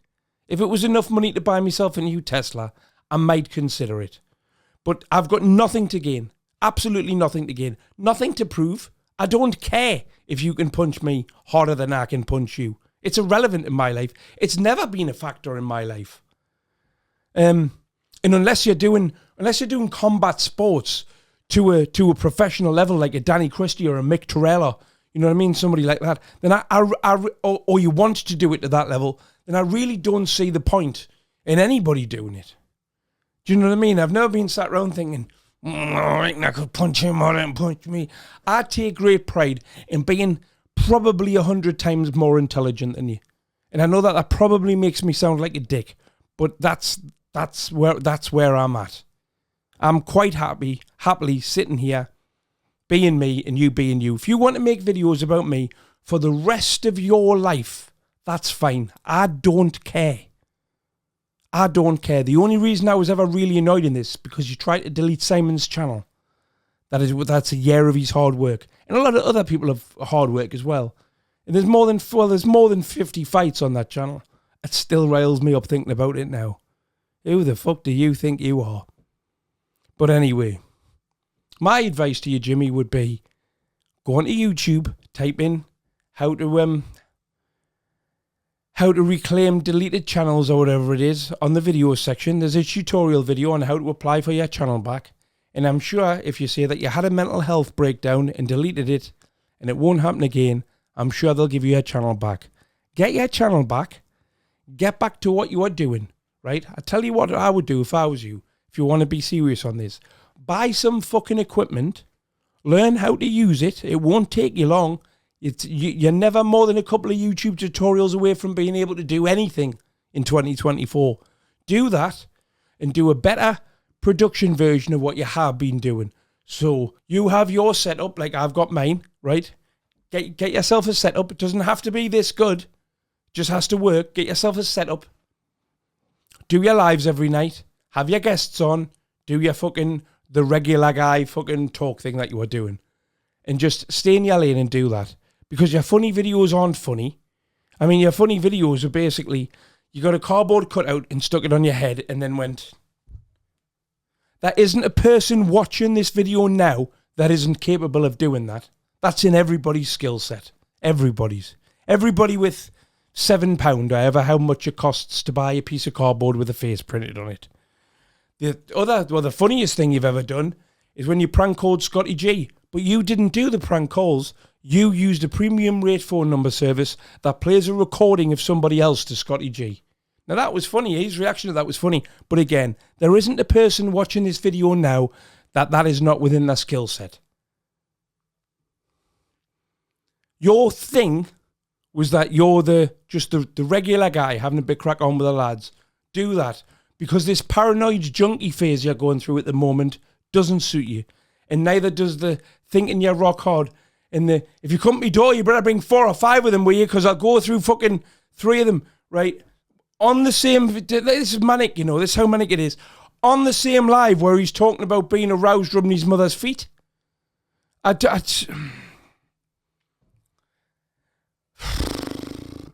you a funny story. I got a foot fetish. Weird, not weird. I couldn't give a flying toss. That's me. That's what I like. Part of chemotherapy, it makes your skin really dry. So I'm sat there rubbing E45 on my mum's feet, and I just looked at her. I was obviously bald and she's green. I said, "Mum, this is a little bit weird for me." She's like, "Why?" I said, "I've got a foot fetish, and rubbing." It's not. But all I remember is obviously. You know what it is as well, right? There is still a tiny, tiny little bit of me that still likes this prick as well, you know. That's why this has gotten under my skin a little bit. People who are strangers who I don't like, I don't care. But quite like Jimmy. I mean, there will always be a part of me that will have a little soft spot for him. I'll never, ever, ever give him another chance. Because, you know, the definition of insanity is to keep doing the same thing and expecting a different outcome. You're not getting a third chance. Not that I think that he wants to be my friend anyway. Right. Fuck that off. Where are we? Right. Opiates, painkillers, me operation. I was given 28 tablets, 28 codeine tablets for the pain after my operation. Where I was allowed to take, there were 30 milligrams, and I was allowed to take 1 or 2 every 4 to 6 hours, I think it was. No more than 8 a day. Now, 8 30 ml codeine tablets, quite a lot of opiates, for those of you who don't know, especially for somebody who doesn't take opiates. And those played on my mind the whole time that they were here. Now, I've never, ever been addicted to opiates, ever. And I've never, ever particularly liked the way opiates make me feel. Ever. And when I was taking those codeine, I didn't like the way that they made me feel, but that was playing on the mind of my addiction the whole time that they were there. At any given moment in those days when I was taking them, I could tell you at any given moment exactly how many tablets were left in that box. A very, very, very weird feeling, to the point where when it got to the chance where I could take the last 2, I thought I can take these last 2 tomorrow, or I can wait until the morning. I thought I'll take them now, and then they're all gone. I just wanted rid of them. And what really pissed me off is I woke up the day after and I wasn't in any pain. And then the day after, I wasn't in any pain. So I didn't fucking need them anyway. So when they say that opiates are massively overprescribed in this country, I can really, really, really believe it.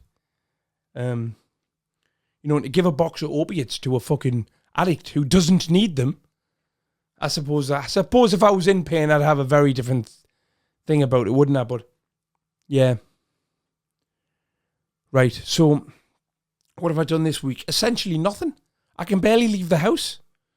I've been working on a few songs, like, I don't know if you've heard them on the Decker Daily. Been working on some music.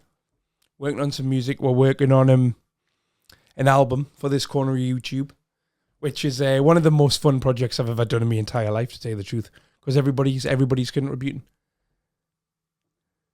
Got this Just for Today book, right? And I read a little chapter from it every day. It's got a specific thing. One of the things I noticed is one of the things I noticed the other day is that for what felt like about a week, I was like, oh, I haven't got time today, I'll read it tomorrow. I haven't got time today, I'll read it tomorrow.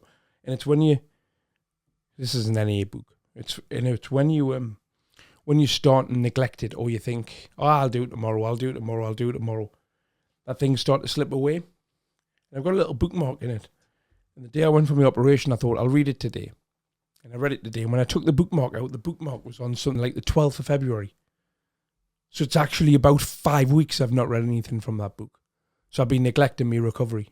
And that's something that's been playing on my mind. So I'm going to do that. In fact, let's read today, because it's only a little paragraph. Let's read today's right now. It says, just for today, there are no limits to the freedom I can earn by supporting myself. I will accept personal responsibility and pay my own way today. Over the weekend, I'm going to WBKB with Chrissy, which is a bare knuckle boxing event in Cumbria. Apparently Danny Christie's going to do some refereeing there. Ross from In the Red Corner is the ring announcer. It should be fucking good. Crack this. I'm looking forward to it. That's about it. So there you go. Anyway, there's this week's vlog. Yeah, that's it. See you in a bit. Right, it's 1 o'clock. It's Saturday afternoon. We're on my way to where we're going. Cumbria. Well, Cumbria's like, you know, like Tyne and Weir. Right. So we're going to Cumbria. It's like Tyne and Weir. No, I mean, it's not an area. It's a county. All right, it's a county. Right. Okay. So we're driving through Carlisle. Now we can't go through Carlisle without going to Welsh Road, can we? It's a little bit that Chrissy said, how do you feel? And I said, a little bit like I'd imagine, you know, if we're going to see like Cromwell Street or somewhere like that. I'd put this just under the house Kanye grew up in, then the House of Balloons where The Weeknd made his first mixtapes, and then Welsh Road. So probably third top destination on the planet I've never been. You're an idiot. I'm excited. Are you not excited? Not particularly. Can I get? Is there a place that says Welsh Road I can get my photo took in front of? There is, because Danny Christie and Dougie Joyce did it. I'm so excited. Oh my god. Yeah. So where we're going tonight? We're going to WBKB, which is the bare knuckle event in Cumbria. Is it in Workington? Yeah, or Whitehaven. Whitehaven or Workington, one of the two. The sat-nav knows, and that's the important thing, because it's the sat-nav that's taken me there. Danny Christie's doing some refereeing. He's going to be in somebody's corner. Ross from in the red corner as the ring announcer. I'm excited just to see them two alone. It's going to be mint. It's completely sold out, the show. I'm looking forward to it. Well, you'll see it in a split second. In fact, in the time it takes me to press stop on this record, we'll probably... Oh no, then Welsh Road will be next. Stop babbling. Can you tell how excited I am? See where we are, look at where we are. Welsh Road. Is there another sign we can get what photo took with? What are all the tourists that come here do? It's not a thing, is it? No, it's not a thing. Obviously, I don't want to show his mum and dad's house on camera, right? But we've just seen it. We're a couple of feet away from the box bedroom. I've never been this excited in my life. Is there no Welsh Road signs we can get what photo took with? There's one.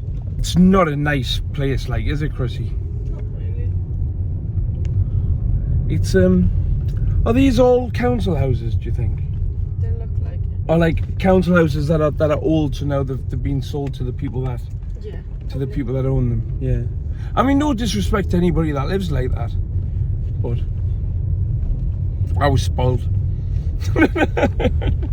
God, we're gonna pass it again. We're just a few feet away from the box bedroom. I'm very excited.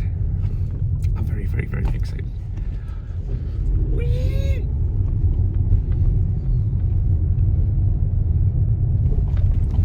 It's up here, isn't it, on the right? What number are we passing now? What was that, 25? 31, it's miles up here. Praise the Lord above, hallelujah. That's it there. Number 13, Z-Box bedroom. It's got a lot of CCTV. It does have a lot of CCTV outside of it. Well, of course it does. It looks a lot smaller than it does on Dodgy Dave's video. Oh my god, there's the Aldi. Oh my god. Gonkin Aldi, Gonkin. Ah, this is amazing. This is amazing.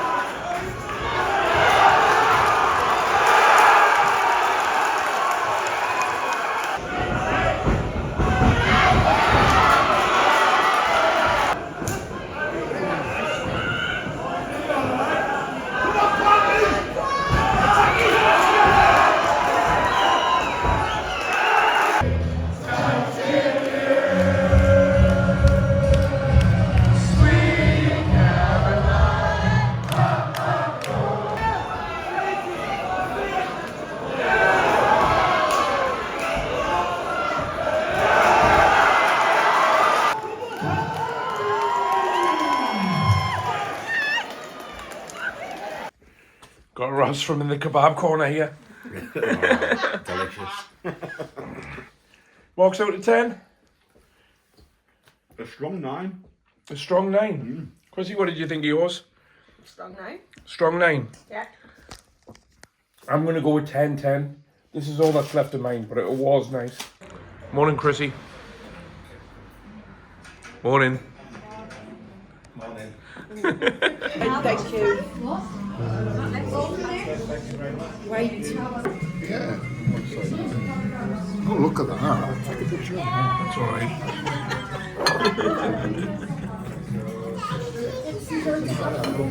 Are in no way affiliated or friends with Hedgehog Man anymore, or never was, and let's just move forward. Let's just forget about it. Yeah, let's just move forward and forget about it. It's Monday the 25th. It's 5 minutes to 8 p.m. I thought I would just jump on, go through a few bits and pieces, because I've been doing all my filming for me sit down bits of the vlog in the last day, before I put it out. So I'm going back to doing it on a day by day basis when I can, when I've got time. I've definitely got time. So yeah, that's fair enough, Jimmy. If you want to move on and forget about it, let's move on and forget about it. I haven't got the fucking energy for this in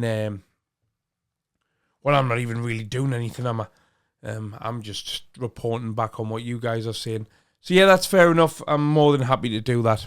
I've no problem with admitting he is a little bit of a bigger YouTuber than us at this point, but do I hope that we can become direct competition? Yes, I do.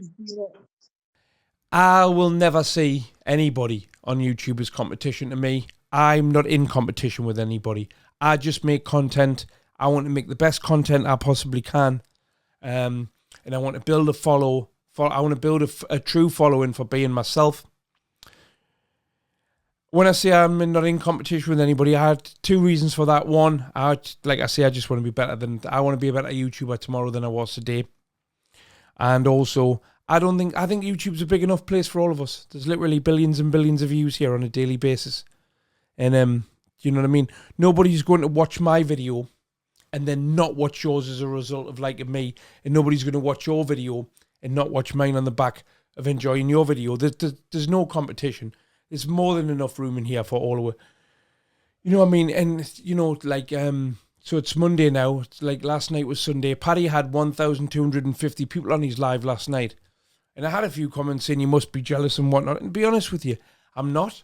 I'm happy because the more views, the more people, the bigger anybody in this corner of YouTube gets, the bigger we'll all get. And for this to grow, it needs somebody other than just me getting views. Do you know what I mean? So you've got me, I get views, Paddy gets views, Danny Christie gets views, Paul Venice gets views. Of course, so do a load of other people in that. I just want to sit here and name people all night, but I just stop it there. To be honest with you, out of those people I've mentioned, I probably get the least views. But there's no reason why we all can't be sitting on 100,000 views a video. The people that make the better quality content.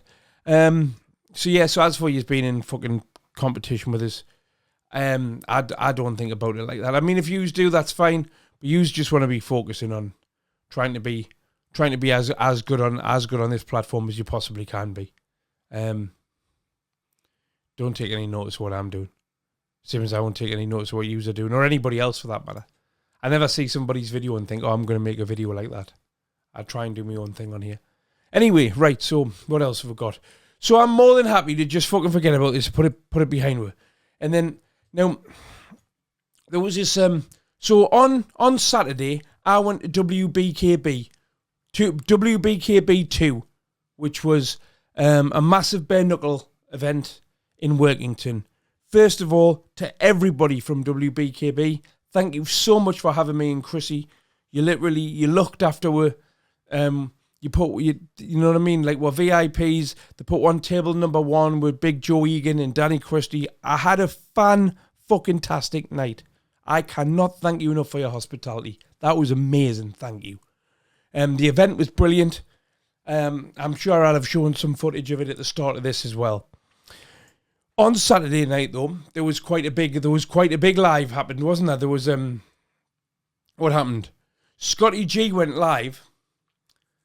Is that right? Jimmy and Scotty G went live. Yes, that's right. Jimmy and Scotty G went live. I don't know how long for. And during that live, some guy called Mr. Gold or Sean or somebody jumped on, said some things about Paddy. I haven't seen the clip of what he said about Paddy.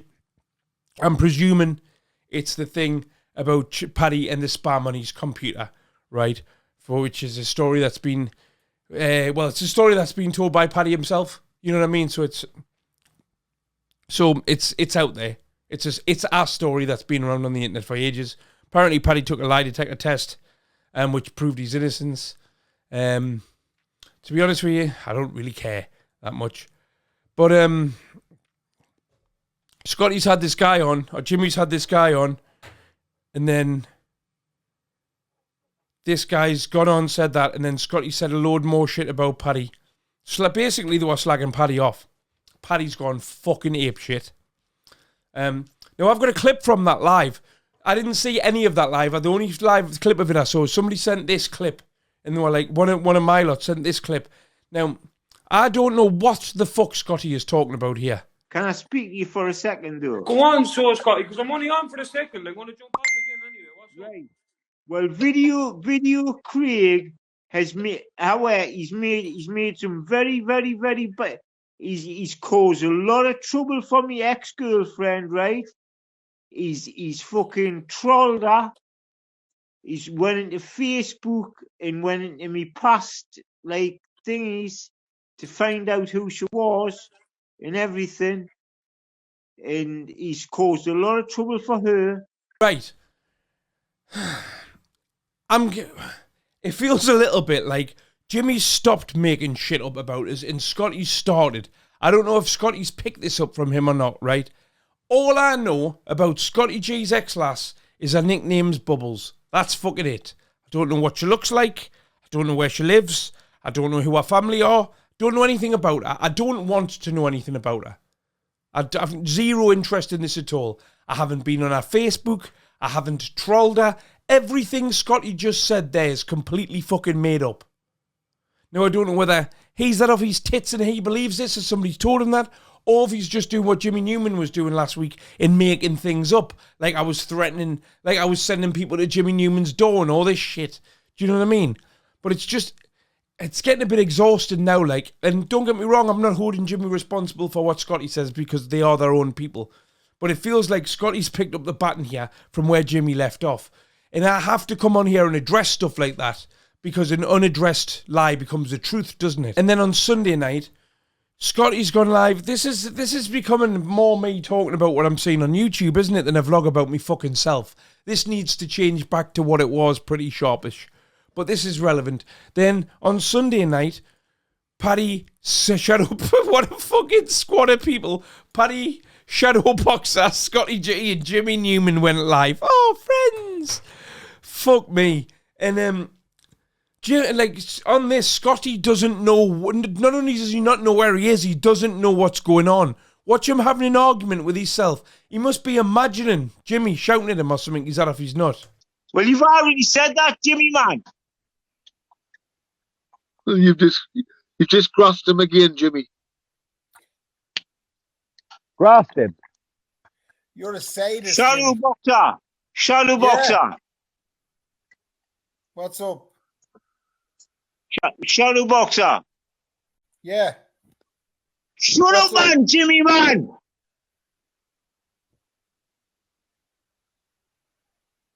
What?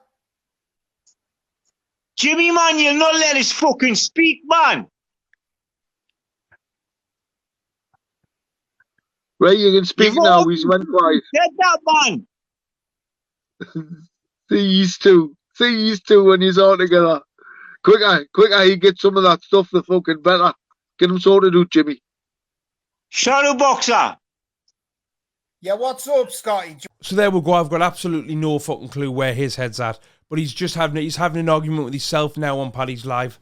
Remember, when we were sitting taking the piss out of him, we were bullying. But they'll not be, though, are they? Not in their eyes, anyway. I mean, they're just parading a fucking wreckhead, aren't they, on the internet for their own personal amusement. Don't get us wrong, right? Jimmy said that he's going to get Scotty down to his in Swindon, look after him, get him off the drugs and whatnot. Now, I genuinely, hand on heart, believe that Jimmy cares about Scotty. I don't think he's doing it for his own personal game. I don't think he's doing it for clicks and views or anything like that. I really don't. I honestly don't. I also don't think he's qualified, or any of us on YouTube are fucking qualified to rattle somebody off opiates safely. Not even a little bit. I think it stands just as good a chance of killing him as it does getting him living happily ever after.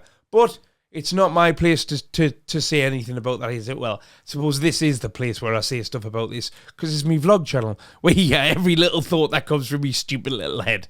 Right, I'm off to get me tea. It's Monday night. I'm going to cinema tonight, see some horror with Chrissy. Going to see a horror with a horror. Haha. Oh, God. I might cut that out. She'll kill us for that one. See you later.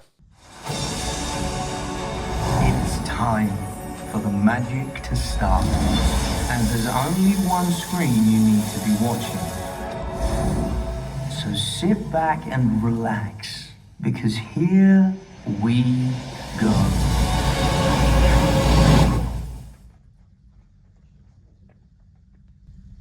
Yeah. I wasn't 18. It's cool, isn't it? Oh, it's all Easterish.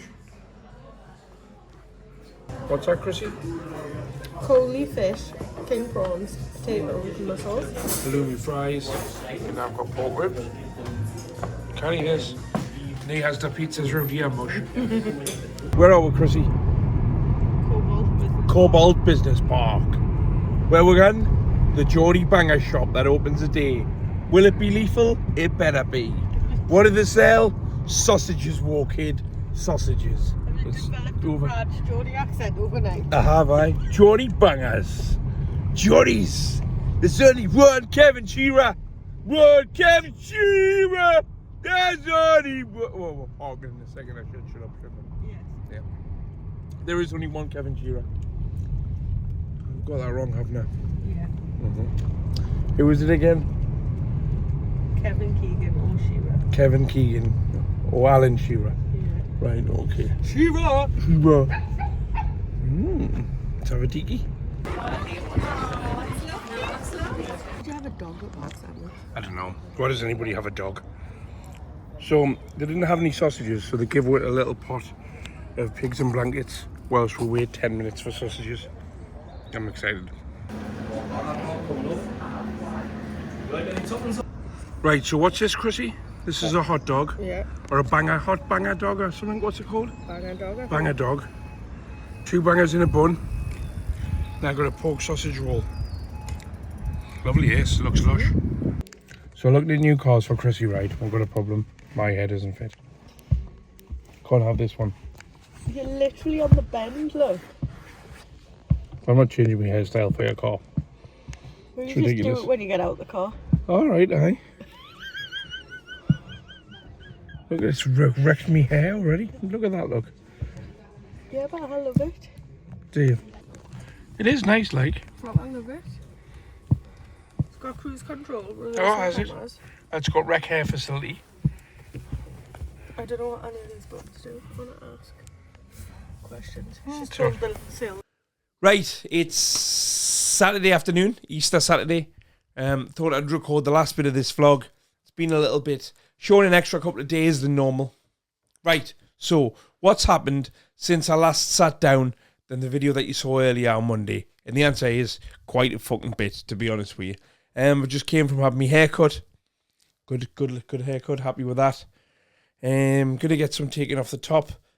I'm gonna have to. I wonder if Chrissy gets one of them daft cars. Right. What was I saying? Right. So since Monday, on Tuesday, I did a live vlog because Jimmy and Scotty. So Scotty was meant to get on it. Jimmy had bought Scotty a train ticket for 200 quid. Give him 200 quid for clothes. Give him £75 to buy Valium. Give him give him £35 for a taxi from his to Central Station for Scotty to go down, start his new life in Swindon, spend a month or 2 weeks or a month or something down there, rattling off all the drugs he's on, having a better life, right? Great in principle.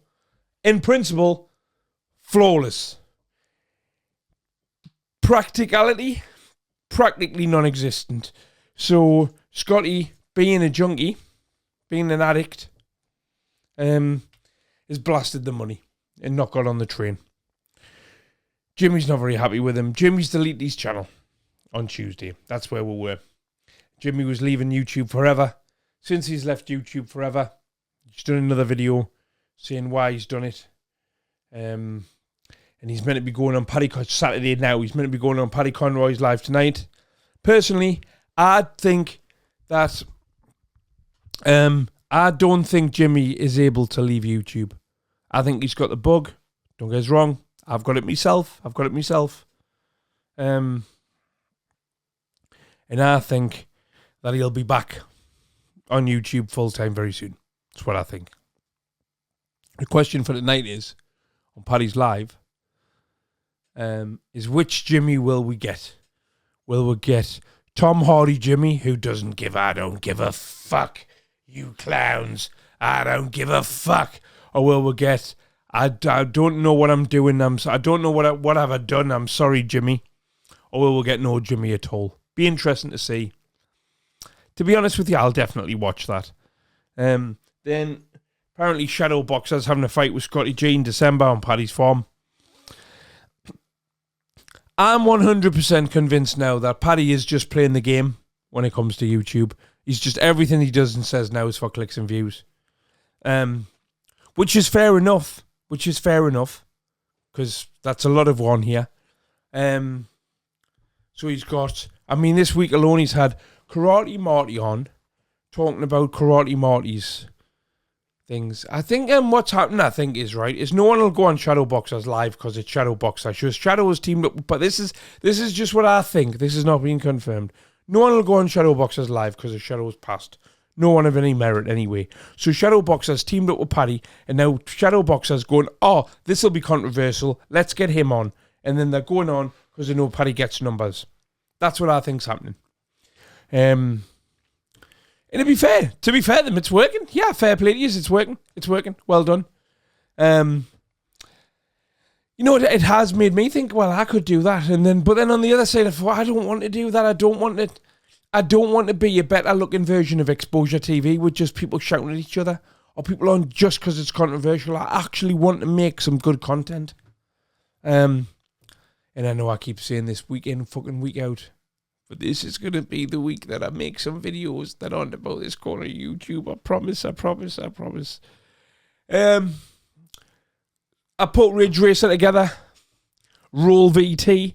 I'll put the video of us building Ridge Racer up while I'm talking about this. It took us 3 hours. Thank you very, very, very much to every single person who participated in donating to me in the last 2 months as I bought this arcade game. It's the third and final arcade for the setup. It looks mint. It sounds mint. It plays mint. It's by far the best out of the 3 games I've got. Very, very, very, very happy with it. Fucking they're a bastard to make though. I'm pleased that that's the last one I'll ever have to do. Because I'm definitely not getting any more. I'm done with it now. I'm going to upgrade the speakers on Ridge Racer. Saw some reviews online say the speakers in that particular cabinet aren't very good. You can upgrade them to ones that sound mint for 15 quid. So I'm going to do that. I'm definitely going to do that. I'll do that this week. And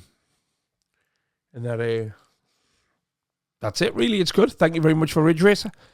Next week, what have I got planned? It's Easter weekend. Obviously, having no kids, I don't do anything for Easter. Went out for food last night. Probably go to the cinema again tonight. What are we going to see? Fucking Imaginary. One of the worst films I've ever seen, to be honest with you. It's about an imaginary teddy bear that everyone can see. An imaginary, invisible teddy bear that it turns out everyone can see. So it's not imaginary or invisible if everyone can see. It did me head in. It was shit. It was absolutely crap. It shouldn't be at the cinema. I want to know who's in these meetings when they okay this. I went to go and see a horror film not so long ago. It was called something like It Lives Within or The Evil. Basically, right, they were walking around with this jar and this jar had evil in it and they were going, ooh, there's evil in the jar, there's evil in the jar. And I'm like, do you not have a special effects budget? What's happening here? There's evil in a jar. Ooh, the jar's broke. Ooh, we're all gonna die. And it's like, who was in the meeting that okayed this? Who was in the pitch that goes, so what is it? It's evil in a jar, mate. Green light. He has 10 million. Go and make that. Do you know what I mean? And then this other one, this imaginary, is about a teddy bear that doesn't really, can't be arsed. It's shit. Just don't avoid it like the plague. Pisses me off because you got films like Roadhouse, which look like they should have a cinema release, that don't get released at the cinema, but fucking Devil in a Jar and fucking invisible imaginary teddy bear everyone can see does. Heap of shit. Absolute heap of shit. Shit. What else? What else has happened this week? Nothing really. Oh, I'm saying nothing. You've seen everything I've done. Nothing. I've been to a BKB event. I've been to the cinema. I've got a Ridge Racer arcade game. I've eaten out multiple times. There's been absolute hell on the internet that for once doesn't involve me. I spoke to Scotty. Scotty rang us on Friday. It's coming off the Decker Daily. My phone was ringing, and I was as the end of the Daily Decker. If you watch the Daily Decker, you'll see I'll be like some idiots ringing me phone. Got me phone off the tripod as it's a webcam. It was Scotty. I was like, "What's up, Scotty? How you doing?" Because I had sent him a message saying, "I hope you're all right, mate.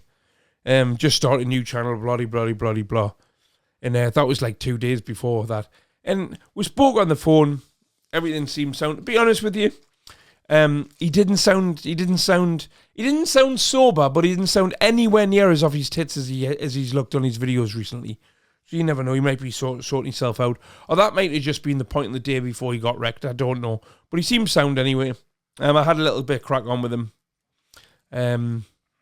Now I did say, do you still want to go for food at some point? I would like to go for food and make a peace offering to him. Like I say, I don't want enemies just for the sake of having fucking enemies.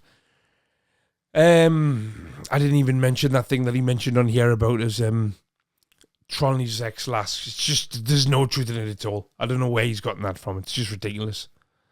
But so hopefully I'll go for food with Scotty G next week. I want me NA meeting on Wednesday night. Going to another one tomorrow night. It feels like Sunday today, but it's not Saturday. But I'm going to finish this vlog now and upload it so that it can come out on Sunday at 6 o'clock. This channel now has enough subscribers and watch hours to be monetized.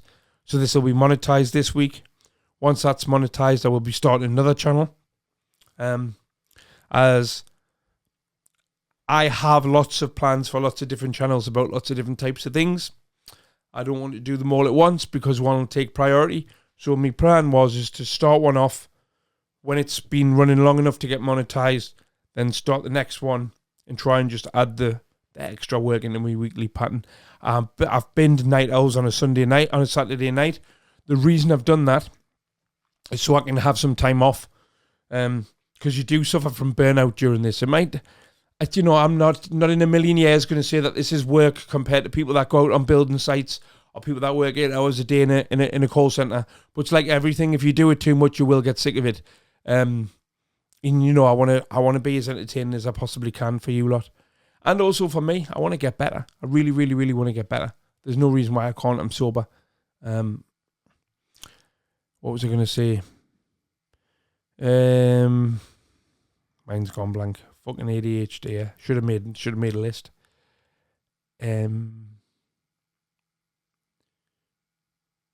That's it. Have a great Easter Sunday, everybody. And I shall see you next week on the Hedgehog vlog. Good times. Bye-bye. Idiot. Right, Chris, here, we're going to right your wrongs with the Easter eggs here. Where are we, Simon? It's a fucking time-wasting Tesla unit. Trying to charge your car. I should have started vlogging earlier, but where are we now? We're like... An hour into his journey. We're an hour away into our journey on my way to Dundee. I've had quite a few what you could best describe as, I don't know, Heggy pilgrimages. Pilgrimage. Because I went to Welsh Road the other week.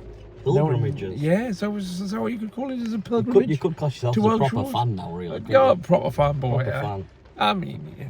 You're spending your hard-earned money. See, I to say go that. see Though. him. I know I say that all right, but he's not even my favourite rapist because Shadowbox is Yeah, my favourite rapist. I prefer Shadowbox. Aye. At least his content's funny.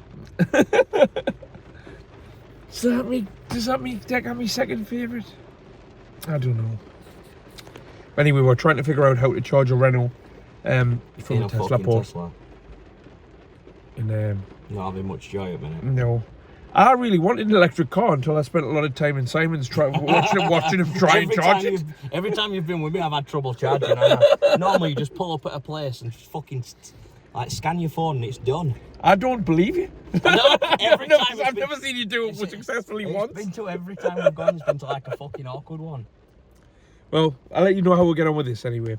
This is some fucking drive this like I'm fucked now. I'm fucked. I've done 2 hours before you.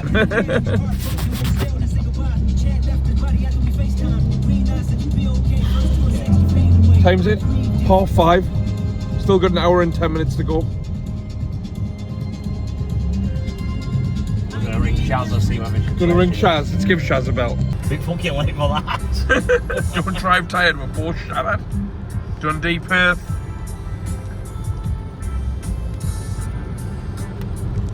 It's far, this, like. It is very far. Can you imagine what it was like for decking it back in that meat wagon? For fuck's sake. It's horrible getting drove from fucking to court in one. Yeah. Do you know what I mean? Just arrived in Dundee.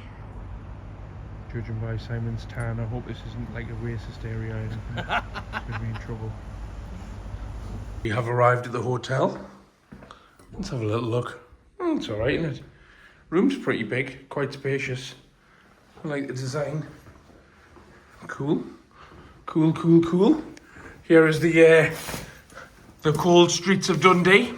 I'm gonna have a nap. Nando's by myself at 10 o'clock at night because Simon's gone to bed because he's a freak. You're right, everyone. It's 1:30 in the morning now on Wednesday morning. So it's late at the day that we're going to go and see the Decker court trial, or the Decker court appearance, whatever it turns out to be. Just fell asleep for an hour, woke up, fell asleep listening to some podcasts in the room, woke up. Now I'm wide awake again. I went to Nando's earlier. Rushed back in the rain to do the live at 10:15. Was a shambles, absolute shambles. Scotty G showed up late, didn't have his phone charged. Starting to talk to him about what had happened, that went off. I think I'm going to stop doing lives outside of my studio at home, because one thing I noticed tonight, and I was looking back at the live, there's a lot of comments on there saying that I'm off the wagon and I look fucked and I'm on drugs and I'm this and I'm that. And what I think it is I'm just not comfortable doing that sort of thing from a laptop camera. I prefer the comfort of my studio, with my headphones on, I can hear my voice. What's this? I can hear my voice in my headphones dead loud. You know what I mean? It feels like I'm doing some form of performance, as opposed to just having a laptop like this. Just so they subscribe to the Burger Joint podcast, people. Bad camera angles. I mean, people are saying I look like I've got an abscess on my face, and I was like, it's just a camera angle. Normally my camera's up here. And yeah, it just sends me ADHD west. So I think from now on, I'm going to make a conscious effort where if I'm not at home in the studio, and it's on a night when I've got a live booked, on a night when I would normally do something live, I'm just not going to do it. I'll either put it back a day, because the stress is out. And reading the comments now, it's got me back up. One of my oldest friends texted me saying, "You're definitely on the biz. You're 100% on the biz." And I was like, "I'm fucking not." And he was like, "Keep telling yourself that." And I thought, fuck me.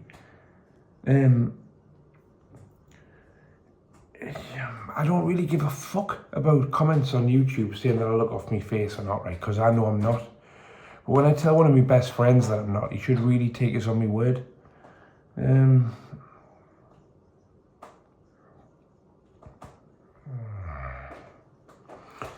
I didn't have any pop or any water in the room, so I didn't have anything to drink. I had heartburn before, and I came up with the idea of making a cup of tea. It's far too late at night to drink coffee, so I'm having a cup of tea. And then I can't decide whether or not to have a shower now, so that means, because in the morning I want my hair to be dry so I can gel it properly. Because I want to look my best, don't I? I don't want to just turn up looking like I just woke up. Even though my alarm's set for 7:30 in the morning, so I will have just woken up. Oh yeah, I wish I had something to do, something to watch. This isn't really how I thought this night was going to pan out, to tell you the truth. Me and Simon had a few things to do, a few things arranged. We got here, I can't blame Simon, like we're both fucking bollocksed when we got here. We're just fucking shattered too. We're both going to have a nap for an hour. And then Simon messages saying, I'm just going to stay in the room and chill out. I'm done for the night. So then I went back to sleep for another hour or so, and then by the time I woke up, I think I left here at like 9:30. I went to I've put in McDonald's on my phone. So there was a McDonald's like 0.3 of a mile away or something. So I've started walking to McDonald's, and then I've came across a Nando's. So I ended up just diving in the Nando's at like 25 to 10. They close at 10. So I ate the Nando's too fast and then came running back here in the rain. It is what it is, isn't it? I didn't sleep very well last night, and I took some Pro Plus yesterday. Not yesterday, I mean yesterday as in not yesterday as in the day I came here. Yesterday is in Monday, and then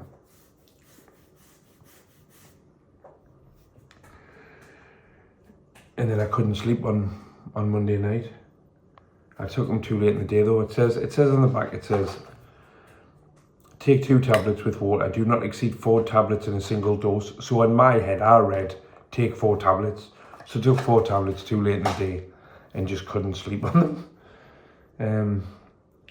Which bollocks me sleep pattern up for today. And then I've got here shattered and then had a couple hours and now I'm wide awake again.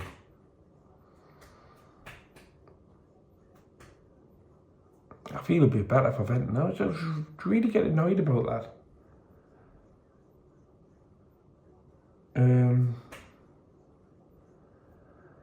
I've got no reason at all to lie about being sober. There isn't any reason why I'm sober through because I want to be sober now. It's not like I have children and I have to be sober for them or be sober for a relationship or be sober for anything. I'm sober because I want to be. No other reason. So I have no reason to lie about it, if that makes any sense. And in essence, if I was lying about, the only person I'd be lying to is myself. Yeah,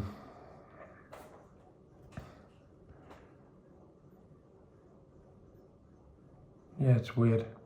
Anyway, 20 to 2 in the morning. Good night, everyone. Right, it's 8 o'clock in the morning. Just gonna do my hair. And then Dundee awaits. Dundee Sheriff Court awaits. Simon's up. I've spoken to him briefly. Some other friends are here, so I'm gonna go and meet everybody now. Right, so we're off to Dundee Sheriff Court. Morning, Simon. Good morning. Very tired this morning. Checked out the hotel and whatnot.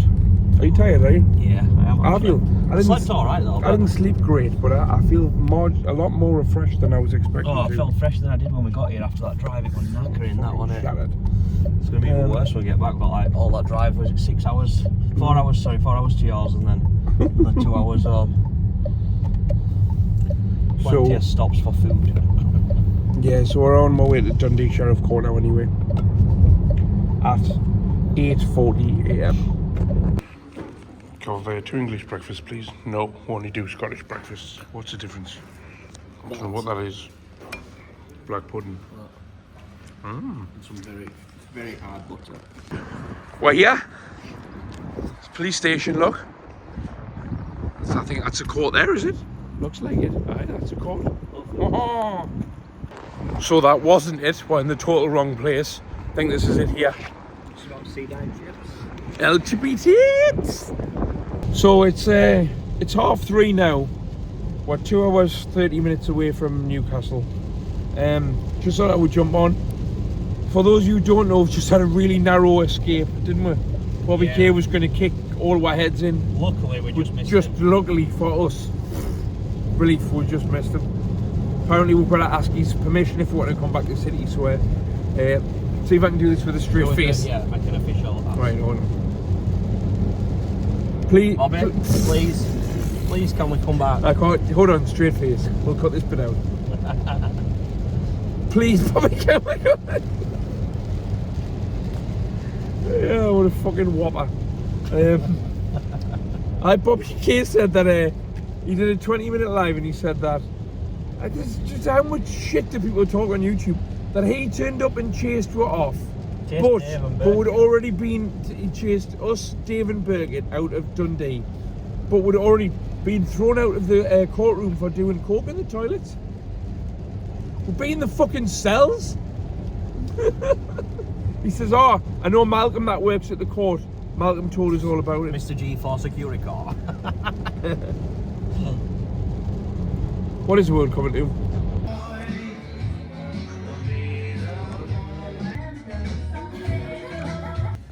So we've got potato skins. Pizza's nice. Prawns. He got them at the end and went like this.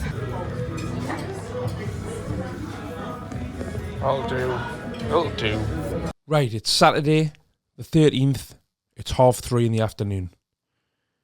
This is the first time since I've started vlogging that I've had to come on and make a vlog and honestly say I'm not okay today. I'm not in a good place today. And I wasn't yesterday. And I don't know why. With absolutely no reason not to be in a good place. I was very angry yesterday, all day. Things that shouldn't piss me off were driving me wild. I'm 44 years old, and I'm used to in my life, if I'm upset about something, or if I'm angry about something, there's at least a reason.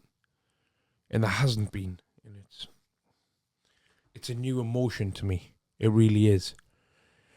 But anyway, get that out of the way, just in case I'm a little bit sharper, or a little bit, I don't know, harsher when I'm talking about people on here today than I normally am. But let's just power through it.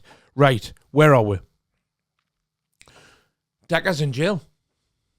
This is the first time I've followed this Decker story since 2001, and this is the first time since I've done it that Decker has been confirmed in jail in the UK. And what I suppose is the weird thing about that is the fact that he's locked up for a driving offence.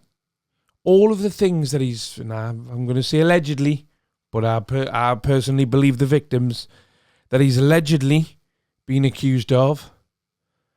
And he ends up in jail for a driving offence. The British government system, the British fucking jail, what's it called? The British, I don't know. What is it? The court system has a lot to answer for, like it really does. But at least he's off the streets, and at least he's not capable of hurting anybody else while he's in there for a while. We'll find out on the 3rd of May how long he's going to be there for. Had a lot of comments. Oh, so that's the end of the Daily Decker. I say, is it? Is it the end of the Daily Decker? The Daily Decker's been locked up since November. It's fucking April now. He's only been out for 10 days since November. The show's not going anywhere. I'm enjoying the show at the moment more than I have in a long time. I go through like, I don't know, peaks and valleys with it on how I feel about doing the show. And at the moment, because we're watching old podcasts and I've never seen any of them, I'm really enjoying it. I am really, really, really enjoying it at the moment. So there's absolutely no problems whatsoever with me keeping that going. Like I've always said, that show, I won't do that show anymore when it's not fun to me anymore. And at the moment, it's still fun. started content. Finally, actually started content that isn't about this corner of YouTube. I've got a video half edited, I've got a script half written, and I'm working on it. It's coming. And that was a big step for me to just start the video. I've got loads of ideas. And what I've never actually done, if I'm telling the truth, is start one. I've never started one. And starting one is the hardest part. Start one and started putting it together. I thought, this is all right, you know. Now, making video, the way making content works for me is when you make a video on something for the first time, as long as it's decent and entertaining, that's good enough, because that'll be the worst one that I make. They'll only ever get better. And I'm pleased. The subject is Alphaba. For those of you who don't know who Alphaba is, she's a TikToker that gets herself into fucking all sorts of trouble. But I'm just reacting to just very much like Decker. She makes content. To me, her funniest content is when she's sitting there being serious to the camera on a live and she's talking about various fucking subjects. And she's such a fucking idiot. What she says about anything is funny and is funny enough to react to. Do you know what I mean? It's like Decker. Decker can be talking about anything, and it can be and it's funny to me. To me, Decker's at his best when he thinks he knows something about a subject he knows nothing about. There's nothing funnier than a mong that thinks they're clever. Nothing funnier. Now I know somebody's just wrote in the comments saying, "Now, well, you're a mong that thinks they're clever." Maybe. What else has been going on? So me and Simon, as you saw in the vlog, me and Simon went up to court. It was a bit of a disappointment, really, as we didn't see anything at all. But me and Simon had a laugh when we're out and about. Do you know what I mean? It was a road trip. It was fun. It was fun in that sense, but it was a bit of a disappointment. And then we're tasked with going back the Wednesday after. Simon's been in hospital today for an operation. Wednesday, he's busy doing stuff for YouTube Wars. He was like, he said he didn't really have the time to take another 2 days out of his life to drive all the way up there and back, which is fair enough. So as a result of that, I didn't go. Sharon was going anyway. Sharon give her a ring on the show, and she gave all the information that we needed. There's a newspaper article out there now that literally confirms every last thing Sharon said. So we now know exactly where he is, what he's charged with, and what's actually happening. And the information came from a 100% trusted source. Well, a newspaper, you don't get any more trusted than a newspaper, really, do you? Although some of them do print a load of shit. I've had my hair cut today, shorter than normal. Scotty G's disappeared completely. No, he hasn't got data, so I've texted him a couple of times. I've had no reply to the texts. You know, the offer's still open to him. I will take Scotty G to a meeting, to an NA meeting, and see if it does any good. If he wants to come, if he doesn't, I'm not going to hound him. It's up to him. If he doesn't want it to work, then it won't work for him. I'm not going to be filming it if I do take him or anything like that. Do you know what I mean? I might not even, if I do take him, I might not even come on here and tell you. I might, if he wants to tell you, that's it. I'm not doing it for clicks and views. This is where my head's at, right? Taking Scotty G to a meeting, in my opinion, probably will have no effect on him. 90% certain he's not ready for that. But there's a 10% chance that he might go and he might hear something that connects with him, and it could, you know, trigger a sequence of events that saves his life. And to me, that's worth a shot. It's not going to cost us any money. Not really going to cost us any time. He only lives in fucking Wall's End. It's not that far from Tynemouth. Do you know what I mean? So, that's it. That's basically it. If it works, it works. If it doesn't, it doesn't. Yeah, it's worth a try. When the rewards are as big as, you know, potentially saving somebody's life, it's worth a try. Do you want to come to a meeting? Yeah, okay, come along. Do you want to come to a meeting? No, I don't. No problem. It's not. No big hoo-ha or anything. It's just one of them things. Right, what else, man? Jimmy Newman's come back. One thing I noticed, nobody seems to give a shit.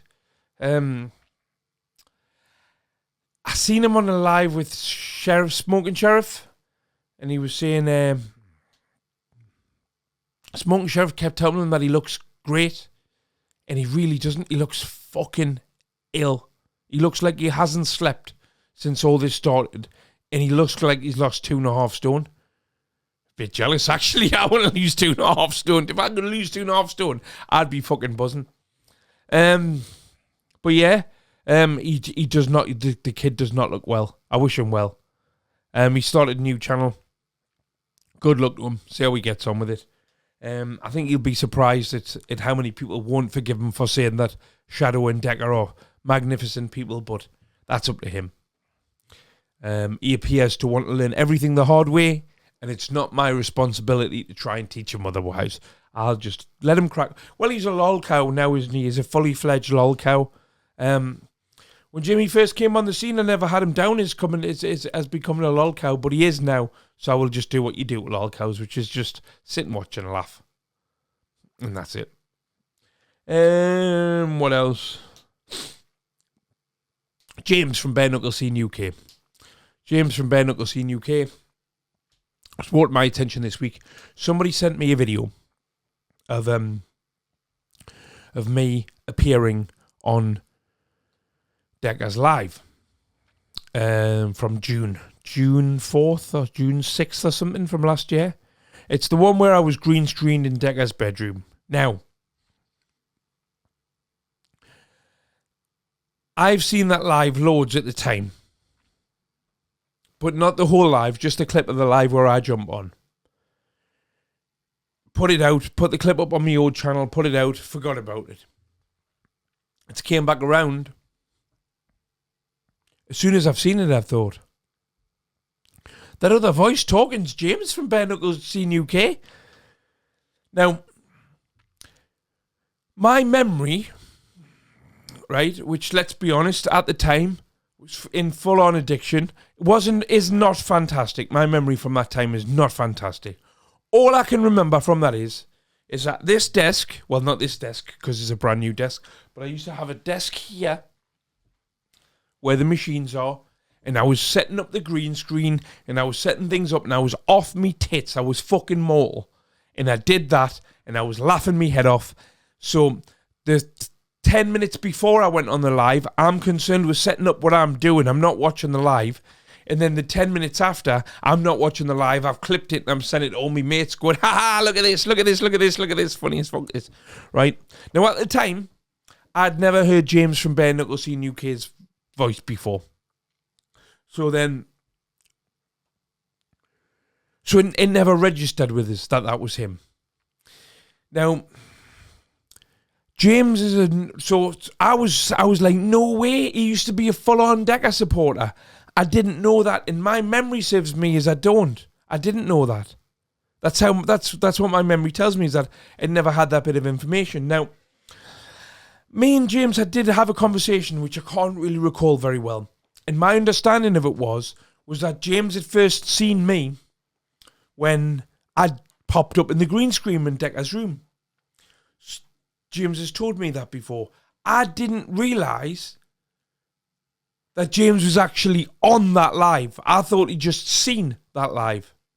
So when he's told me that's never clocked on. Oh, James, he's on that live all the way through. He's Decker's best pal on that live.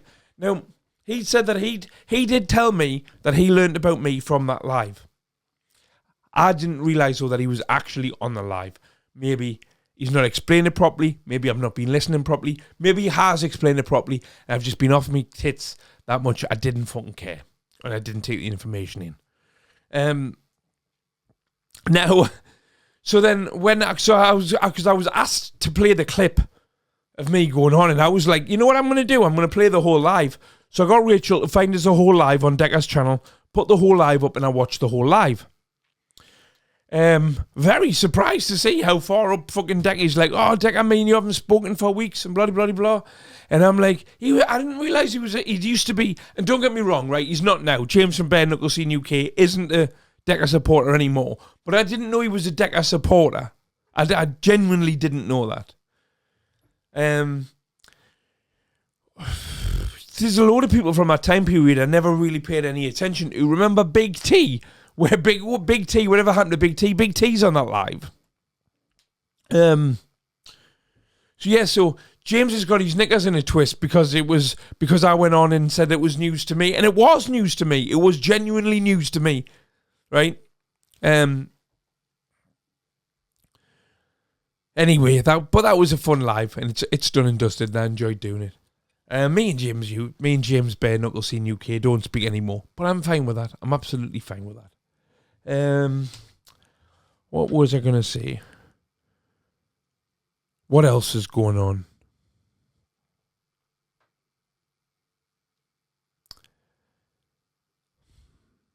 You know, I went to an extra meeting, an extra NA meeting last night, Friday night, because I was feeling angry and down. And normally a meeting sorts me out, and it did for a little bit. But then I come home and I was slamming doors and that for fucking nothing, like really losing my temper. It's new to me, being annoyed for no reason. I don't get annoyed very often either. Used to get annoyed frustrated a lot with myself when I was drunk, but not sober. I'm 120 days sober or something now. I'm at 120 days. I can't check my phone. So if I'm 120 days, that's 4 months, isn't it? But anyway, I'm around the 4-month mark now. And that's the first time that I've ever experienced an emotion that I'm only used to really feeling under the influence. So feeling it sober was weird. I can't put it into words.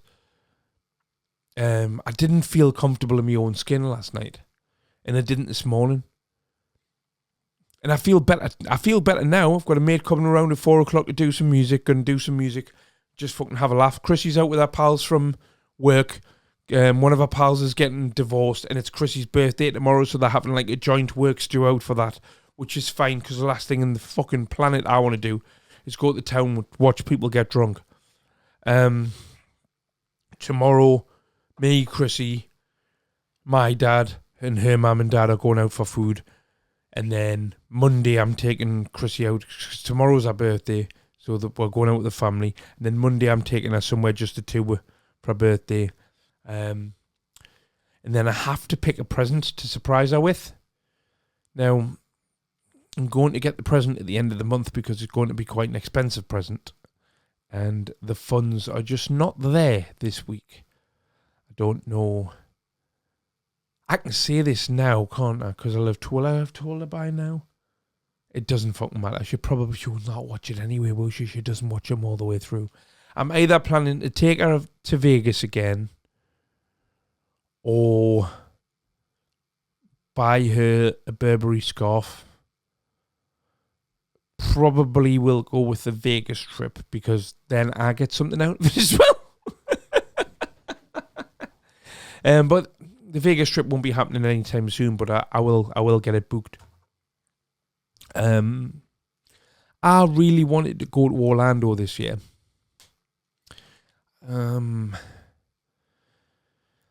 But then there's a new theme park that opens in Orlando next year, and it's like, I've been to Orlando 3 times in my life. I haven't been for about, it must be 10 years now, maybe a little bit longer. I went twice when I was a kid, then I went with me ex-partner that I was with for 11 years, that I was with for 17 years, sorry. I took her, and we did Disney and everything, all the things I did that I liked as a kid. I want to go back because I've not been for a while. I love theme parks. It's one of the few things that's fun in life I'm still allowed to do. So I think this year I might just make do with, I don't know, maybe going to Alton Towers and Thorpe Park and places like that in the UK, and then going to Orlando. Although I suppose if we go to Vegas this year, I could get Nicola to drive with too. Oh, so Mackenzie's in the live finals of American Idol. He's down to the last 24. He's doing fucking fantastic. Mackenzie Sol, go and have a look him up on American Idol. He's doing fucking mint. Obviously it's his mother that I stay with when I go over there, so it depends on how far he gets in this competition, because there's probably a big record deal on the horizon for him now this year. I'd be very surprised if that isn't. What else? So yeah, but you know I can get Nicolette drivers to Disney when I'm over there again, can't I?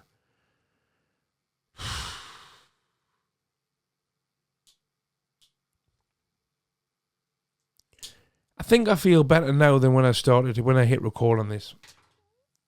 It's I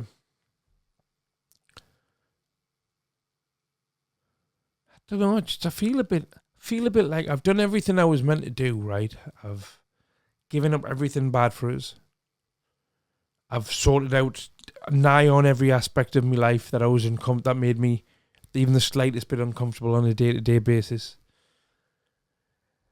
And to not feel happy all of the time as a result feels like I've been cheated out of something. I suppose life's not like that, is it? Because life on drugs was happy for a very long time until it wasn't.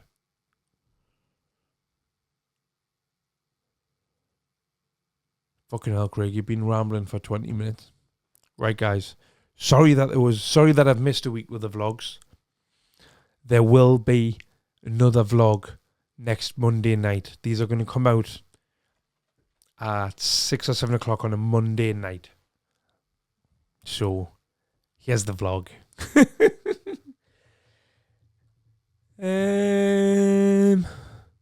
Yeah, that'll do. I'll see you all soon. Bye-bye. Bye-bye. Fucking gimp. There's me card, Chrissy. No, he's never been there. Idiot, you.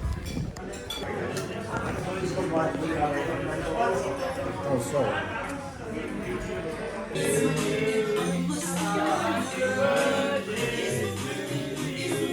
What's this, Chrissy? Crab meat and sweet corn. Crab soup. meat and sweet corn. Chicken skewers. Spring rolls. Yeah. Ribs. Yeah. Chow mein. King prawn curry. Rice. King prawns and cashew nuts. Right, it's Saturday, 20th of April. It's 9:10 at night. Right now, I've just got out the bath. Got a few messages saying go and click on Smoking Sheriff's Live. He's slagging you off to death and bloody blah. And I thought, all right, of course he is. So I went over and I had a look, and he's spitting bees out of his mouth because of the way that I spoke to Karate Marty the other day. Now I refuse to believe that any grown man on the face of the fucking planet who doesn't know me and doesn't know Marty will be that annoyed by what I said to Martin. So I'm going to presume that the reason that he's really doing this is for clicks and fucking views. You know, which is fine. It's YouTube. It's fine. He's well entitled to do that. We'll all do that to some extent. But it also means that I know exactly why he's doing it. And I know that it's getting involved in that interaction I can't win. Because he's pretending to be annoyed at something. So he's never going to see it from my side. But as I said I left one comment before I left. I just said, look, I'm not that arsed what every single stranger on the planet with a camera phone thinks about me. Crack on, lads. Have a great weekend. And he was like, I'm a fucking willing, it's fucking tricking it. And I clicked off it. That was the end of it. And I'll never see it. So, Cheg's been arrested. I've got to be honest. I'm just as fucking surprised as everybody else. I said to my friends recently, but I don't know if I've said it on a vlog, but I have said it to my friends, that I could sense that there was a huge shift coming in YouTube. And what I wasn't expecting it to be, well, Decker being locked up, yes. Paddy lost his channel. Didn't see that coming. Although he might have got it back again now. I don't know. I'm not sure. Somebody said he got it back, but I think he just started a new one. I don't know. By the time this comes out, I will know because I'll have looked. But never mind. So, Paddy lost his channel. He might have got it back. And Cheg's been fucking arrested for that. That's fucking mad. Now, I'm good friends with Cheg. I've only met him in real life 3 times. But we speak most days. Never, ever has he said or said anything that would imply or make me believe that he is in any way, shape or form, any form of drug dealer. So I don't know what's going on, but I'm 99.9% sure that he's not a drug dealer. So I can't comment on how he's gotten mixed up with what he's been arrested for, because it's fucking big time, that. But we'll see what happens there. So, getting back to, so this is what happened with Martin. Right. Let me rewind a little bit first. I'll tell you the full story. In December 2021, I'd been in this corner of YouTube for about 6 weeks. During that time, I'd done phenomenally well. I went from 0 to 3,500 subscribers practically overnight because my content stood out. Right, I needed to get back to making that kind of content as well, because it was really good, it was really creative, and it was far more than just me sitting babbling to a fucking camera, and I need to get back to it. I've got 3 channels. I've got a Decker channel, I've got this vlog channel, I've got a main channel. Those of you, I don't think I put a video out on the main channel for 2 months now. I need to focus on making some proper main channel content. There's a reason why everybody in this corner of YouTube knows who I am, and I've forgotten I haven't made content that stands up to that for a long time, and I'm guilty of that, and I know I am, and I'm trying to get to it. Well, but this shit just keeps on happening that I've got to address.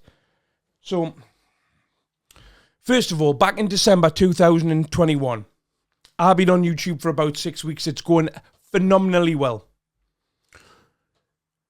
One Sunday morning in December, I found my best friend dead.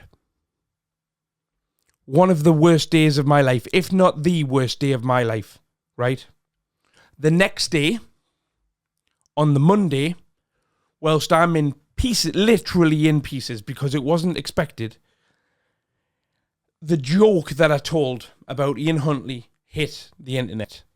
The joke from 2019. Somebody found it somewhere. I think it was somebody sent it to Exposure TV and they put it out. And every single, I went from 1,000 positive comments a day to 2,000 negative comments a day. The internet literally switched on me. I've won a lot of those people back now, but it did. Now I'm extremely thick-skinned, as some of you will already know. But I swear to God, that week when I was getting, I wouldn't say trolled, but slagged off to the extent that I was online, the same week that I lost my best friend, right? If there had have been a time in my life that I was down enough and upset enough to take my own life, it would have been that week with those two things happening at the same time. Either one of them I could have handled. Both of them happening at the same time was it was a lot. It was a hell of a lot.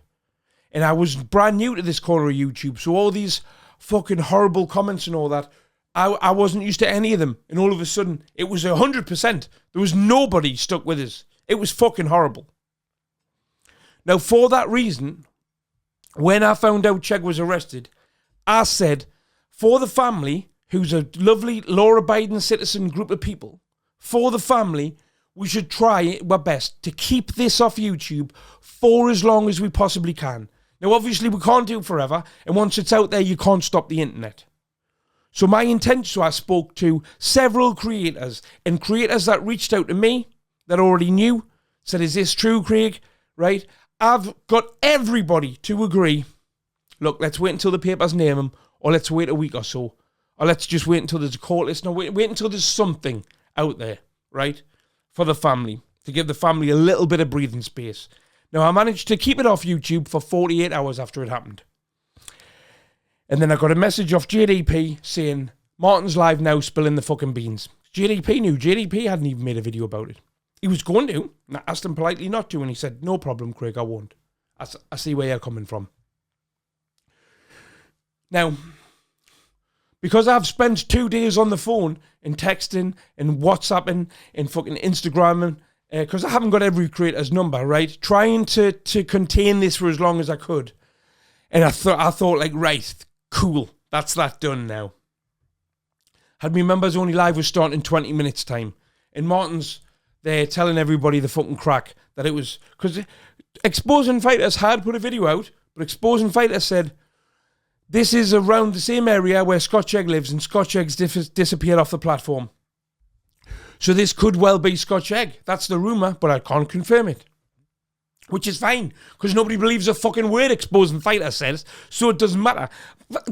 Mind you, at the same time, thinking back in hindsight, I could have passed off what Martin was saying as a lie. And people would have believed me that it was a lie. But then that would have made me a liar. So I've gone live fucking ranting at Martin. Right? Yeah, me temper had gone. In the heat of the moment, that was exactly how I felt. When I'd slept on it and woke up the next day, I'd thought, Craig, you're trying to get out this corner of YouTube. We've got nothing to gain from going at Martin. What Martin's done can't be undone. He's put it out there. It's out there now. You can't take it back. Doesn't matter if you spend the next 6 weeks or 6 months going at him. It's still put it out there. You need to focus your energy on the things that you've on this new content for your new channel. Right, fine. Now, during that time, I'd woke up and I hadn't been sent a video from Martin. I'd been sent a video from Jimmy Newman, which is some of the most fucking weirdest, shittest stuff I've ever seen on the internet. Smoking Sheriff, who's raging at us, right? Fake, pretending annoyed it is, saying I've got double standards. If you think I've got double standards, cool. Think I've got double standards, I don't fucking care. I really don't care. And then Martin had put a video up. So I thought, now it was my intention when I was lying in bed to message Martin and saying, look, mate, I overreacted last night. Here's why. I said that. So I opened WhatsApp. I sent him a message explaining it. Pretty much what I've just said to you. It's fair enough, Craig. I said, truce, fine, done. Right? So me and Martin are fine. Smoking Sheriff's still going on about it. I don't understand why. I don't understand why Smoking Sheriff's annoyed. The only thing I can think is, right, is Smoking Sheriff knocks around with Jimmy Newman. Now, Jimmy Newman is 100%, not even suspected, he's 100% a Bacon supporter. He speaks very highly of Derek and very highly of his bum chum shadow boxer, right? So he is a Bacon supporter. Smoking Sheriff is practically the only friend Jimmy Newman's got left out of all the creators.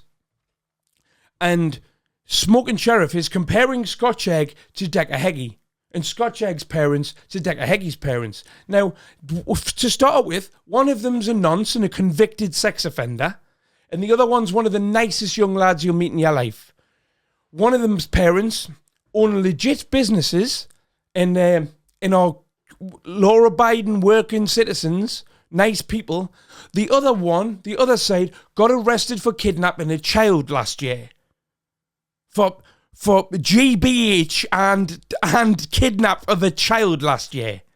So for you to compare Decker and his parents to Scotch Egg and his parents, in my eyes, is fucking mental. But if you support Bacons like your friend Jimmy Newman does, then I understand why you would because you must think being a Bacon's normal, which is fine. But I don't. I really, really, really don't. I said on here when I came on, in one of my earlier vlogs, I can remember saying, because Jimmy Newman sent me a message about it, and I'd said that my channel was initially set up to make fun of nasty people, and that somewhere along it, I'd started believing my own hype, and my kind of mission statement got lost, and I started having to go back at Jimmy, who I think's a nice bloke. I do. I think a lot of his views are wrong, but I think he's a harmless, nice bloke, really. He's just got severe mental health issues, which is fine. So I'd said, I'd started to kind of believe my own hype, fucking just lost sight of what it is I was doing, and had somehow gone from let's get Decker to it being open season on everybody. And when I wound me neck in a bit, I thought, Craig, why are you doing this? This isn't like you. You know what I mean? Fair enough, Decker's a convicted sex offender.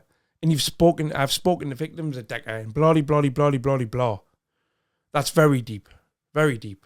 Something I got myself into by accident as well, Didn't intentionally do this. I was just after clicks, views and laughs to start with. And it got very dark very quickly. So, what I was saying there is, Jimmy Newman had sent me a message saying, it takes a big man to admit that he was wrong. And I was like, yeah, I was. And more so, my point being more so about my channel being to go after nasty people. If I'm going to go after people, they're going to be nasty people. And it not being fair game to just have a crack at fucking anybody for anything. That's the person I want to be. I want to be that type of person. Because the type of person that goes after anybody for any reason is just a bully. And I don't believe I am a bully. I think I make reaction content. I make YouTube videos reacting and giving my opinion on other people's YouTube videos. That's it. Now, according to Smoking Sheriff, it must be open season on everyone. Which if it is for him, then it is for him. But that's not what I'm doing here. That's not what I'm trying to do here. Email address being set up. In case anybody wants to email check. Now, the family have set this email address up. And any email sent to it, obviously, they've sent this email address up for two reasons. One, they don't want to give every single person on the internet these details. And two, if it's just going to be like, I'm booking your last while you're locked up, check and stuff like that, they can filter those out. So the email's address on screen now. Any nice or supportive emails will be passed on to him. And they've said that they will also pass on his replies, which is nice of them, is very nice of them. Soon as I know more about Chegg, as soon as I'm given clearance by the family to tell you any more about Chegg, then I will do. Bless him, man. Bless him. Right. What else has been going on this week? I texted and rang Scotty G earlier. Not heard anything back. Me and Martin have made peace. You know what I mean? I don't want to be Martin's fucking bum chum or anything. I'm not going to be on the next flight to the Philippines. But at the same time, what I'm trying to do is to be a better person. Like, me and James from Bare Knuckle Scene UK, we had hell on with each other, right? For a little while. And the other day, just before all this happened, actually, the other day, I was refusing to talk to him on the phone. And I spoke to Simon, and Simon was like, I don't know why you don't just speak to him. If it was me, I'd talk to him. And I thought, you know what? He's right, I should talk to him. If we can solve this with a conversation, we should try and solve this with a conversation. So I spoke to James from Bare Knuckle Scene UK, and we sorted everything out. And that felt good. It did. I don't argue with people in real life. You know what I mean? I have me very close knit. I've got several different friend groups from several different time periods and interests in my life, and I don't argue with any of them ever. And it's all fun and games coming on here and arguing with Decker when he's firing back at us, because I get a load of views and I run circles around him verbally. But just to argue with every creator for the sake of arguing with every creator is a waste of my fucking time, and a waste of theirs as well. What I've realised with Smoking Sheriff and his fake outrage at what I said to Karate. I can't believe he said that to Karate Marty. You're finished. I was like, for fuck's sake, is this where we're at? But then it dawned on us when I was in the bath and thought, I've elevated myself to a position on this platform where people can now build a channel off the back of going against me. And I felt really proud at that. I'm just like Decker. Oh, God. What are you saying? What are you saying? My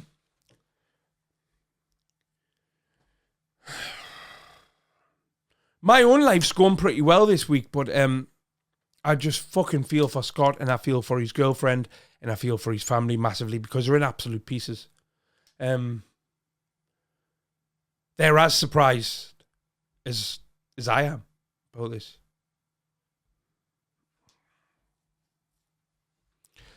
Well, you know what it is. I sat down. I was quite annoyed when I sat down. I'm dead smiling now. And now I want to keep talking.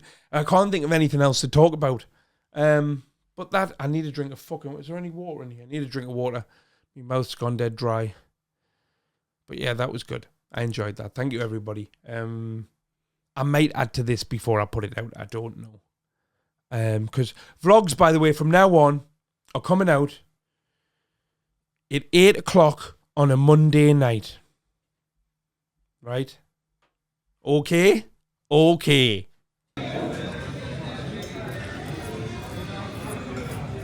Oi, oi, everybody. It's Monday. Monday afternoon. It's 10 to 4 in the afternoon. Which means I've got about an hour and a half before Chrissy gets in from work. So, I need to get this vlog finished, get it uploaded, and blah. Right, so, had the little bit of the thing on Sunday night now, where Chegg went live on his channel. Was it Chegg? No, it wasn't Chegg, was it? Was it me? It might have been. Was it on the strict instructions of the family? Yes, definitely. Is there an email address where you can contact Scott? Yes, it's letters to Chegg@gmail.com. Right. I'm pleased with how that went. Right. It was my intention to have that be the right mix of funny, weird, and informative. And I think I nailed it. I honestly do. I think I nailed it. So, onwards and upwards now. Whatever happens to Chegg, happens to Chegg. I'm hoping to hear back from him tomorrow, speaking to him directly. Looking forward to that. Hope he's in good... From what I hear, he is in good spirits, surprisingly enough. Right. So, came out smoking sheriff's benefit, fraudster. In all honesty, somebody sent me that. Said, oh, you've got to put this out. And I said, I can't be bothered. I can't be bothered to make a video to the standard of video that I like to make these days that take me between 4 and 6 hours each.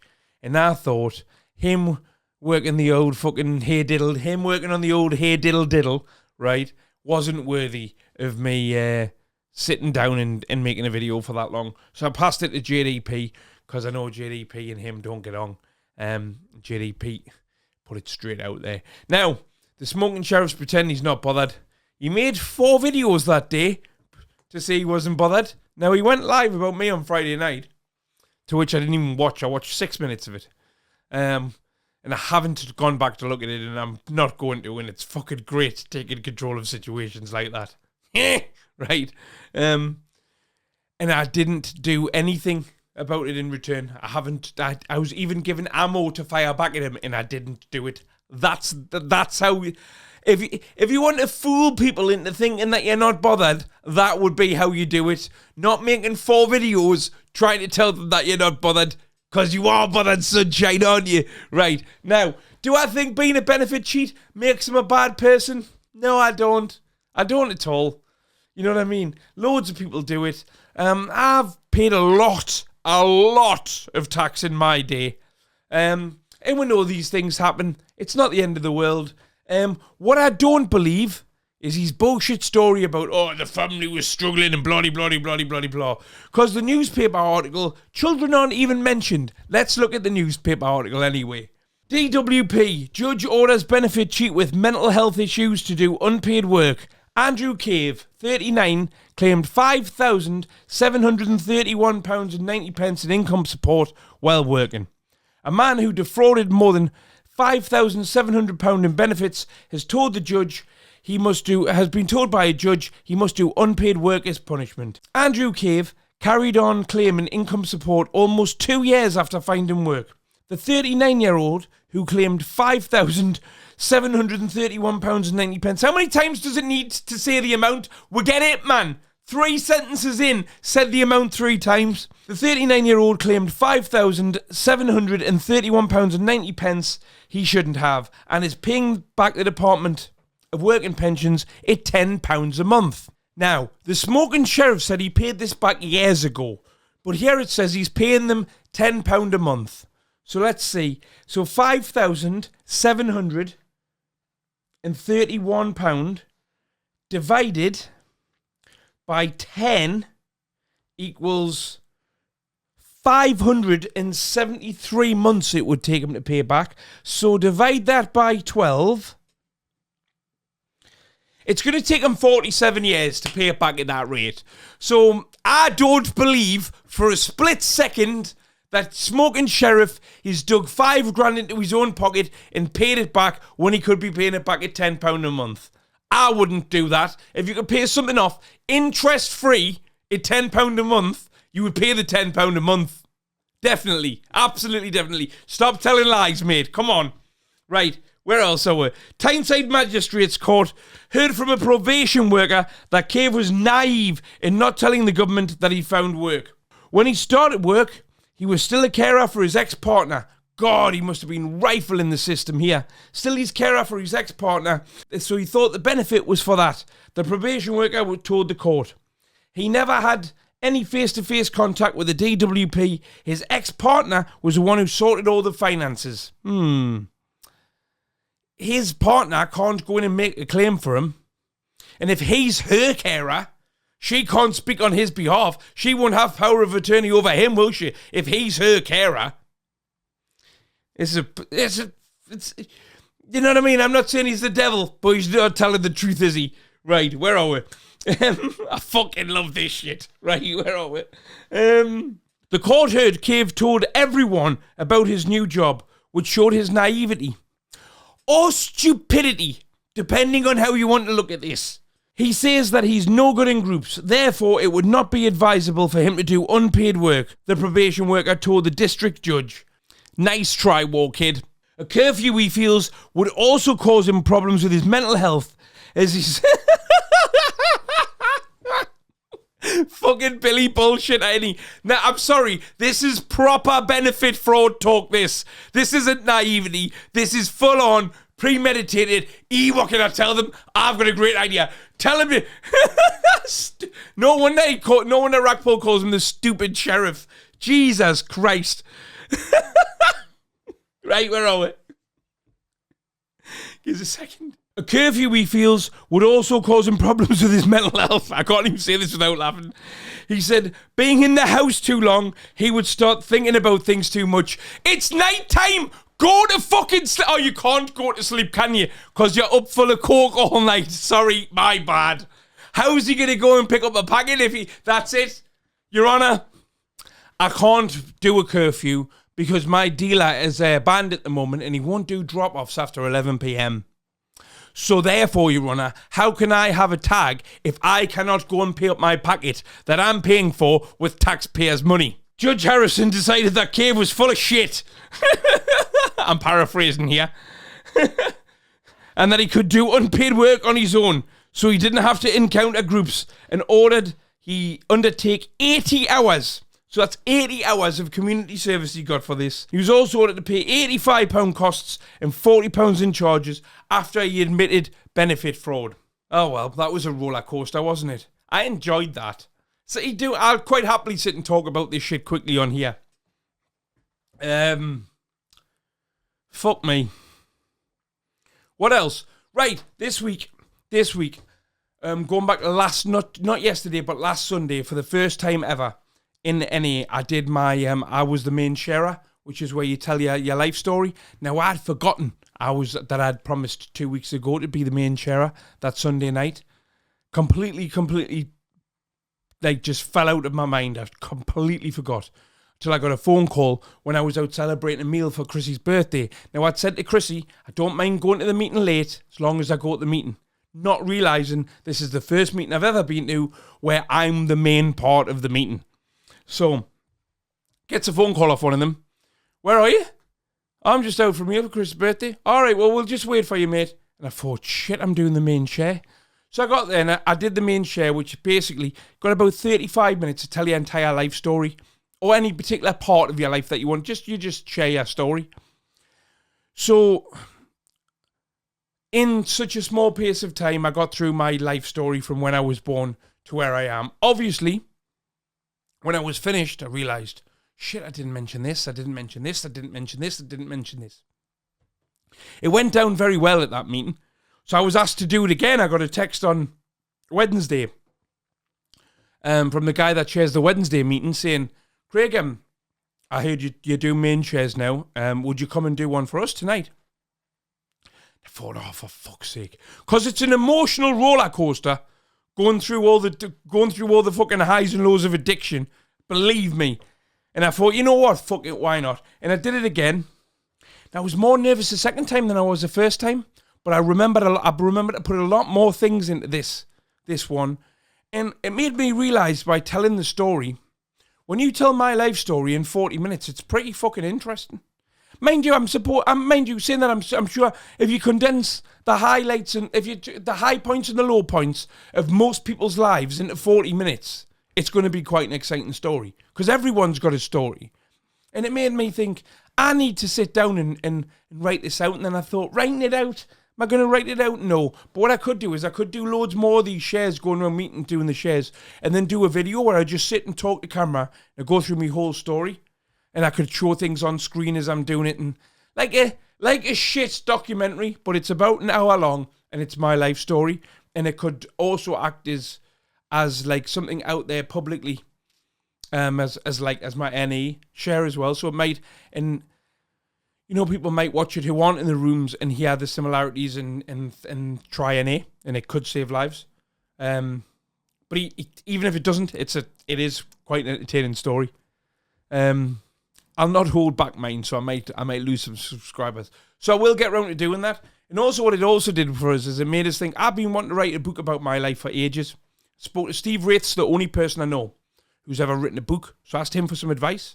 And he said, just sit down once a day for an hour. If you can write a page a day in 80 days' time or 90 days' time, you've got the best part of a book. And I thought, that's not that. The way words come out my head, I could definitely write more than a page a day. If I tried to write 2 pages a day, I could probably write a book in 2 months.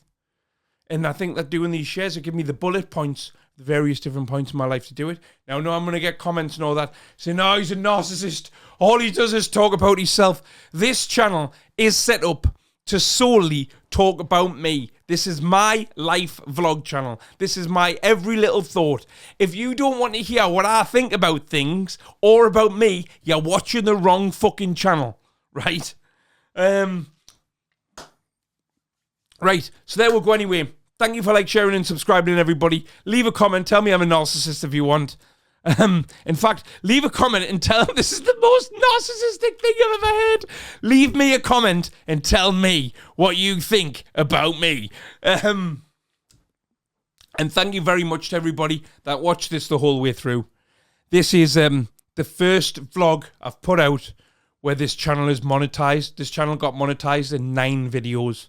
And I think that's amazing. To get I had the watch hours after 4 videos.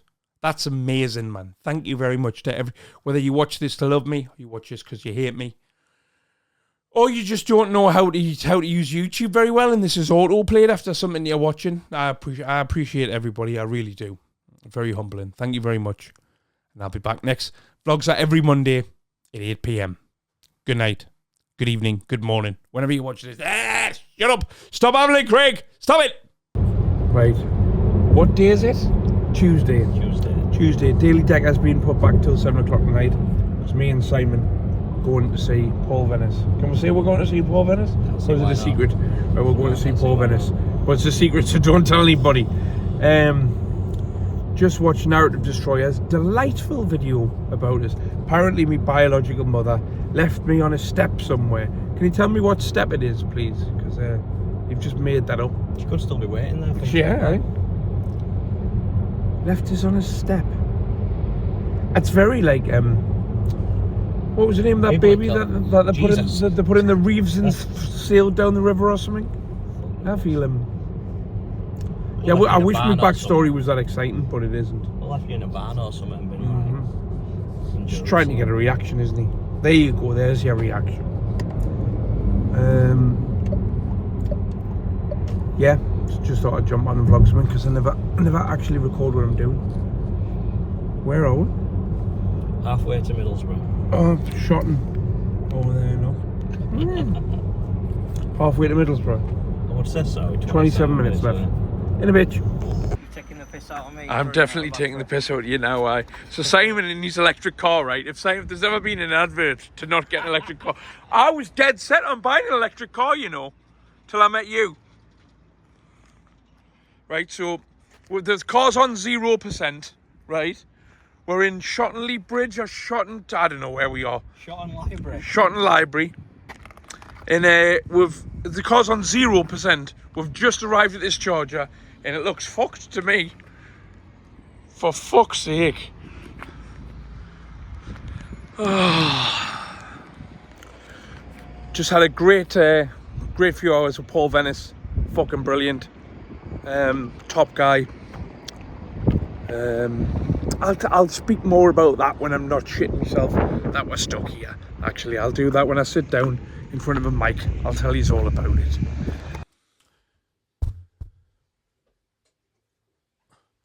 Hello. Right, it's Wednesday afternoon, Wednesday evening, 20 to 6. Bought myself some trainers today with some of my YouTube money. I'd like to say thank you very much to everybody. I really appreciate it. I love trainers. Nice new trainers. I love a new trainer day. I can't wait to go out. Can't wait to go to my NA meeting and wear them. Right. So, what's happened? Full disclosure. This is fucking weird. I thought I would jump on to document this because it's really weird. For the past week, I've been putting together 10 rules for myself on YouTube.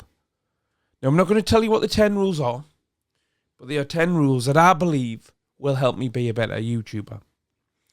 One of them is to stop reading comments completely. Now, I spend far too long reading every comment and replying to every comment. To the point, bearing in mind, I've got 4 monetized channels now.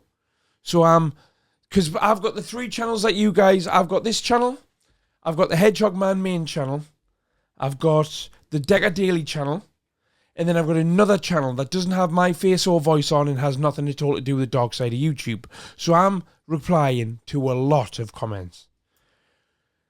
Chrissy had said about a week ago, I don't know, if you truly weren't bothered about what those comments said about you, if you truly weren't bothered about what people said about you, you wouldn't read them. And I thought, you fucking cunt, she's right, she is right. So I was like, right, one of the rules needs to be I need to stop looking. She was like, I don't think you appreciate, Craig, how much time that this will save you. Now, I was going to, so I'm rebranding the Decker Daily channel on the 1st of May, which is Wednesday coming. And I was going to start these 10 rules from then. And I thought, these 10 rules will make me a better YouTuber. Why am I waiting a week to start them? Just start them. So I've implemented them now. Now, the not looking at any comments rule, I started at 12 o'clock this afternoon. I have a craving to look, this is mad. I have more of a mental craving to look at comments than I've ever had from any drug withdrawal. Ever. It's fucking mad. I just thought I would jump on. Now, it's weird though because it's not like me brain's thinking, oh, I need to know what people are saying about it. It's because I genuinely don't care about that. But it's just a habit of having my phone in my hand and going through. Now, what I've done is I've logged out of all of my YouTube channels on my phone, all of them, and I've started a new YouTube account. Luckily for me, it's this week that my YouTube Premium subscription comes out the bank every month. So I've cancelled that on the account that I had it on, and I put it on this new account. Now, this new account isn't a channel as such, it's just an account for me to watch videos on. So I've opened up 2 accounts on that account. You know how you can have more than one username? So I've got one, which is for me to watch the stuff that I like to watch. So on that one, subscribe to things like Joe Budden, Kanye West, The Weeknd, H3 Podcast, True Geordie, Will N.E., I'm Alex, the people I watch and enjoy. Most of the stuff all the stuff really that I enjoy watching isn't from this dark corner of YouTube. So that's one channel. And then I've got a second one, which I've actually called the channel. Well, it's not a channel because you need to verify it with a phone number to put videos on. I'm not even going to do that because I don't ever want to upload to it. So I've even called it Dark Side, and I've made a handwritten list of all of the content creators I can think of on this corner of YouTube. The list's about that long. And I've sat and subscribed to all those accounts on that one. So that when I want to look at Dark Side stuff, I can purposely go and look at the Dark Side stuff. And when I'm watching stuff that I want to enjoy, things like, because I'll be lying in bed, man, right, watching the H3 podcast, and I doze off. And when I wake up, fucking Jimmy Newman's playing because of the algorithm. So that'll stop that from happening, right? That will stop me waking up next to Jimmy Newman again. Thank God for that. Get off me feet, Jimmy. Right. So that's what I put in place to do that. Very happy about it. I'm amazed. I text Chrissy before. I said, this is fucking mad. It probably won't sound mad. I'm probably not explaining it very well. But I don't know what to do with myself. Because that's all I would do. Because I've got YouTube Premium, so I would have a video playing, but I'd be reading comments and liking. What I would do is I would heart every comment. But I would heart it just so I know I've read it. So you know what I mean? So I know where to stop when I'm going down. Because there's hundreds and hundreds of comments a day across the 4 channels. It's mad. And I must spend 3 to 6 hours a day just looking and replying to comments. Then you get into conversations with people. 9 times out of 10, it's arguments with people. Arguments about things I don't care about. And I don't care about it because now, oh God almighty, Narrative Destroyer has already got his camera phone out, hasn't he? Pointed at the screen like this going, say, look at him, fucking narcissist. Who cares about if he reads comments or not? You do, mate, because you're watching it, right? Look at him. He's a narcissistic prick, if you ask me. Nobody asked you. Right, anyway. You know what it is? You know what it is, right? That his video gets to me more than more than most people's videos do. Because I enjoy his content. That's annoying, that. Anyway.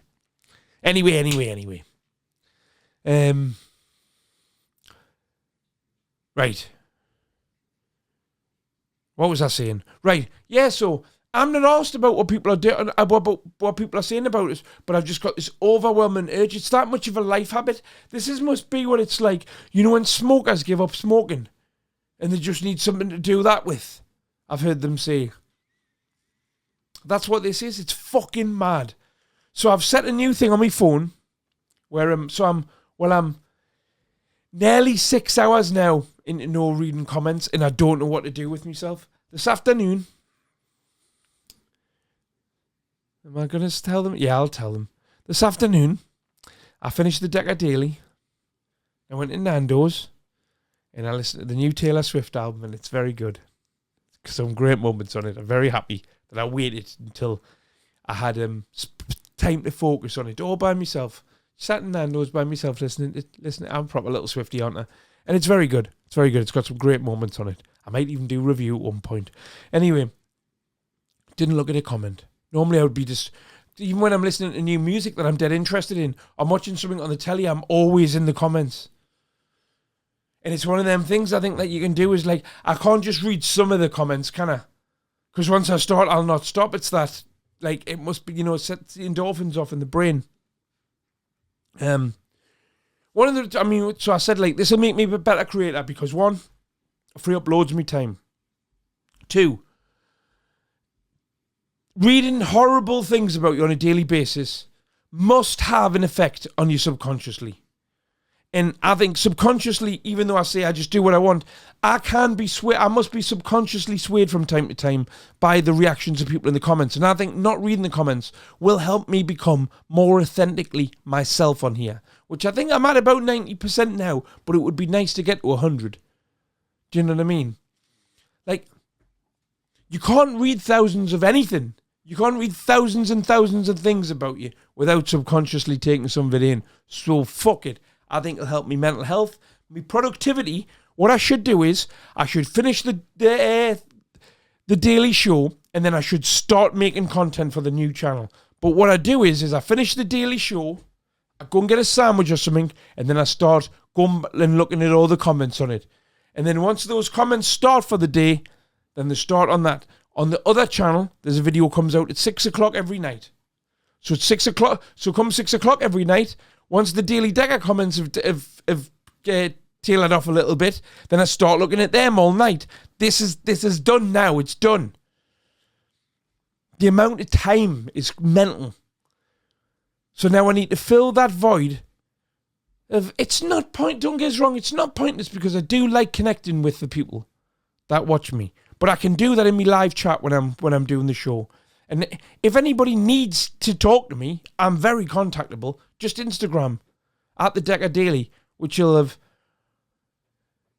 probably about to change its name to the date to it'll change its name, won't it? I will change its name. Or at Video Craig. At Video Craig on Instagram if you need me for anything. If you need to tell me something or anything. Good God. First world problems, eh? Right, I'm off to jump in the bath. And then I'm going to go to my NA meeting with my new trainers on. Right, I'm going to go to my NA meeting with my new trainers on. And then I think me and Chrissy's getting a Domino's pizza tonight. I didn't see Chrissy last night. Feels like I'm seeing her for ages. Right. There we go. I'm going to keep you updated on this new addiction I'm beating. I didn't realise how much of a life habit it was. And it is an addiction. Because I'm craving it. I want to take my phone off there now and just start scrolling. It's fucking mad. Mad. Right, guys. I'll see you later. Bye. Nice Nando's. All alone. Down the beach, yeah. These are kind of like these, Chrissy. Right. What's this called? Tandoori skewer. Tandoori skewers. There's no skewers. Tandoori, I don't know. Tikka, Tandoori tikka. Tandoori tikka. I'm full of food. All right. I should wait till after my video, shouldn't you? Why not?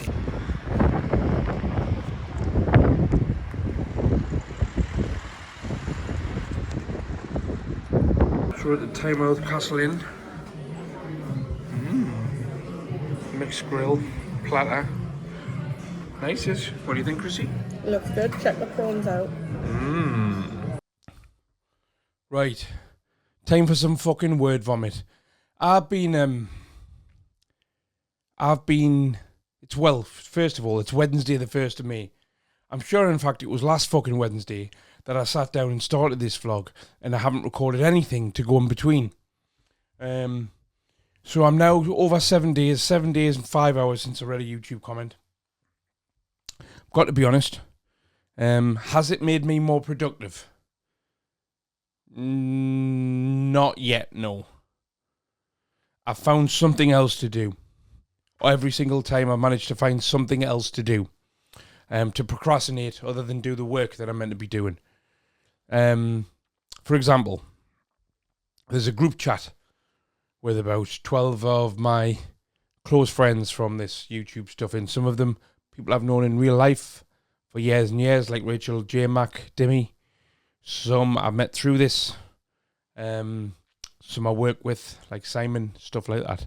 Now, I found myself going from procrastinating reading comments to just spending more time in the group chat, talking about how I'm not reading comments anymore. So yesterday I've came out of the group chat. To be honest with you, yesterday, and it was always my plan as well, because it was a group chat set up around the Daily Decker. So when I did the last show yesterday, it was my plan to leave after the show, which I did. I put RIP Daily Decker and then left the group chat. Ooh, mic drop. Idiot Craig, what a fucking wanker. Right, so, and yesterday had probably the most productive afternoon I've had this year, probably. I got some real stuff done. The aesthetic for the new Decker Daily was completed yesterday,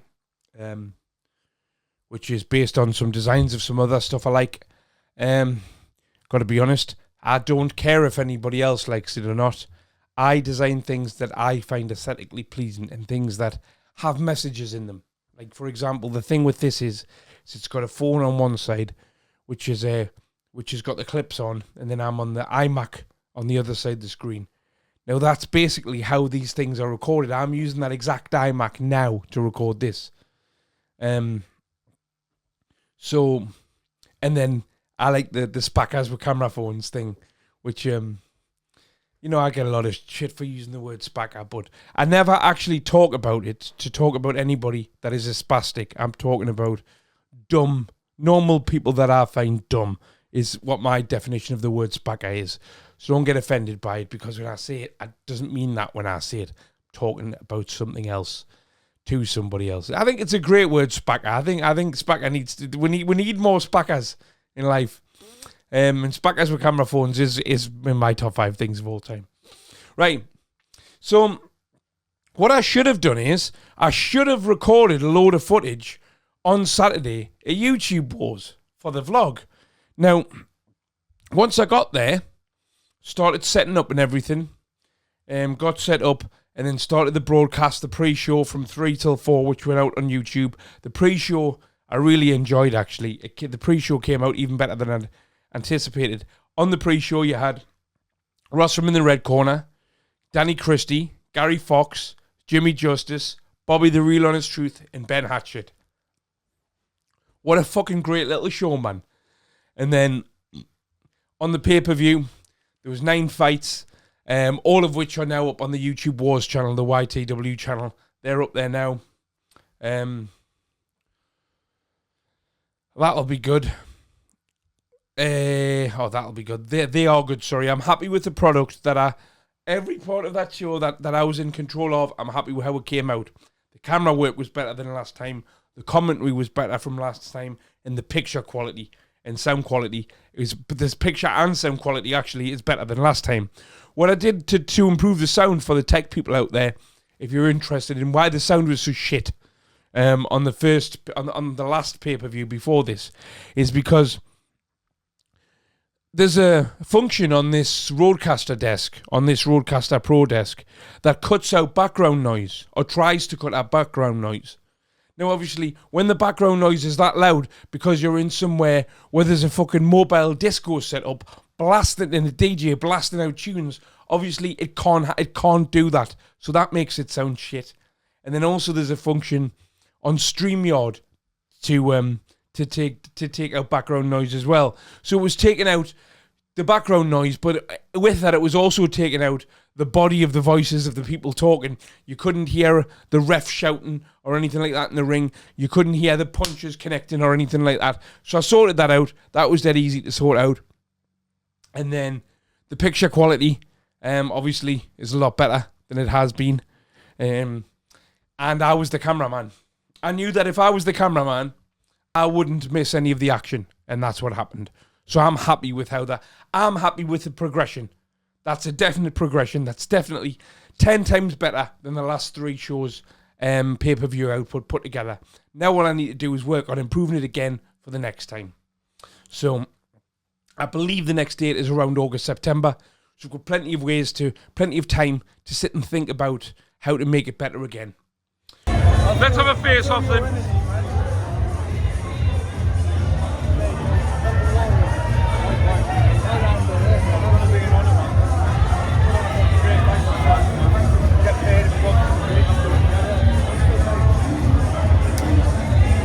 Right, what else do we have to talk about?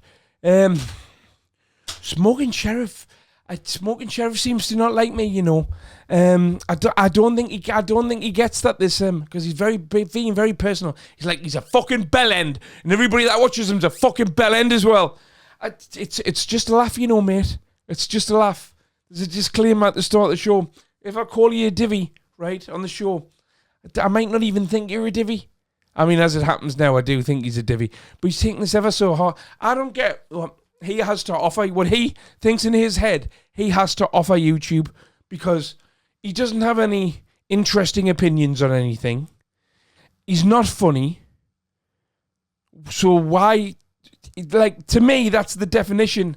You know when I say spacker with a camera phone? That's what I mean. Just like a normal person with a camera phone. But not a normal person. A person who's... A normal person that's not got anything interesting to say.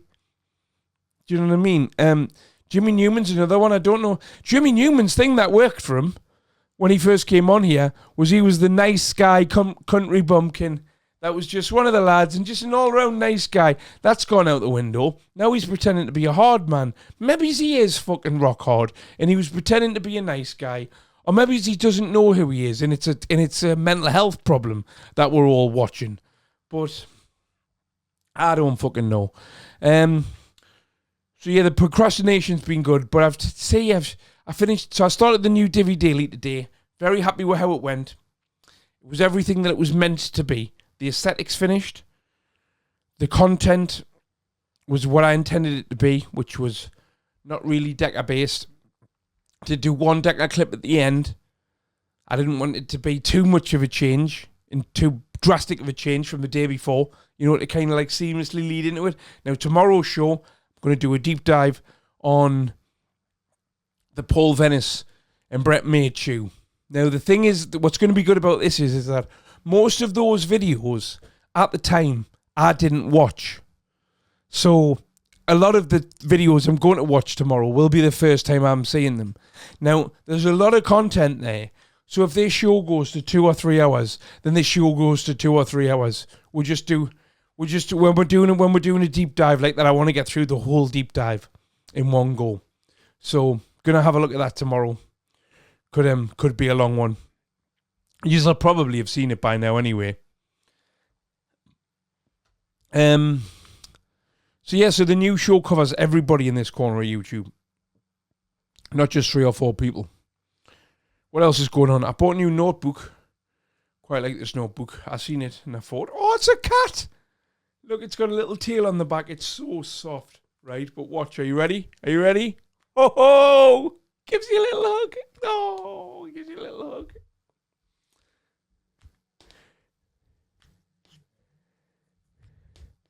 I could just sit here doing this for ages. Ross is ringing me. I'll decline that call and I'll take it in a minute.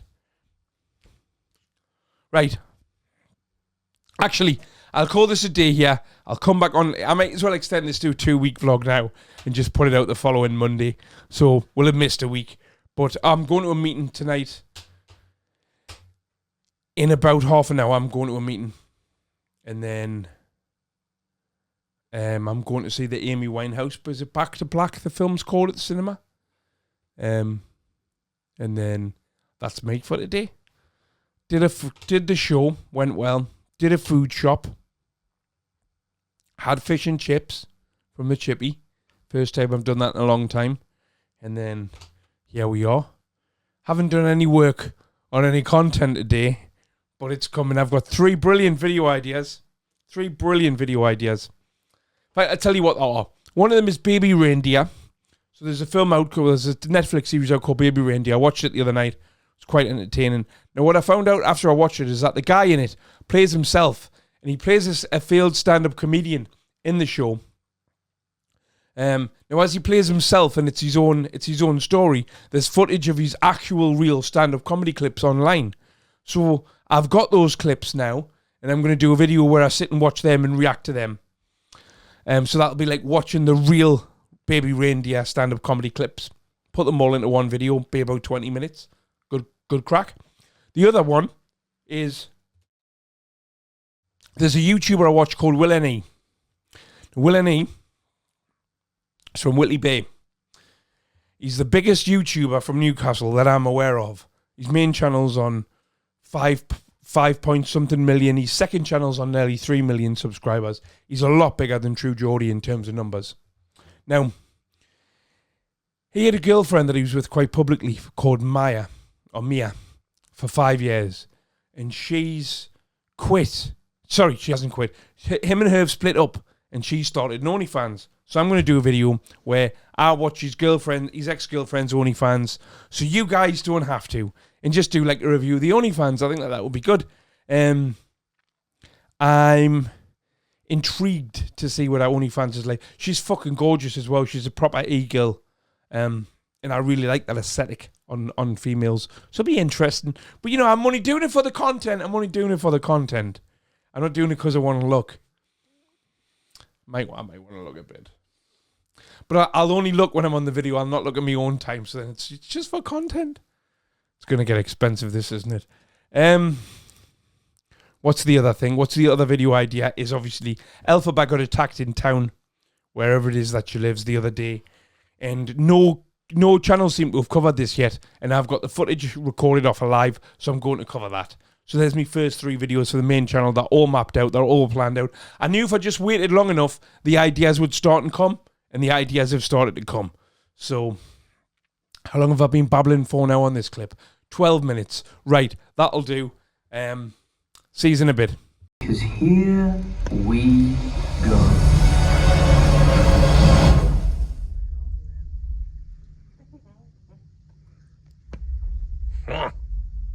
So I'm doing a vlog, right? And so we're going to Scarborough, so I'm going to vlog the journey. But we've just arrived in Scarborough and I forgot to record anything again, didn't I, Chrissy? There we go. See you later. Come on. Bit of what's his name? What's his name? Insult me.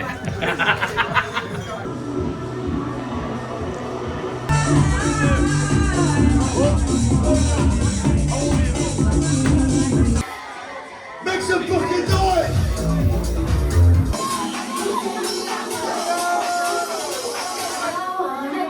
1, 2, 3, let's go! Jump, jump! How's it going, Josh? All right? That's all right. How's the event going? Good, bro. Good. It's time to finish it now.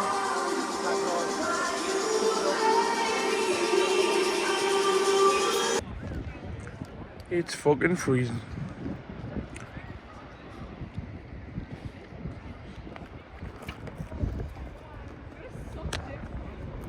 Hey, Upside. Canny t-shirt? Happy now. Come on, you bastards. This is actually hotter than the one that I got last time. It's supposed to be mild. I loves it, I do. Look at this, look. This is the sky. Northern lights and that. Fucking headlight muppet.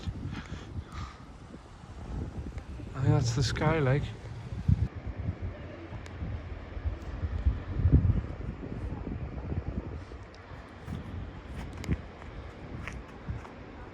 I thought Scarborough would be a bit like Tynemouth, you know, Chrissy. The only thing Scarborough's got in common with Tynemouth is it's got a beach. You can see with your eye there? Yeah, you just can't see the colours. Right, it's got this. Oh, there's a church. Chrissy, look. Look at the glare on the bin, is that it? Yeah. Yes. Fucking waste of time. Right, hi everyone. It's 22 minutes past 2. 2:22 on Saturday morning. It's late Friday night. Just want to jump on talk for a little bit. So on Friday afternoon I did the Divi Daily, and then I'm in a couple of group chats to do with NA. So the two meetings that I go to every week, the Wednesday and the Sunday. I'm in a group chat for each meeting because, you know, they give you updates and then we just all talk amongst ourselves. They share memes, tell you what they've been up to, you know what I mean? If anybody's struggling, they'll reach out and ask for help, or sometimes just somebody to talk to and stuff like that. Well, anyway, I opened up the group chat and somebody had posted a picture, a screenshot from Facebook. It said that one of my friends, Leon, passed away. Now, Leon's not just somebody I know from NA. I've known Leon since 1995 when we used to go. I met him when we used to go and hang around Newcastle City Centre, hang around Eldon Fountain every Saturday afternoon. And he's a fucking lush kid, you know what I mean? We always got on super well. And I hung around with him when I was younger. Like, you know, like when you, like, so we met, like, well, I was 15 when we met in 95 and would hang around town and stuff like that on a weekend because we went to different schools. And then, you know, like when you start to go nightclubbing and stuff, like he was always out, him and his friends and that were always out with us. They're from somewhere else. They didn't grow up on the same estate as us. I'm not even sure how I met him actually, or how I met that group of people. But so we've ended up haven't seen him for about 12 years, and then walked into the Sunday night meeting that I go to, NA meeting, and he was there, and I didn't recognise him. He was completely unrecognisable, the kid that I knew that I'd not seen for 12 years or so. So much unrecognisable that when he came over and said hello, I asked him what his name was. Like, I really thought he would. It didn't ever pass thought that I knew this kid, this bloke, and he was like, "That man, it's Leon." And then the penny dropped, and I was like, "Oh my god!" And I gave him a hug for that first time when I seen him. This is like December last year, And I can remember thinking to myself, fucking hell, mate, what's happened to you? And he really, really, really, really wanted to get clean. He was struggling with opiates big time. And I think perhaps he was just too far gone, but because he kept relapsing. But he would still come to the meetings, come to the Sunday meeting. I invited him on a Wednesday to the other meeting I go to. I was like, you should come, it's a good crowd and that. And he, you know, he started coming there and that, but he would keep relapsing. And I haven't heard from him in about 10 days and he's dead. He's dead.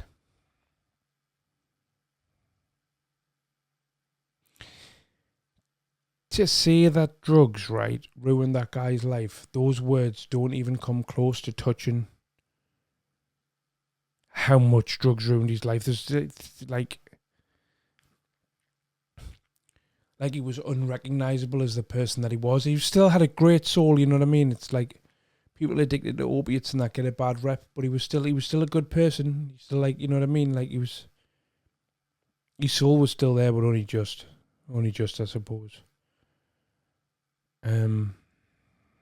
Just devastated. Made us think a lot as well, you know, like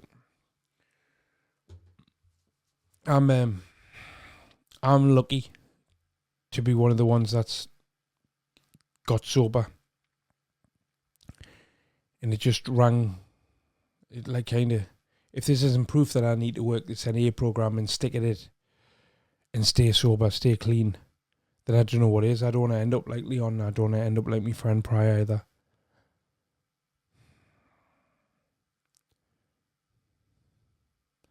Leon was he's a brilliant graffiti artist. He's one of the most talented fucking people I've ever met in my life. He was proper funny as fuck. He was just such a lush fucking person, man. Like, he was gonna design some logo. Like, he's a world famous graffiti artist. He writes the tag Bero, Bero. And you know what I mean? Like, he's had stuff published and stuff before. He's done work for loads of different big brands and stuff like that. Even in the height of his addiction, it's one thing that never left him was his fucking talent. And I was going to do some logos now for my YouTube channels. He watched the YouTube channel. He was watching the Decker Daily before I even seen him in NA. He was like, I watch all the time you do mint and blah, blah, and I was like, fucking hell, mate. That's class. And, you know, I gave him some merch. I've got a photo of him wearing your fucking Divvy sweatshirt. We used to text, you know, a couple of times a week and stuff. And I don't know how he died. I don't know. But it won't have been a car crash or, you know what I mean? It will be something drug related. He'll have either OD'd or worse.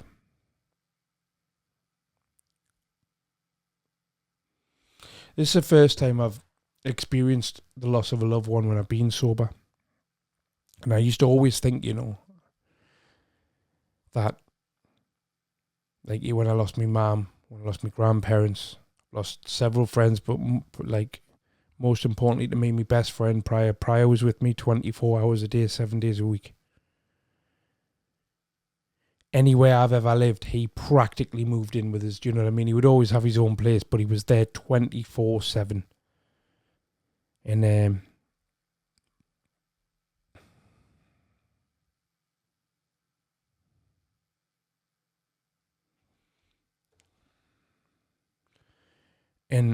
it's like I was saying, it's the first time sober that I've been through this, and I always thought that, or just presumed that, drugs and alcohol were suppressing and masking the feelings of what you go through when you go through something like this.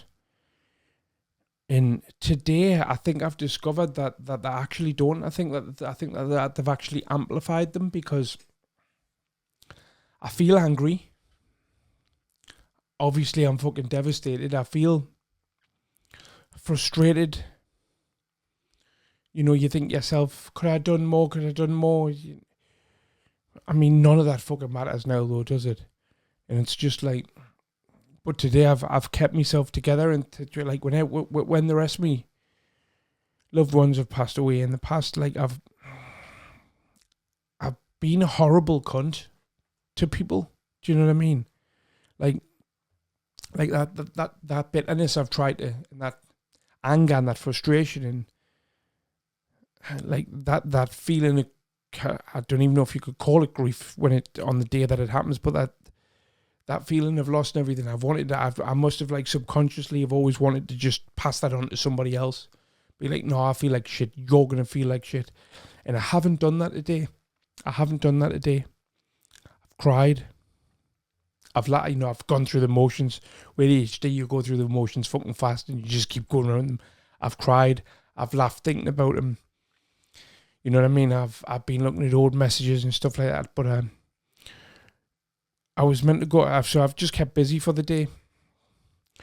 Me and Chrissy went out for a tea. Then we went to town. She was like, "Oh, I want to go to Primark." I was like, "Oh, we'll go now." I don't like Primark, right? But it was something to do that wasn't just sitting around moping.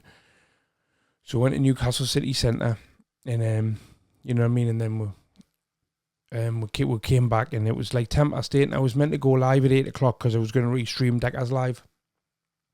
Decker obviously bottled that for whatever reason. Or he's too off his face to do it. Or he's not meant to be on, or he's promised people he's not meant to be on YouTube, or he's not legally allowed to be on YouTube. For one reason or another, Decker didn't do the live anyway. And I've opened my laptop when I've got in, and it was 8:10, and I hadn't cancelled the live. So there's 80-something people waiting, and I thought, let's just go live. It's something, let's just go live and just talk. And I was determined all day, you know, to not like bring the mood down on that channel and just do what I do best, you know what I mean? It's try and make people laugh, which is what I do, you know. I'm not really a cult leader. It's not really a cult.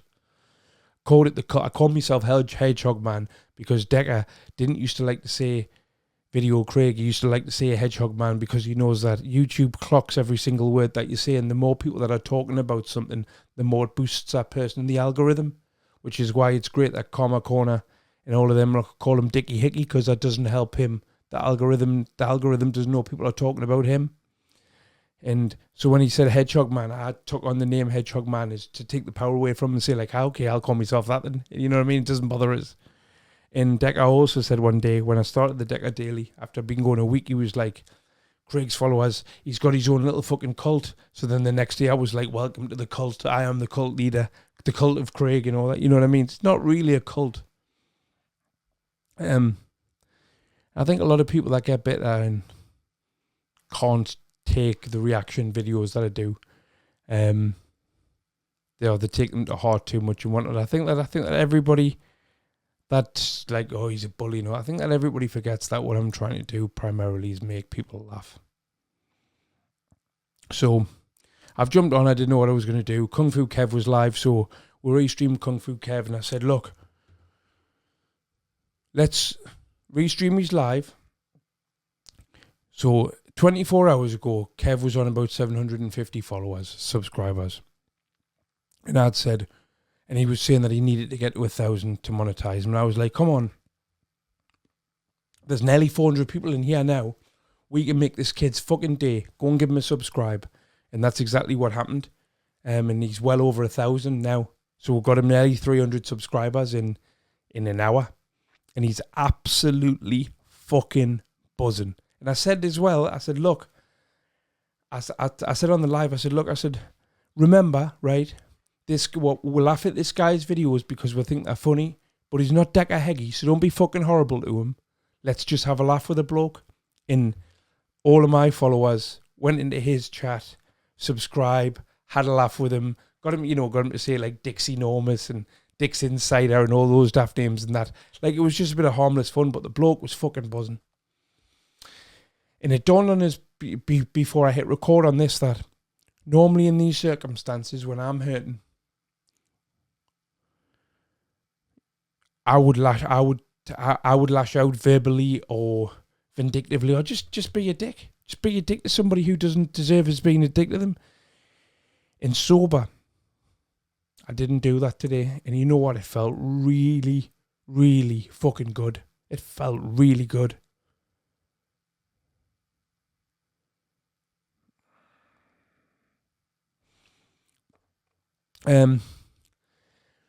Also about, well, a little bit after that, I got a couple of messages on Instagram, people saying, the Smoking Sheriff's having a full-on argument with you on his live, and he doesn't realise it's a fake account. It's not you. He's arguing with a Hedgehog Man account. I went, all right. So I went in. Now, bearing in mind on my phone, I've logged out of all of my channels. I'm only logged in to I've got 2 accounts. One's called Craig Thomas, which are where I'm subscribed to all of the things that I enjoy watching. And then I've got another channel. There's no content on either of these channels. They're just accounts. I've got another one called Dark Side, and we should subscribe to everybody on the Dark Side, so I can flick between the 2 on my phone. One, I enjoy watching it, and then I can just do a refresh on the newsfeed. It'll tell us what's going on the Dark Side. So commenting from the Dark Side one, I clicked on Sheriff's Live, and at that moment, he was talking back to this Hedgehog Man account. So I've gone, I'm VC, that's not me, bloody, but I'm doing it from the Dark Side account. I thought he'll not realise that this is really me and the person he's talking to isn't. So I was like, look, that's not me. I'm not logged into that account on my phone. Have a good night, lads. Take care. And he was shouting and bawling it about it, and it just made us fucking laugh. It just made us laugh.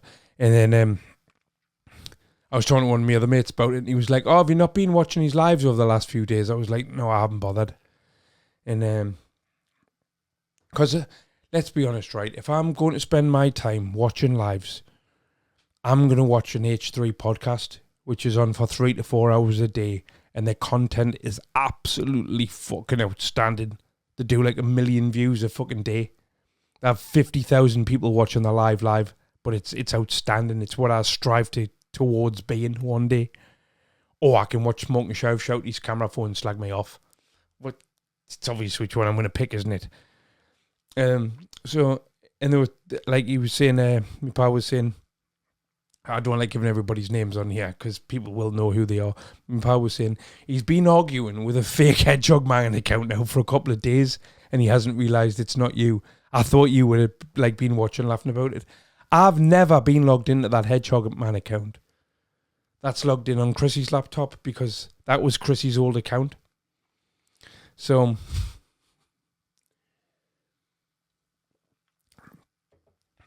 yeah, so I thought that was funny. And then the other thing was, as well, I was going to talk about it here, is I don't think that these lot realise, right, that this new lot of, oh, we hate Craig, right? Every 6 months, there's a new person, a new, smaller creator, gets a little bit of traction by saying that they don't like us because I'm not mental.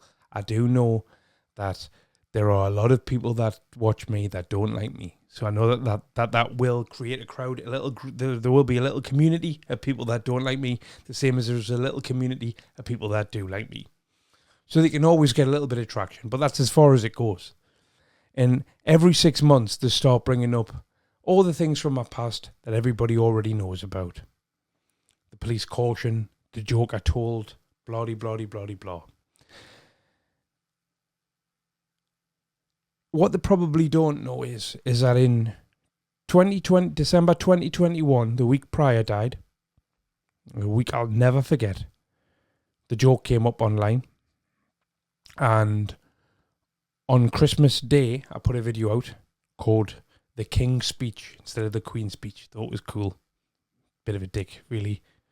Now, looking back, it's just what twat. Where I apologised to anybody that was offended by the joke. And then on Ronan's podcast, Ronan's channel's not on YouTube anymore, I think he's on Rumble now. I did a live podcast with him for over an hour where we spoke about the incident that I got the police caution for. Now, I said at the time, the joke is a 19-second thing I did once, the first time I ever tried stand-up comedy. I've apologised for it. If that's not enough for you, there's nothing more I can do. I'm not willing to talk about it every single day for the rest of my life. It was a joke I told that lasted 19 seconds that I've apologised for. That's all I can do. As a human being, there's no more I can do than apologise for it and not say it again. And that joke was told 2019, the first time I ever did stand-up comedy. And the other things, been dealt with by the police. I've apologised for them. I've made amends for them. And I've sobered up. I can't do any more than that. But once again, I'm not willing to talk about these things every day for the rest of my life. Now, if yous want to talk about them every day, that's fine. I've got no control over that, and I'll just simply never hear it because I'll not watch it. But I refuse to talk about the cunt I once was on a daily basis now. Every single day now, I try and improve as a human being. And every single day I think I achieve that in some way, shape or form. Today, especially today, I'm very proud of how I've handled what's happened.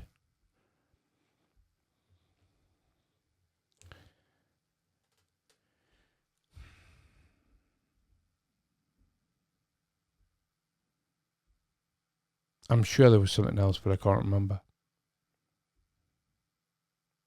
Fucking Leon, man, eh? Shit in it.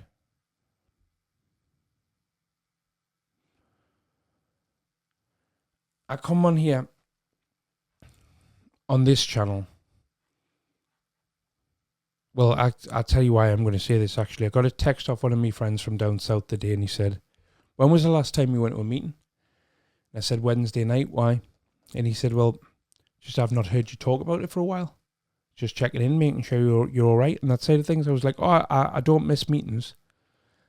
The reason he hasn't heard us talk about it for a while is probably because I haven't put a vlog out for 2 or 3 weeks.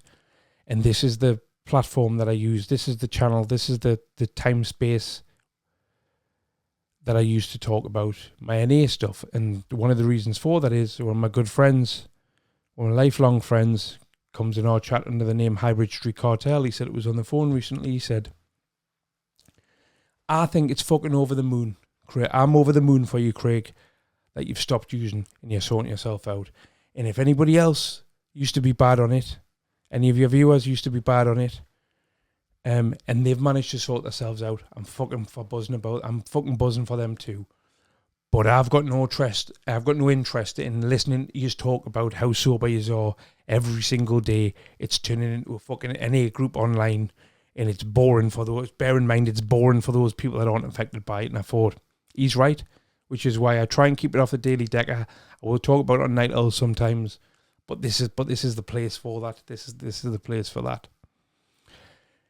Oh God, yeah, this is the place for that.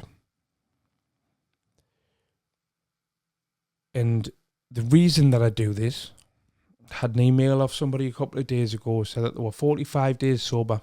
And the words were, that's down to you, Craig, so thank you. And I was like, it's not down to me, mate. It's not down to me.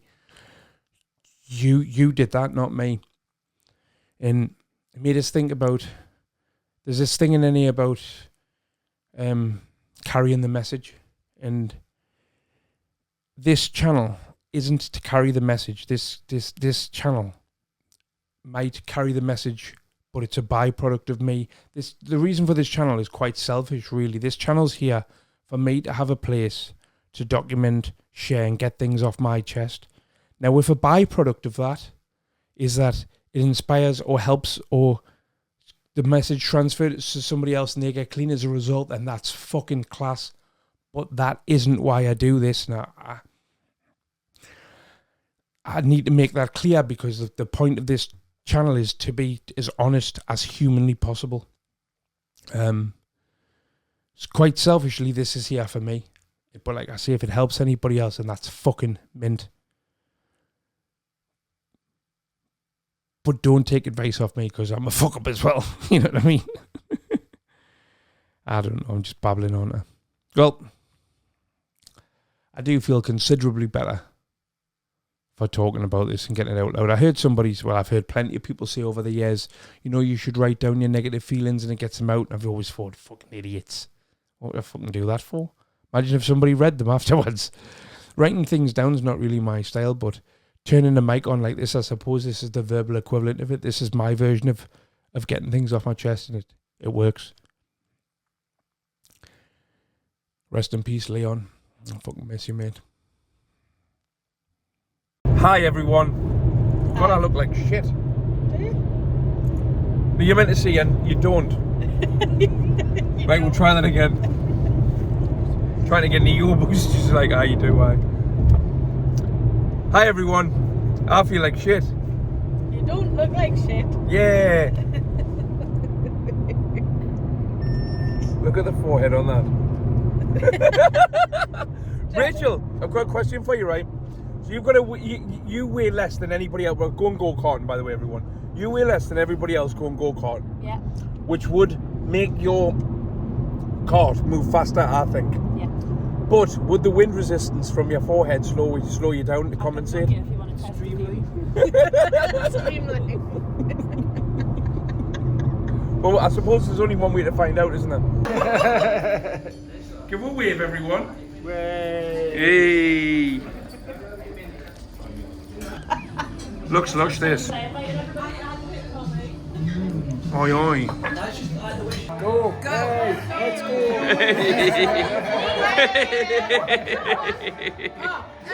Everyone. Hello. Smile. Look at Simon's not as neon as he was last week.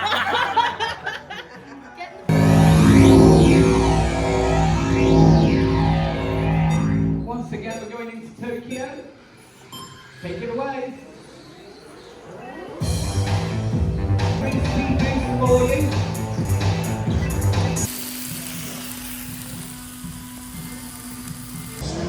I do adore a Popeyes.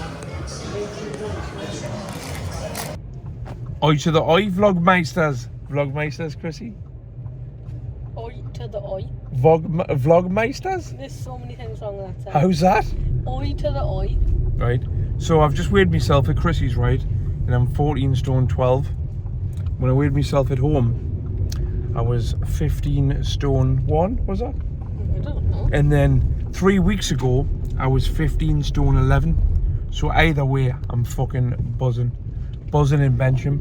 So we're just arriving in Newcastle City Centre now. We're going to see Teddy Swims with Rachel and her boyfriend that hits people with Hoover pipes. Should be good. Teddy Swims. What's your favourite Teddy Swims song? The door.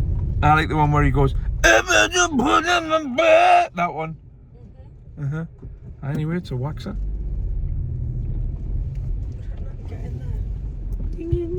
I could probably squeeze in now. I've lost a stone. No? Okay, right.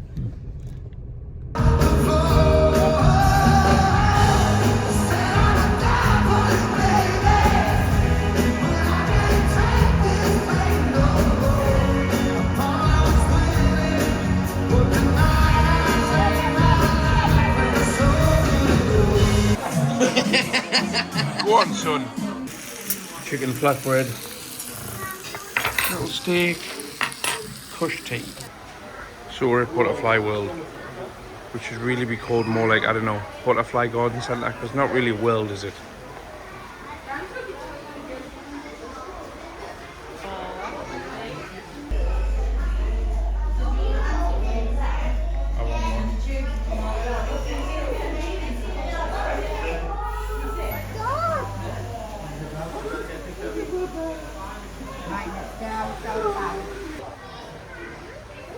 There's one, look. I mean, it's... Pick it up. See how far you can flick it. I'm joking. Kick it. Come on, I'm just going to put it on my finger. Go on then. Well done. Hi everyone. It's 20 to 12 on Tuesday the 4th of June. Just so I would jump on, talk for 10 minutes. About 12:30, I'm leaving here to go to Leon's funeral. My friend that passed away, that I've been quite vocal about on here. I've told you about on here quite a lot.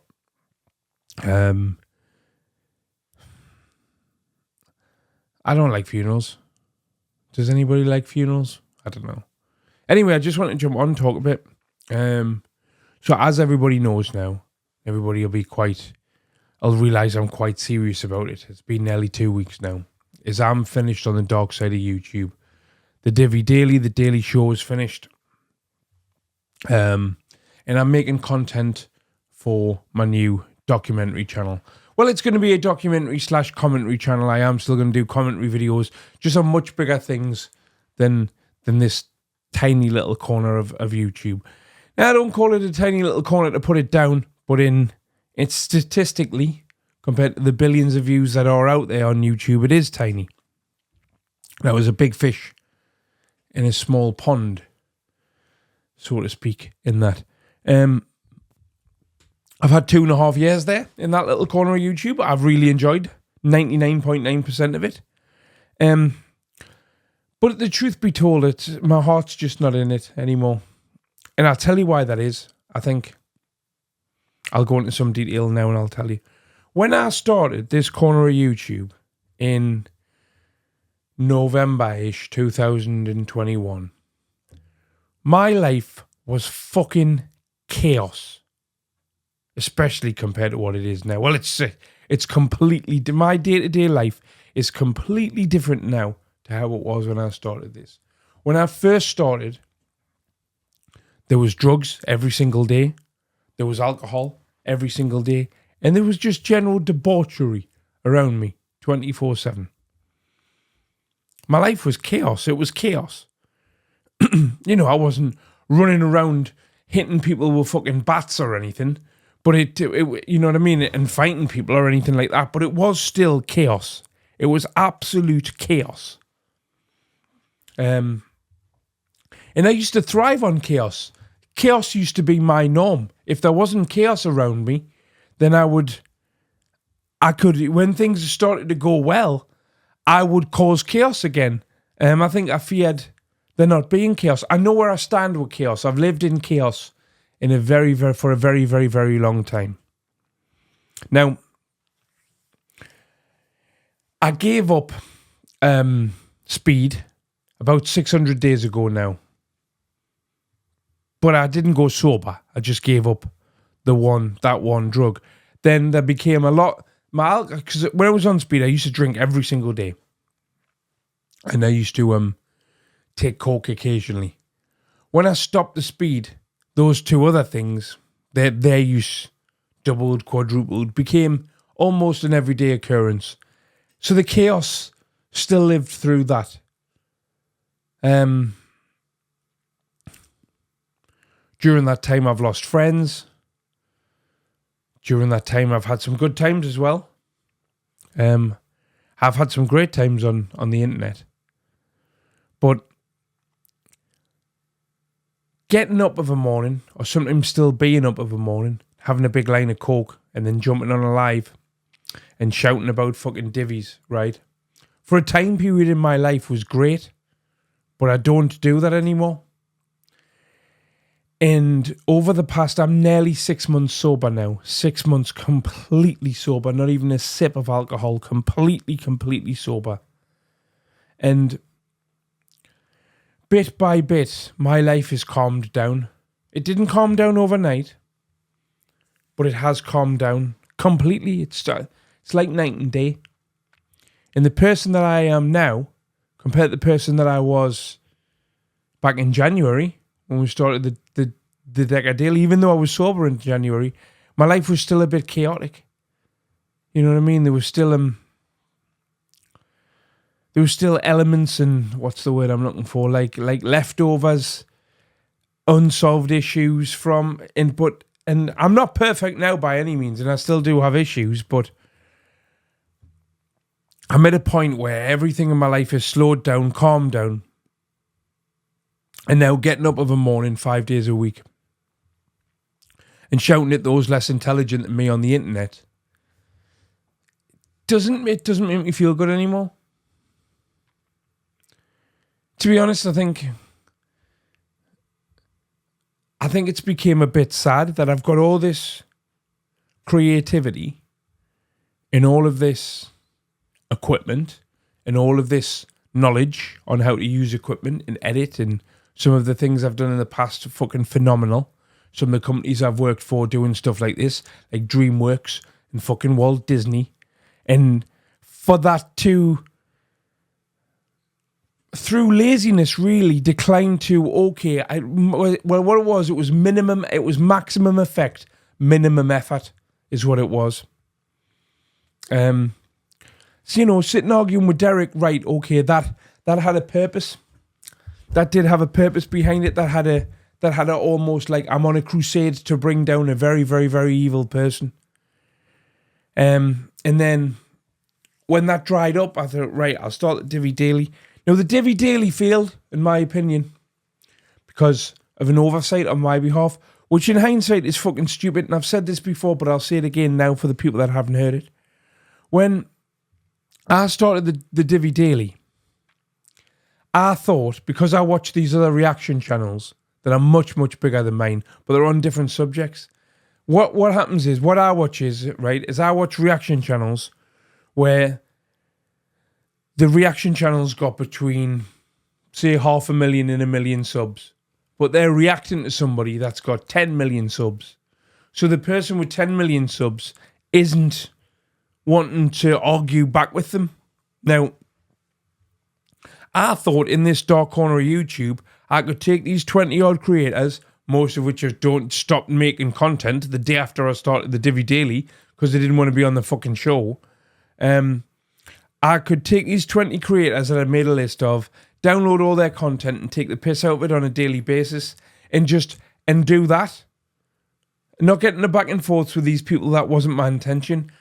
Stupidly, I didn't realise that, of course, when these smaller creators that are even smaller than me are getting attention off me, they're going to want to go into a back and forth with me, because then their views go up.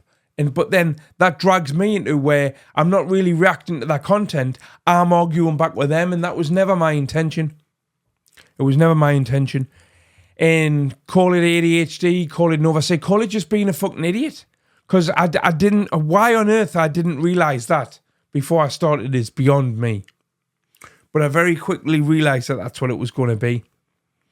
And then I very quickly realised I don't want to do this anymore. It doesn't feel good. Now, I've been talking for over a year about getting out the dark corner, making documentaries, just doing content on bigger subjects.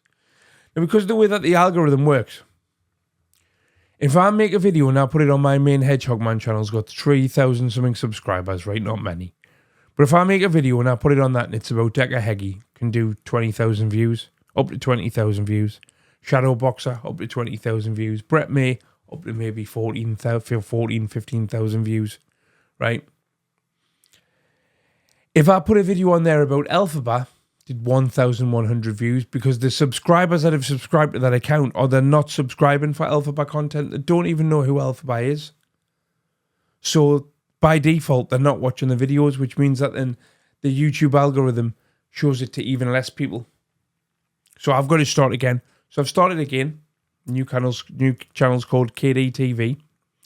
I think we're on 650 subscribers as recording this. There's one video out on it about baby reindeer. It's done about 1,000 views so far.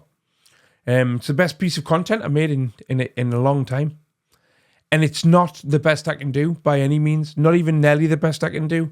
And there's loads of things wrong with it. But I just needed a starting point of making this new slightly longer form content. I just needed to make that first video and put that first video out. That's the hardest thing to do. Now I'm in the middle of repeating that process now on a different subject. The next video is about the Netflix documentary Dancing for the Devil. And there's a lot more of my personality in it. There's a lot more jokes in it. There's a lot less longer clips of other things in it. It's more me.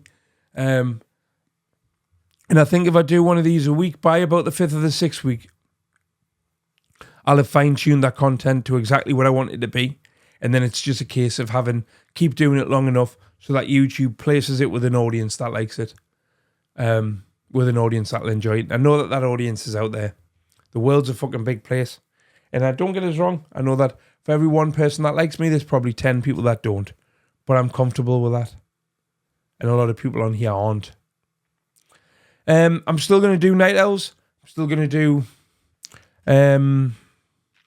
Members Only Live on a Thursday. And I'm still going to do the Sunday Night Lives for the time being. Do them because I do enjoy them. I do enjoy the Night Owl show. It's funny. And I don't want to just... I think I can... If I just do those shows and I just sit and talk with my friends, which is what what those shows are, then I'm not going to get dragged into pointless conflict with strangers. And I've said something on here that I'm trying to be a better version of myself every day. And I think that it's walking away from shouting and bawling at divvies on the internet every day, or shouting and bawling at let's not call them divvies. Let's drop that episode. Shouting and bawling at normal people that are trying to make content on the internet isn't healthy for us. It's not healthy for me soul. It's not healthy for me happiness, and it's certainly not healthy for me recovery. And I think that's it's certainly made me happier. I mean, I didn't do the live show last week, and we're on Tuesday now. So that's 7 shows I missed. I did do a live on Friday, but I did a live on Friday where I just, because I am still going to, what I said is, I start work on a new documentary every Monday morning. If I get that finished early for the week, then I can very easily fire up a live one afternoon at lunchtime and just have a bit crack on with people, can't I? There's nothing to stop me from doing that. There's nothing from stopping me to talking to the audience that's still there. It's just but I am in full control of what I talk to that audience about. Stopped watching all this stuff because I know what I'm like. See, I know me better than anybody does, and I know that if I start watching a video of Smoking Sheriff slagging me off, I will have to say so, because I will have to address what he's saying, because that's the kind of person I am. So it's like tic-tac-toe, noughts and crosses. The only way to win is not to play. So that's what I'm going to do. I'm going to not play. Right, it's 10 to 12 now, so I need to get ready for this funeral. But thought we'd just jump on and share. We've had a great couple of weeks. I'm sure that you'll have seen the clips and whatnot. Went to go and see Teddy Swims. We went go-karting. Done all sorts. It's been good. It's been a good few weeks. Just trying to get that last big negative thing out of my life has been a big decision. But a good one.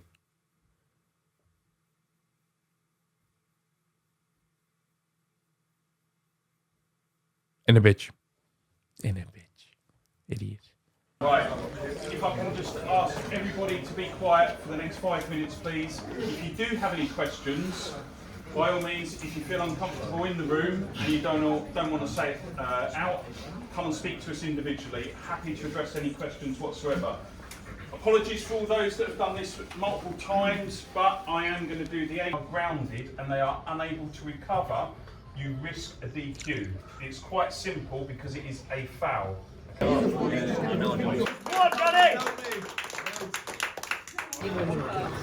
This does not look non-alcoholic.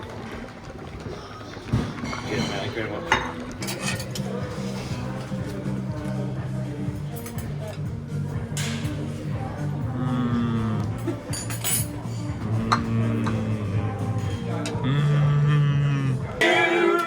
Happy birthday, dear Sharon. Happy birthday to you.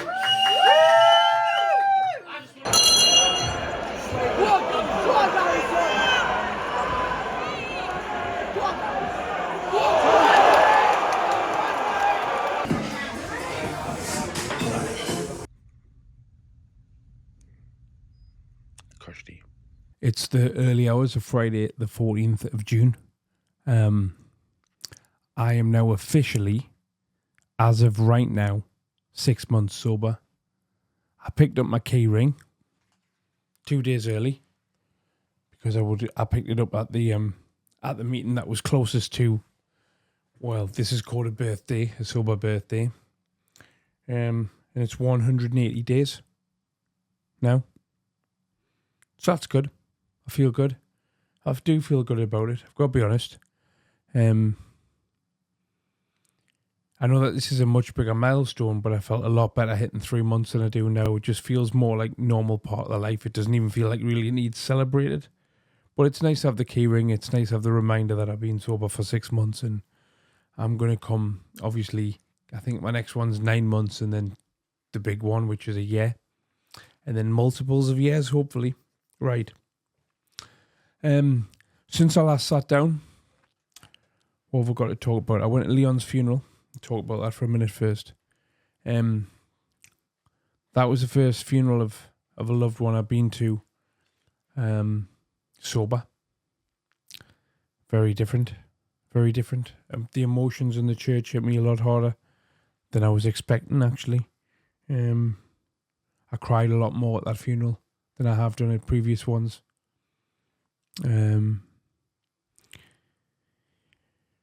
Obviously, it's nice to have the opportunity to say goodbye to my friend. It was heartbreaking, you know. He's got an 11-year-old son. His 11-year-old son spoke at the funeral, and that was one of the most heartbreaking things I've ever witnessed in my life. Some of the other things I noticed is sitting at the back of the church with a lot of people around. It was the service was 1 o'clock in the afternoon. You could smell alcohol around. You could see that there was a lot of people still in active addiction, that friends of his that I didn't know, but that were around in the church. Not that I have no issue with that at all, but it was the first time I'd noticed that sort of thing, because I could smell the alcohol, and I was more aware of my surroundings and what was going on. And one of the things that made me think a lot, actually, was at the end of the service, the last thing in the service that they did is they read out the Serenity Prayer, which is the prayer from Narcotics and Alcoholics Anonymous. And the amount of people around, everybody sat around with, that was clearly still in active addiction, knew every word to that prayer.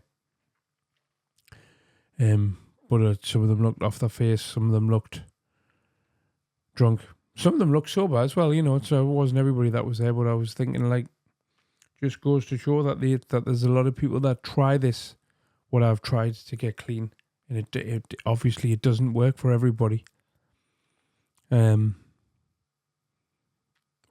for you to know that prayer, you must have been to some rehab or purposely gone to some meeting to try and get sober, and the miracle didn't happen for them. So just got to remember how fortunate I am to be one of the ones that isn't too far gone, or wasn't too far gone in addiction, or just went to any and just got what the program was about. Right, more positive stuff. What else have I done? BKFC, I want to talk about BKFC. I've been to boxing matches, big boxing matches all over the world in my lifetime. Never been to some big fights in America, Danny Garcia, Zab Judah, people like that. I've never actually been to a weigh-in before. So BKFC weigh-in on Friday was the first weigh-in I'd ever been to. And I ended up in the room, like the locker room, sort of the backstage area, when they were going through, when the people from the BKFC were, just one of them stood on a chair. I think there's a tiny clip of it on what you've just seen, giving out, telling all the fighters the rules, the exact rules, and going through the logistics of BKFC. And I thought, fucking hell, what a cool experience. What a place to be. Loved every minute of that. Went for food with Simon and Claire on the night time. We went to Buddha Lounge. One of my favourites in Tynemouth. And then obviously we went to BKFC. I think that's how many BKFC have I been events have I been to? No, that was the second one in Newcastle, and I've been to 2 in Leeds. So I've been to 4 BKFC live events now. And that was one of the best cards, probably the best card I've seen. We were on the second row. There's about 15, 20 were there. It was, pardon me, it was fucking mint. The card was brilliant. Now, as you all know, Paddy and Shadow Boxer were there. When we arrived, stood in the queue, could see Paddy and Shadow were a few meters in front of her. Well, what looked like trying to get in. They were stood there waiting for someone, and then the gaffer from BKFC, what's his name again?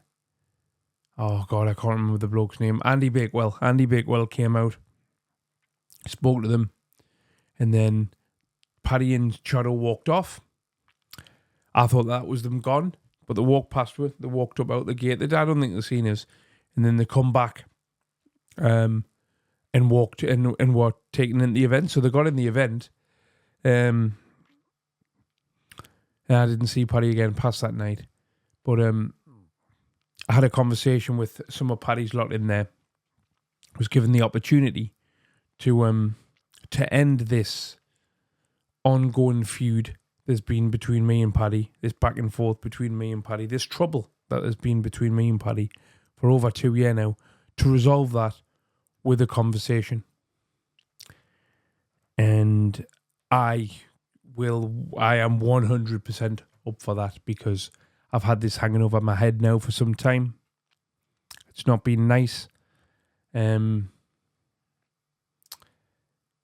it's just that, you know, it's good to think that perhaps this is good karma for me, you know, sorting my life out or something like that, and getting sober and getting calmer and stopping doing things like taking the piss out of people I shouldn't and stuff online. You know what I mean? It's good. It's starting to pay off. This is the last bit of shit that I've got in my life. So for us to be able to go up there, when am I going up? The 27th or the 26th or the 27th? Whenever, anyway, I'm going up to the farm to go live with Paddy. We're going to have a conversation and sort this out, and get this sorted. And that's the ideal circumstance for me. I'm very grateful to what higher power or whatever it is that's watching over me, to be able to get me out of these situations that drugged up idiot Craig got himself into. Like I say, best probably 2.5 years ago now. It's what a result, man. God. Everything's going mint at the minute. New channels going. It's not going fantastically well. But there is only 2 videos up, and you know, if I compare it to when I was on the VC channel initially, I did videos on that channel for 2 years that wouldn't even get 100 views each. And this, I've got 700 subscribers already. And both videos have done over 1,000 views. One of them's done 1,500. The other one's done 1,200 so far. And that's really, really, really good for starting a new channel from scratch. So I'm grateful to the people that I've been able to bring over from a dark corner. Now I need to build on that. And I need to just work, just keep working. Perhaps if I could up my output to 2 videos a week, I think that would make a massive difference to the growth of the channel. So from next week, I'm going to perhaps look into doing that. I'm going to do, if I couldn't possibly make 2 documentaries a week, just for the fact that there isn't enough stuff that I'm genuinely, because with ADHD, I have to be genuinely interested in the subject I'm making it on, just to have the attention span to watch whatever it's about, and then write a script, and then put it all, and then film it and put it all together and find the clips. For my attention to be kept, it needs to be something I'm interested in. So there isn't enough things out there relevant that I could do 2 of those a week on, plus the time they take just won't let us, until I can find a decent editor, which I am looking at doing. The reason I'm looking for an editor is because editing takes up the majority of the time, and it's the least fun part as well. You know, I mean, I might write a script for 2 or 3 hours, film it, but I'm spending 8 hours or so editing, and I don't want to do that. I'd rather just pay somebody £100 or whatever a video and have them done. But I need a editor that can edit better than I can, not as good as me. I'm going to pay somebody to do it. I want it done better than I can do it. So I'm going to have a look at some options. Some of my friends that own bigger channels have got editors. One of them's got an editing department. His channel's that big. So I'm going to see if there's anybody, perhaps that's working for him, you know, and the people that have just, you know, like the interns or something like that. See if they've got somebody that will do some work on the side, a bit cheaper, because it's very, very, very expensive for a top class editor. I've been offered thousands of editing jobs in the past that I've turned down because I know that without being medicated on amphetamine or lisdexamphetamine for my ADHD, I won't physically be able to do it. I just don't have the attention span to do it. I could make a good few £100 a day editing, but I'm just not interested. Just not interested. I can't do it. That's if ADHD has one downfall, it's that you are held back by, you are limited to only be able to do the things that you're really interested in, because I just can't do them. But life's good, man. Life's good. Taylor Swift tickets for August sorted, which have been gifted to me for nothing. That's fantastic. Deciding what little treat to get at the end of the month. Can't decide whether to get a Star Wars Stormtrooper chair. There's a company called Noble make really nice Star Wars chairs, which I think would look cool in this room. Or several other little bits and pieces. I still really want a Blackmagic camera as well, but I don't know how much I would use it. I really want to upgrade my phone. I've still got an iPhone 14 Pro, but the new iPhone 16's due out in September, so to upgrade now to the 15 would just be fucking stupidity, really, wouldn't it? So I'm going to wait for that June. Well, we're halfway through June, so we've got June, July, August, September. Yeah, another 3 months on the 14. But I'm going to keep the 14 this time. I'm just babbling shit now. I normally trade my phone in. I'll give Apple the old phone back and pay £500 or £600 to get the new phone.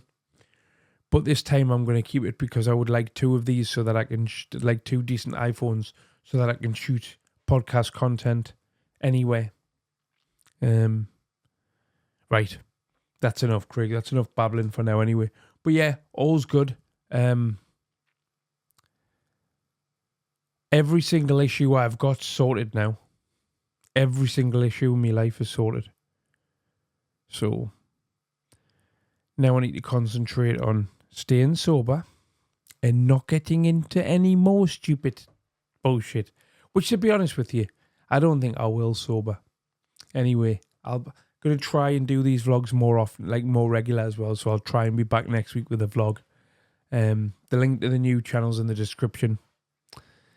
Take care, everyone. Good night. How about it? Subscribe to unlock. Beaver. I was turn around, bro. I was Turn not around. expecting that.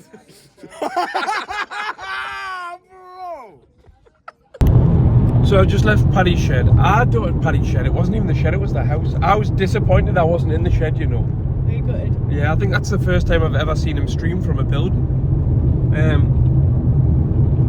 But yeah, I'm not sure if that went better or worse than I was expecting it to. I'm not sure what I expected. I wasn't expecting him to have a list of things to go through with us.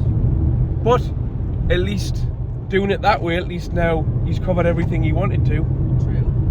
And he's not going to go, oh, you need to come back, we need to talk about this, or I need to talk, you know what I mean? So hopefully that's the end of it anyway. But so I had the balls to go. Chris, he didn't have the balls to go. At least I'm gonna spear through the car window, right? Yeah, fuck that. I'd heard online that Paddy had smashed Dodgy Dave's back car window, and I thought it was, you know, one of them daft fucking internet like lies, because Dave's never mentioned that to us. It's like, fucking hell, I didn't know that was, I didn't know anything about that. But Then why would you? no, do look good though, don't they? Yeah.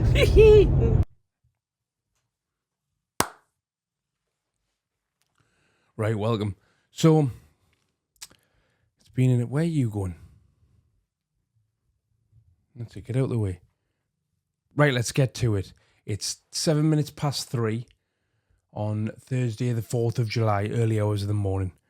Let's just get to what I did last week. First of all, so I was ill. Sunday last week, had a bit of I was sneezing all day. And then the night time I had a cough. And then the Monday I woke up and I had flu-like symptoms. I had like a blocked nose. and then in a bit of a sore throat. And then on the Tuesday, those symptoms had gone away, but I ached from head to toe, and I didn't get out of bed all day on the Tuesday. So I didn't do any of my normal live streams last night. I didn't do Night Owls. I didn't do the Sunday Night Live. I just tried my best to get better. Obviously, there were some things that I had to do. I had to do my members only live, so I did that on Wednesday night because on Thursday night I went to Paddy's Shed. Obviously, that's why a lot of you have tuned in, is to hear my version of events from that. So, with me and Chrissy set off, drove up there.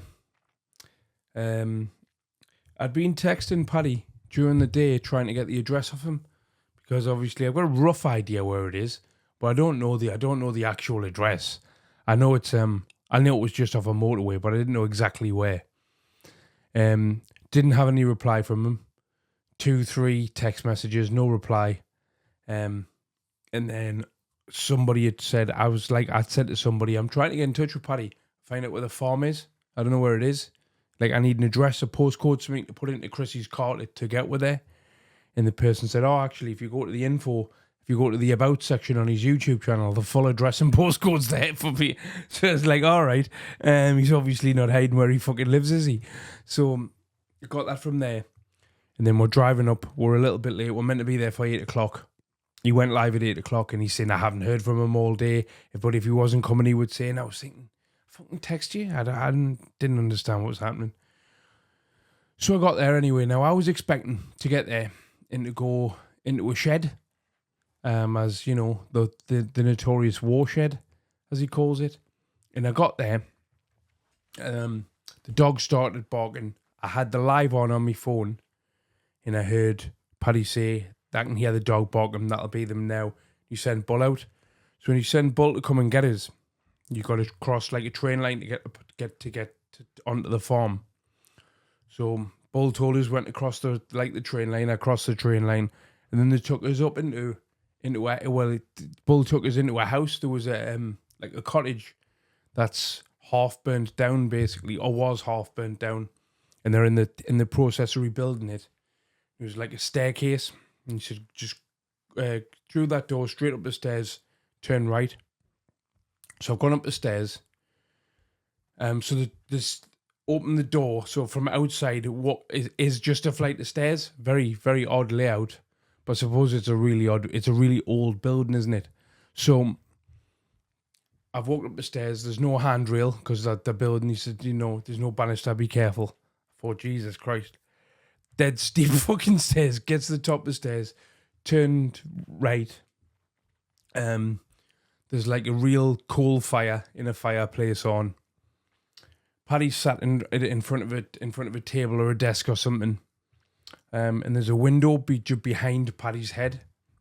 So I've walked in, I've said, where do you want us to sit? Paddy said, anywhere you want. So I've sat in the chair opposite him, and I've looked at Paddy, and I can't see him because he sat in front of a window. All I can see is a silhouette.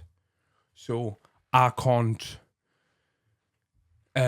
see if he looks angry, sad, happy, funny. Do you know what I mean? I've got no gauge at all as to the expression on his face because he was literally just a silhouette. So I sat down, very, very, very wary. I didn't know what was going on. Very wary of my surroundings. Once I'd been there for about maybe 5, 6, 7 minutes, I started to get the sense that you're gonna be okay here. They're not gonna you know like try anything or anything like that. So you've all seen the broadcast. The broadcast's the broadcast. You've all seen it. I haven't seen it back yet. I will watch it in time. I might even go through it and do like a review of it step by step. But I'm pleased I went. I'm very pleased I went.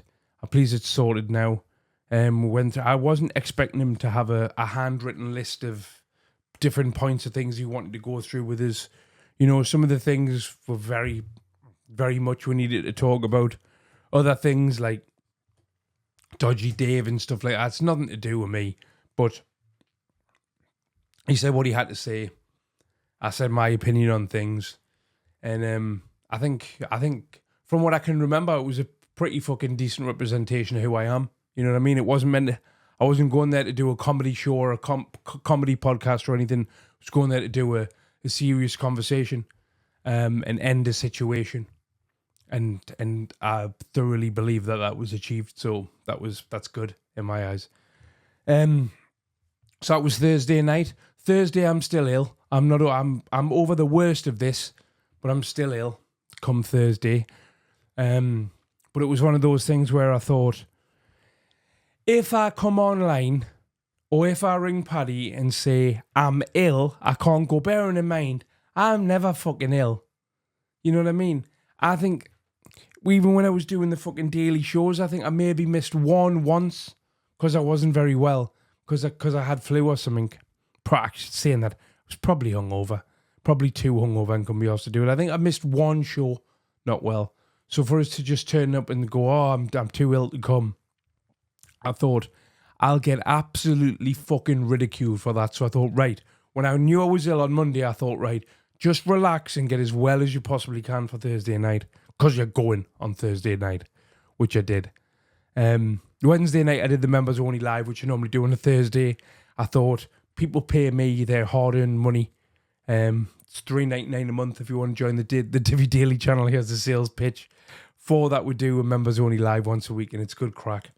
But I only do an hour or 2 hours a week on there, because people pay their money. I should really go on and do it. So I went on. I did that a day early on the Wednesday. Then I did that on the Thursday, and then Friday, I've had tickets booked to Outbreak Festival in Manchester with one of my friends, 90 Bro, who was he's from up here, but he lives in London. So I had this booked for ages. We would meet in Manchester, would go to this festival, and then he would come up here. He would come back up here in the car with us, which he did. So even after Thursday, I still couldn't just get the rest that I wanted. So where the fucking Friday, I was in a mosh pit.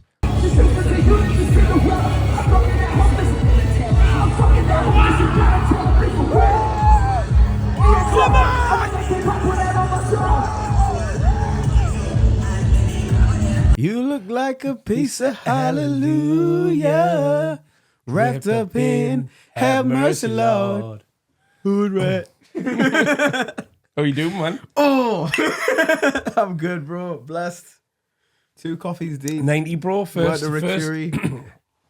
Yeah, shout out to Rick Fury and Gilly. 2 coffees deep. Mm-hmm. Back in the streets, running up the This streets. is the first time you've ever been on this channel? Man. This is the Hedgehog vlog channel? Man, I'll be swimming in these channels, man. Upstream, downstream, any streams. I just want to be seen. For those of you who don't know, 90 Bro's a rapper, filmmaker. Artist. Extraordinaire. But I am a man, a hopelessly inquisitive man, just like yourself. A hopelessly inquisitive It's man. from the master. It's yeah, Philip Seymour Hoffman. Okay. He lists off all his professions and he's like, but I am a man. A hopelessly inquisitive man. So what did we do yesterday? Went to Outbreak Fest in... Outbreak Festival in Manchester. Mm-hmm. What an experience, I've got to say. Incredible lineup. We had Flatbush Zombies. Flatbush Zombies were brilliant. Wow.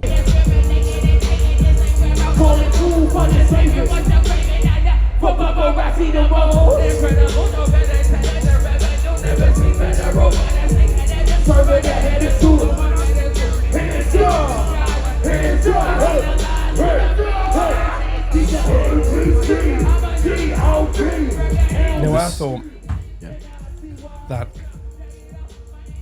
they were an odd choice to open the show, but then I got it. Once I saw the acts follow them, I got it. Yeah, high octane. Because their presence and the energy and the crowd energy is up there. Yeah. But then it did escalate even further. that. I think they did a good medley of a couple of new songs, but they ended on their nostalgic songs, and it was very much the stoner contingent. There were a few people blazing indoors, but nobody cared. No. Nobody cared. One thing I noticed about that festival is all the food stalls were vegan. Yes. Very true. It was the whole dress. Everyone was like There was a specific kind of dress code as well that we definitely didn't get the memo on. No, I didn't get the memo on. No. I didn't get the memo on the white face paint. Yeah, there was a bunch of the insane clown posse turned up as well. Which was... There must have been him. Yeah. That must have been for one of the other bands. Possibly. Well, there was too many of them there with the same aesthetic. Yeah. For it to not be a thing. Unless there were members of the band that we didn't see. That is also possible. We just keep walking past band members. I doubt that very much. But yeah, man, Flatbush Zombies amazing. Palm Trees was a moment. I especially like the way they engaged with the crowd and hyped the crowd up. Yes, big energy levels. Man. I feel like that they took time.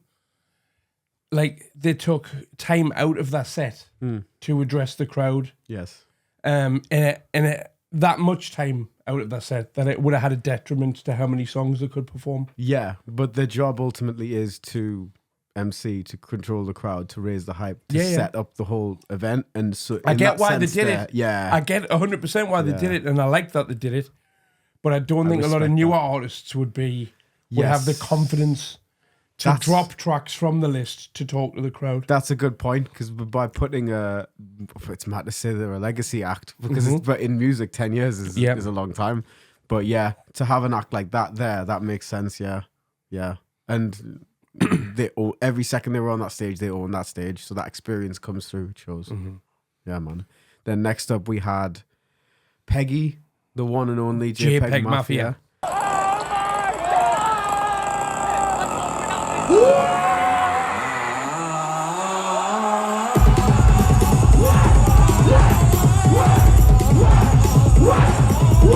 It's one thing listening to JPEG Mafia. It's a different thing experiencing them live. It's a different kettle of fish. Like, what did you think going in? What were you expecting? Right.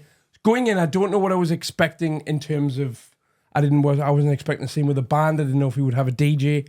Turned out he had neither. Yeah, and he makes his own stuff. He set his laptop up at the back and he was controlling his own songs. Yeah. Like you wouldn't expect from an act of that magnitude. You wouldn't expect to see that outside of the kind of like act that's doing. But that's like that's few and far between. Does he? Kind of. He just. I've never seen him run behind a laptop and start a song. With the loop pedal and the guitar, as in like it is just him on stage kind of thing. That's yeah. I've seen plenty of acts just him on stage. But I've seen Kylie Minogue just her on for stage. How much energy he got just off that, yeah. But I've never seen a main stage festival act start their own songs before. Yeah.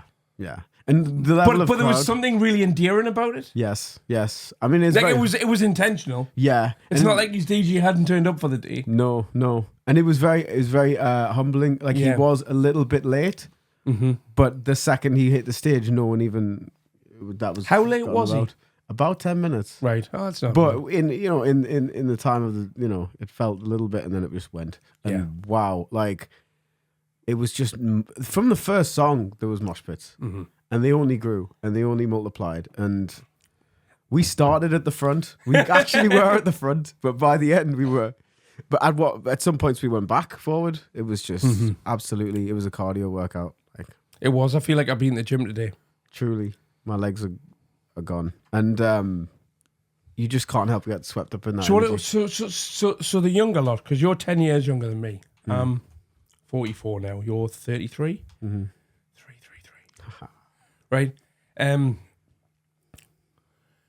but this younger lot now, they do something called raging, don't they? Yes. Which is like mosh pitting. Yeah. Is it worse than mosh pitting, or is it just mosh pitting with a different name?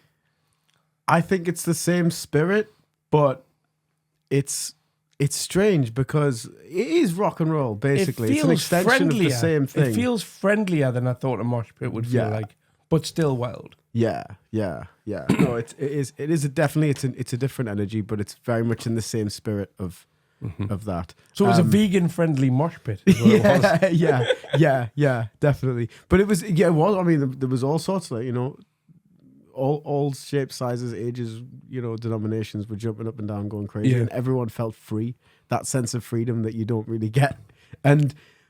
It's a testament to him. He said in one of his Genius interviews, he taught himself how to mix and master. He's very much a thing of the craft. And recently, he's a product of this internet generation, isn't he? Yeah, and he was called upon by Kanye to help him with his drums on his new thing.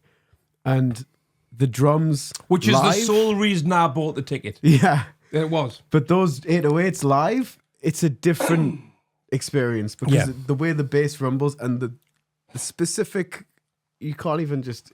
Do you think those versions of the songs are EQ'd differently for live? 1,000%. Like, that's why I think that's another reason he doesn't trust anyone else to fucking do it. Yeah, he's at the laptop, he's running that shit. You know what I mean? I feel that, man. Yeah, those 808s hit different. It was loud, man. Yeah. It was fucking loud. Incredible. And then it got strange after that. So the next act was very much the opposite. So from completely the pinnacle of digital engineering, we went to a somewhat stripped back acoustic. Yeah, to arguably, sorry to interrupt, arguably one of the best digital engineers on the planet. Yeah, truly. Yeah. To a completely analog. It was very much like his Tiny Desk. It was Action Bronson. So yeah, it was Action followed Bronson. by Action Bronson was the headline.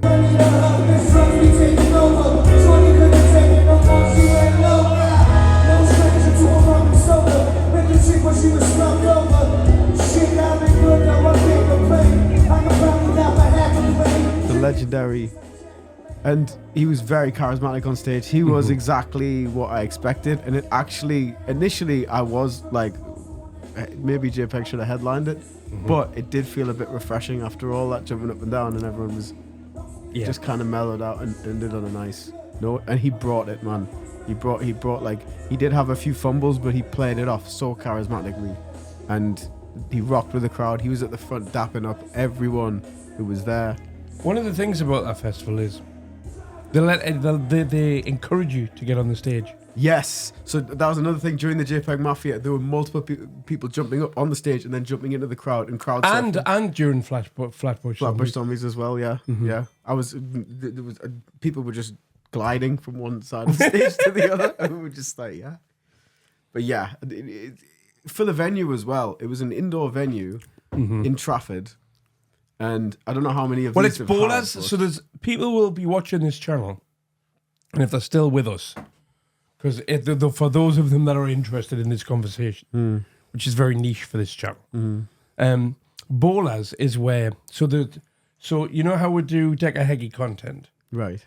So Decker Heggie, Dougie Joyce, and Dean Lynch Ward, all three of them names start with a D, right? So they started this thing called 3D Fight Club. Ah, okay. And their first event was there. They're all in jail now, except for Decker, right? For three different things, right? He's got a weird case. And then I went to Ballers as well for the Love of Wrestling convention, and then to go back for Outbreak Festival. Very different experience. Yeah, definitely, man. It wasn't. I don't think at a wrestling convention, I don't think you'd get away with all vegan food. No, definitely not. Definitely not.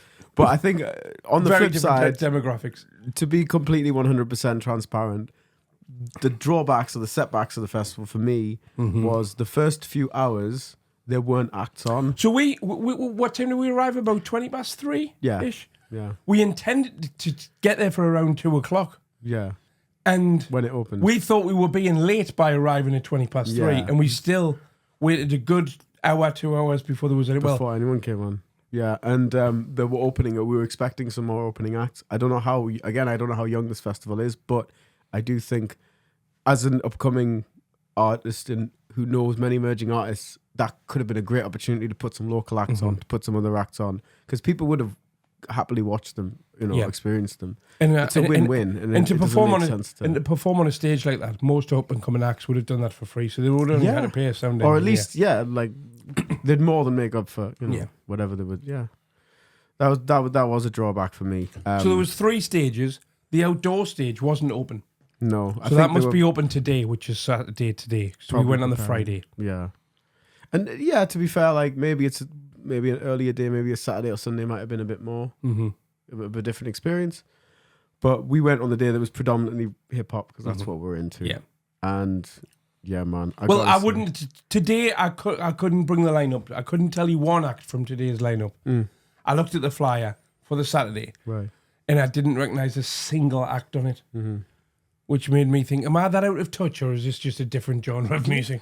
Very different genre. Yeah. But no, overall, an incredible experience. Yeah. Definitely one of the best. Well worth the price of admission. So that was Friday. Saturday we went to Davy Blast's music video shoot. Now, Davy Blast H-Man's video shoot. Now, they're two rappers I haven't seen for a long time. Somebody I used to work with a lot.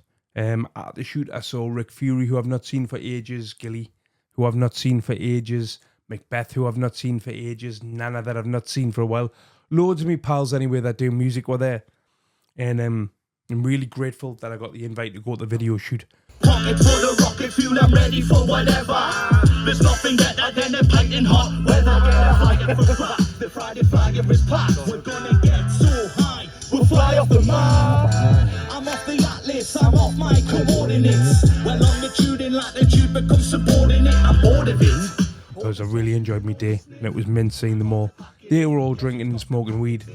Anybody that knows me knows I'll never be tempted to have a joint. It's not my drug. Paddy offered his fucking bong.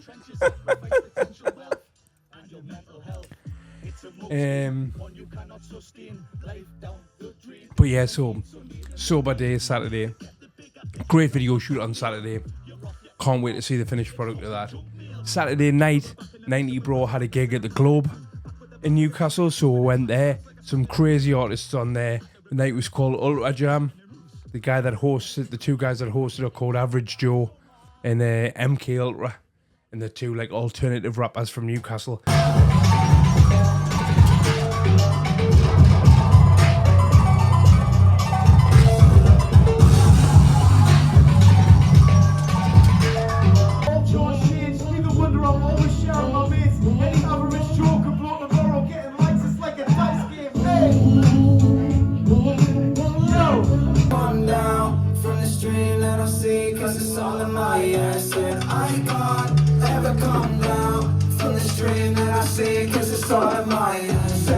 Just that whole scene, I really enjoyed that. That was all pretty new to me. I've been to a lot of local music gigs, but I've never been to one like an alternative hip hop night where all the acts are from the northeast. So I really enjoyed that. That was mint. And then Sunday, I went for lunch with fucking Chrissy, Noxie, and Clary. I mean, we all ordered the exact same thing. My cracklins fell down. My body's that sore off the weekend. You know, I mean, I was in a mosh pit on Friday. On my feet all day, video shoot Saturday. On my feet all night in the night time. Sunday, my body's aching. I'm ill as well to start with. Body's aching is from head to toe. I've stood up to go to the toilet in this restaurant and both my legs weren't working properly. I was limping the toilet and one of the waitresses jumped up and opened the fucking disabled toilet door for us. Like I'm a proper spacker. I mean, to be fair, I was very grateful to her because the toilets were upstairs and it would have put me in serious pain. But I'm over that now anyway. My body's back to normal. I mean, I've just chilled out this week. I haven't really done anything. I'm saying that I did a Decker Daily again this week. Did Night Owls last night. So, you know, all shows are back to full regime. I got the Blackmagic camera, which I can show you here actually quickly.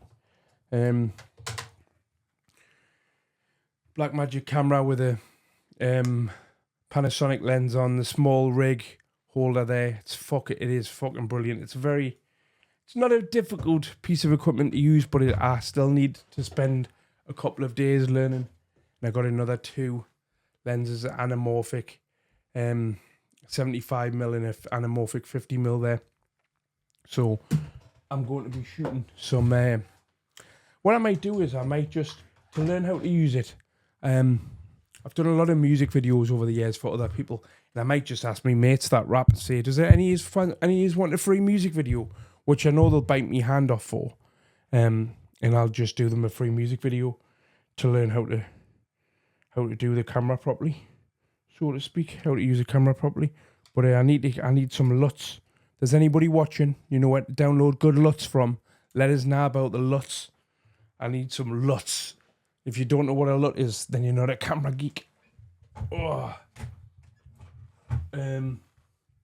Yeah, so I've been using that for been using the Blackmagic camera for Night Owls and for the Decker Daily when I did them, or the Decker Daily extras, because they're just random ones. But I've really enjoyed those 2 Decker daily extras.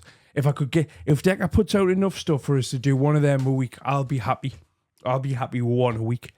And then you'll have where you would have Night Owls, Members Only Live, Sunday Night Live, one of them a week, and a vlog a week. There's 5 videos before I even start on the KD TV stuff. The KD TV channel has suffered over the past 10 days because I haven't had the energy to do anything. I really haven't. I've been ill.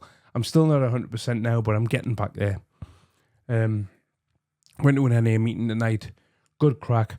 I'm in good spirits. I just not back to full energy yet. But anyway, there's the vlog. Peace out. Peace out. Why does it... Right, we'll try that again. Anyway, yeah. So, I'll check on with you again next week. There's a vlog anyway. I can't think of anything that's not cringe to end it on, so I'll just say, season. Don't do the nod of the head, just say it. I'll see you next week. I'll see you next week. Fucking idiot. Proper cringe, you like Craig. Proper cringe. Oh, before I go, here's me and 90 Bro having a random conversation. Oh. Right, so welcome to Craig and 90 in conversation. We don't know what this conversation's going to be about. What? Fuck 'em up. What? Right, so I've already done a little one talking about what we did yesterday. Mm-hmm. Let's just talk in general. How are you? I'm surviving. Are you?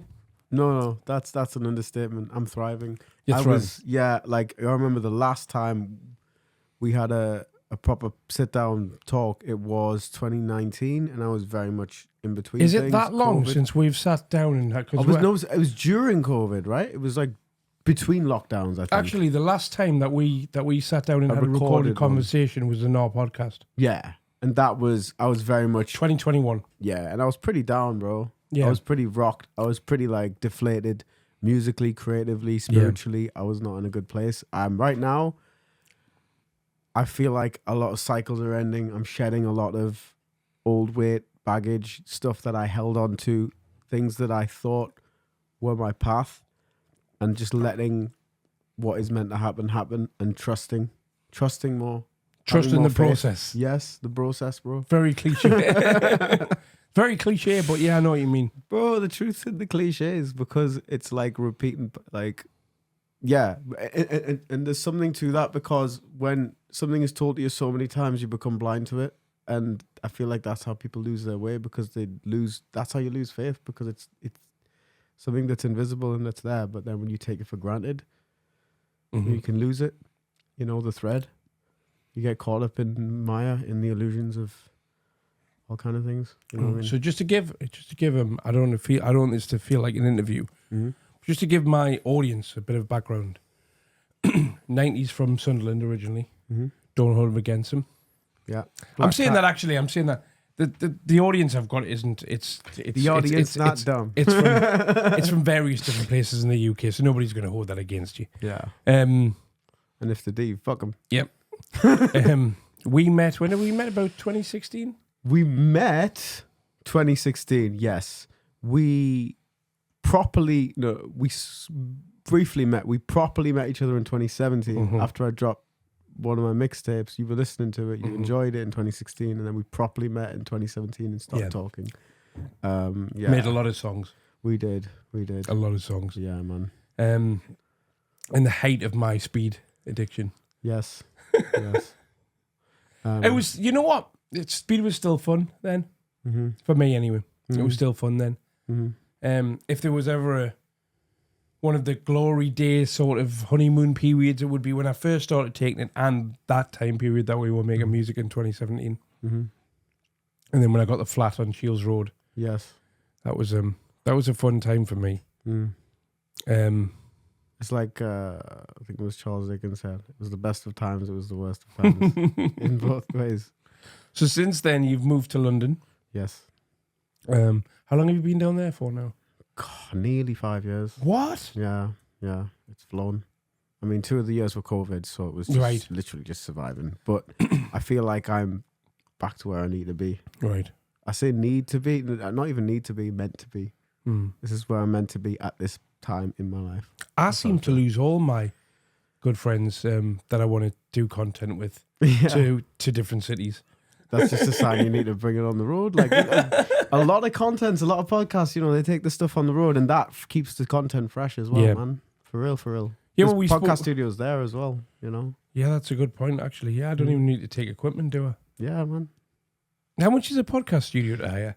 If it's anything like Pirate Studios, that was like £14 an hour, something like that. Yeah, it's not that bad, bro. You have to bring your laptop and computer, but everything else is there, right? Pretty much, and you run it off the software. That's pretty cool. You book 2 hours, 3 hours. Or I could just it's one of the ideas. Discounts for the day as well. Yeah, one of the ideas I had was to just get an Airbnb somewhere like Manchester, like meet people halfway, and just set up in the house, and that's it, man. Could have a podcast studio in one room. And if I drove there, I've got enough equipment to have a podcast studio in one room and a music studio in the other room. Exactly. And just have because I miss creating. I don't really create much anymore. We are creatives, and I think if you deny your nature, I'm just turning off an alarm that's going to go off. If you deny your nature, it will eat you up inside. You become self-destructive. That's what's happening to me. Like the darkest times in my life, I was either in a position where I couldn't create, I was inhibited from being creative, I was being deterred or like put down for wanting to be creative. Right. Those are the worst times in my life. Anytime when I was denied self-expression or an outlet or a medium to, contribute, I became self-detrimental. Those were the worst times. Whereas now I'm just flowing. I'm just letting it fly. I'm mature enough to understand my own needs and nurturing them. Yeah, well, just thinking about that there. So you would have, if you're 33 now, you'd have been about 27, 28 in 2017. Man. Bro, I almost ended up in the 27 club. That's not an exaggeration, bro. I was living pretty fast, It was rough, but yeah, man. It was a crazy time. Well, I'm just thinking about, I'm comparing that to where I was at 27, 28. I was a prick. When I was 27, 28. Don't sugarcoat it, bro. There was I was a proper cunt, me, when I was there. That's when I was in my heyday with cocaine. I mean, you're already impulsive. You already have an impulsive nature with your ADHD. So if you compound that with the, those substances, but with cocaine and a lot of money, because it was 2008 when I started making money for the first time properly, and just overnight cunt starter kit. Yeah, man. Yeah. So I think you were already ahead of me in terms of like where you were at that point in your life, because it took me to 43 really to calm down properly. Yeah, I mean, I was lucky that I never really struggled with that. I have struggled with substances, but that was never one of them. Yeah. The only time I ever did it was when I'd had a few drinks, and then I did it, and the second I did it, I was like, why am I doing this? This is just not. So I'd have one or two lines, and I'd be like, okay, this is... I've seen you have more than one or two lines. I mean, yeah, but it was just like out of, oh, fuck it. It's like it's a cycle and you just get caught up in it. But like the next day, I always regretted it. It was I never got to a point where I was like, I need another or whatever. Like, but I did. But that's really what it is a total waste of energy, a total waste of time, a total waste of everything, because it's a stimulant and I'm already very stimulated anyway. And I was drinking, which was a depressant, and then it was just, you create that cycle. You're stimulating yourself, you're depressing yourself when you should really... Well, I never particularly like the way cocaine makes me feel by itself. And I never particularly... Well, I had this conversation with somebody two or 3 days ago, right? Cocaine is meant to make you feel like King Kong. Now you take cocaine and everybody goes paranoid. So is it really cocaine anymore that we're taking? Is it cut with stuff, or is it something within us that's changed? Because I used to take cocaine when I was younger and be like, hey, but be the biggest prick walking the face of the planet. Now I'm curtain twitching. I'm like, what was that? I'm like, just it's not a nice experience anymore. Which I think's made it a lot easier for me to stop doing it as well, because I don't enjoy it. Yeah, I think that just might be the immature brain as well, because when you grow up, you have more 3D consciousness anyway. Right. Whereas at the time, it doesn't take much, bro. Like, man, just a few nice things. Just a girl telling me that she loves me, that just put me on cloud nine when I was that age. Do you know what I mean? Yeah. Whereas now, life has a funny way of, But yeah, man, growth really is my feeling. You know, right now I'm in a growth period. I'm in a stage of just absorbing and accepting, rigorous acceptance of the present moment. Mm-hmm. Because that's the foundation. If I keep looking back and thinking about shit, or I keep worrying about the future, I'm losing the thread. Whereas if I just completely accept where I'm at, then I can do anything I want from here. Yeah. That's where I'm at now. I'm just pure potential. Pure potential energy. We can do anything. So people will see this in the vlog. Mm-hmm. Well, what have we got planned for the rest of today? Video shoot with the legendary Henders. H, Thunder H. And Davey Blast. Obviously Davey Blast for years. Yeah, man. I've saw him live after a long time, and he's not only not missed a step, but he's got some interesting songwriting, hip hop songwriting. Obviously, everyone knows he can rap, but now he's the storytelling side of him, like that. You know, the shades of Dave kind of. Yeah. And I'm very, very excited, and I do really want to work with a lot of these artists. I feel like there's a spark in the scene that's back right now, and I'm very, very excited for what's coming. And again, open to whatever's possible. My pen is ready. I haven't written a rap sharp. verse in years. Yeah. Bro, it'll happen when it happens. Mm-hmm. You know? I think I just need to sit down and try something. Mm-hmm. I must have something to say by now. Oh, yes. The 2017 period of my music writing was the best it's ever been. Mm-hmm. That was, yeah. It was flying off you, bro. Mm-hmm. Yeah. But I feel like that happens, man. You go through a cycle, you live a bit of life, and then you come back with the wisdom and the knowledge and the experience that you gain, and it just... I think a lot of the reason for that surge in that point was the energy from you. Yeah, man. It was, I don't know, there was something spiritual about that time period. Yeah, Might man. have just been the drugs. But no, I do. I try and foster an environment that is conducive to creativity everywhere I go, anytime, you know what I mean? I try and encourage when I see it. You know what I mean? That's why I did from years ago, from youth work, from working with music, from working in film, even today. Like everything I do, I try and foster creativity in any form. We need to do at some point, Trap Lounge 2. I think we need to up the name. We need to figure out a new name for it. But no, definitely like, yeah.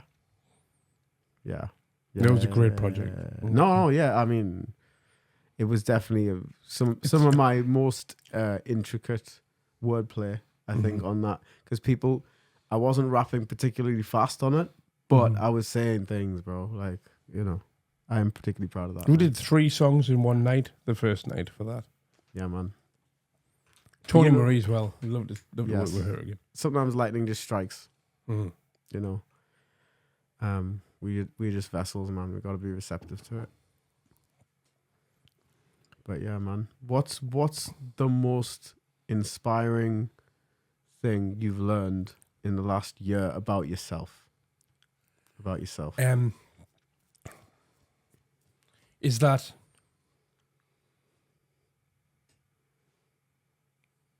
the only way to move on from things is to finish what you started? Yeah, because you're holding on to it. Mm-hmm. Or if you genuinely can't, you've got to just let it go. Like, okay. Yeah, accept the things I cannot change and all that. Rigorous acceptance of it. Yeah, exactly, man. That's the foundation, bro. I got him in 2015. I got Grant Me the Serenity tattooed there. Yeah. So you were already on the path, but just And it didn't mean a fraction of me to me then than it means to me now. But there was a seed there. Yeah. There was a reason. There was something, you know. Well, there must have been, because a tattoo's a permanent decision. All of my tattoos really mean something to us. It's not a narrow and straight path. It's a very, very convoluted path. It can be, you know. Mm-hmm. You never know what's going to be thrown at you, but yeah, you got to I've just realised this is the first sober recorded conversation we've ever had. Really? It must be. Yeah. Yeah, even the one in Chiquitos, I had a beer. I remember that one. Yeah, quite possibly. Yeah, but I would have always been on something. Mm-hmm. Mm-hmm. But yeah, man. Blessed to be here, man. You know, we've lost a lot of people. I lost Harvey recently. Prior, obviously. Yeah, man. But it's just, it's a roll of the dice because that easily could have been either one of us. Yes, easily. You know, so there was a time period in my life when Silver said to me years later, he said, I was just waiting for a phone call to see what I did. Yeah. Yeah. I know some people who are still lost at the minute, and when I say lost, I mean literally there is nothing I can do. Yeah. And it's deeply frustrating. I've got to have faith that, you know, they will see the light, or they will, you know, be given a chance or an opportunity to. Sometimes some people are just too far gone. Yeah. And, you know, I heard I think it was Chrissy actually that said that some people just aren't meant to be here forever. Yeah. Which is sad, very sad. Mm-hmm. I hope I'm not one of them. I want to be here forever. Forever? My work is not done. No, I have not written the best song I have to write. I have not made the films that I'm going to make. I have not fostered the peace and prosperity that I wish to in this world. Even books, man. I want to write books. I want to write great novels and plays. And I want to inspire another generation before I leave. I want to light every torch I can before mine goes out. Seriously. Now that I've I'm at a point in my life where I've achieved like financial stability, and I'm sober. I feel like this is the part of my life now I should be enjoying. Yes. Yes. And I make these videos because I want to. Mm. I've always said that as soon as something stops becoming fun for me, I'll stop doing it now. Yeah. I don't think I'll ever get sick of listening to the sound of my own voice. So, but it is that thing of like, it's a universal law. Like you put energy into things, and then if it comes back more, then it's like that's a sign from the universe that that's what you're meant to be doing at the time. If it's the right kind of energy and you find your bearings, like I'm very much on my path. There's times when I strayed from the path and the universe pushed me the other way, you know. Yeah. But now I'm walking in my truth, and I'm grateful. You've got a new track out as well, haven't you? Today, yes, 1 week. Yesterday, wasn't it? Well, yes, 1 week. By the time this comes out, there might be another one. I'm on fire, bro. This will be out. I'm dropping Monday or Tuesday night. Ah, sweet. Yeah, I'm trying to do a freestyle and a song every month, right? To restart my. It's not about the numbers because the numbers are going to be what they are. But like in 10 years' time, I might look back and say, okay. But I'm just focused on output and putting out stuff that I'm proud of, that speaks to me, that I think will speak to other people. And the numbers are what they are, bro. You know, I'll attract the energy I'm supposed to. I'm not chasing anything. I don't chase, I attract. It's a mantra, bro. Mm-hmm. See, my mantra was chasing the high for forever. Yeah. I wonder what I am chasing now. There's nothing to chase when you're already there. We'll end it on that. Jeez. See you later. What am I doing? I'm not a rapper anymore. Gang signs. Bop, bop, bop. Right, hi everyone. Welcome to the vlog. Going to do something a little bit different today, actually. Right, hold on. Like fake Phil, I've made notes. Right. First thing I wanted to talk about. So, I've started posting more on Facebook, Instagram, and TikTok. What I want to do is I want to monitor my progress or decline, either way, because it could go either way. Won't get everything right. On all platforms, see how big I can expand this reach. So this month, not this month, this week, in the last 7 days, I've had 43,905 views on Facebook. I've got 16,000 followers on Facebook. I just don't use it. It's stupid, really. So I'm going to start and use that all the time now. Instagram, 2,555 views. And TikTok, which I'm pretty much brand new to posting on anyway, 49,000 views. Now, they're shit numbers. They're absolutely crap compared to what's possible. I know that. But for a first week, that's not bad. Now, what I'm doing is a load of the big stream, well, all of the big live streamers that I watch, iShowSpeed, people like that, they've built their platform. Andrew Tate as well, and he's not a live. Well, he is a live streamer. Live streams on Rumble, doesn't he? But all the bigger streamers expand their reach by making short form content clips out of their content and posting them on the short form platforms, which are TikTok, Instagram, Facebook. So I'm going to start and do that. Well, I've started doing that. Then the Divi Daily channel, 31,700 views. Hedgehog Man channel, 90,700. Hedgehog Vlog, 1,200. I haven't posted anything on that channel all this week. KD TV, 580 views. Again, I haven't posted anything on that for 3 weeks now. So that's this week's views were a total of, and this is up until Sunday night, or up until 219,640. Now, when I first saw that number, I thought, oh, that's really fucking good. And then randomly, yesterday, on my Facebook memories, was a screenshot from a year ago of the old VC channel, which was done, last June, I'd done, oh, wait a minute. No, hold on, I'm wrong. Last June I'd done 280,000 views, but that was for the month. So actually, this is really good. If I can keep this going, then I'm actually doing slightly better then. But I am expanded across 4 YouTube channels in 3 platforms. Some of the views are as low as 580. So this is more about me trying to just, if I make myself accountable by doing a video like this once a week, keeping up to date on it, I'm more likely to keep doing it to see if I can beat what I've done the week before. And also, let's just see how easy it is to get not just better numbers on YouTube, but to get numbers across other platforms just reusing the same content. So it's not really that much extra work. All you've got to do is find a clip. Well, on Instagram, it's up to 60 seconds, I think. And on Facebook and TikTok, on Facebook, Instagram, and TikTok, you can do long form short content, if that makes any sense. A YouTube short is limited to 60 seconds. So I'm going to make videos up to 60 seconds, one short, and then I'll post it as a YouTube short. I'll post it on Facebook, Instagram, and TikTok. So I'm only making one clip and then using it 4 times, if that makes any sense. Right.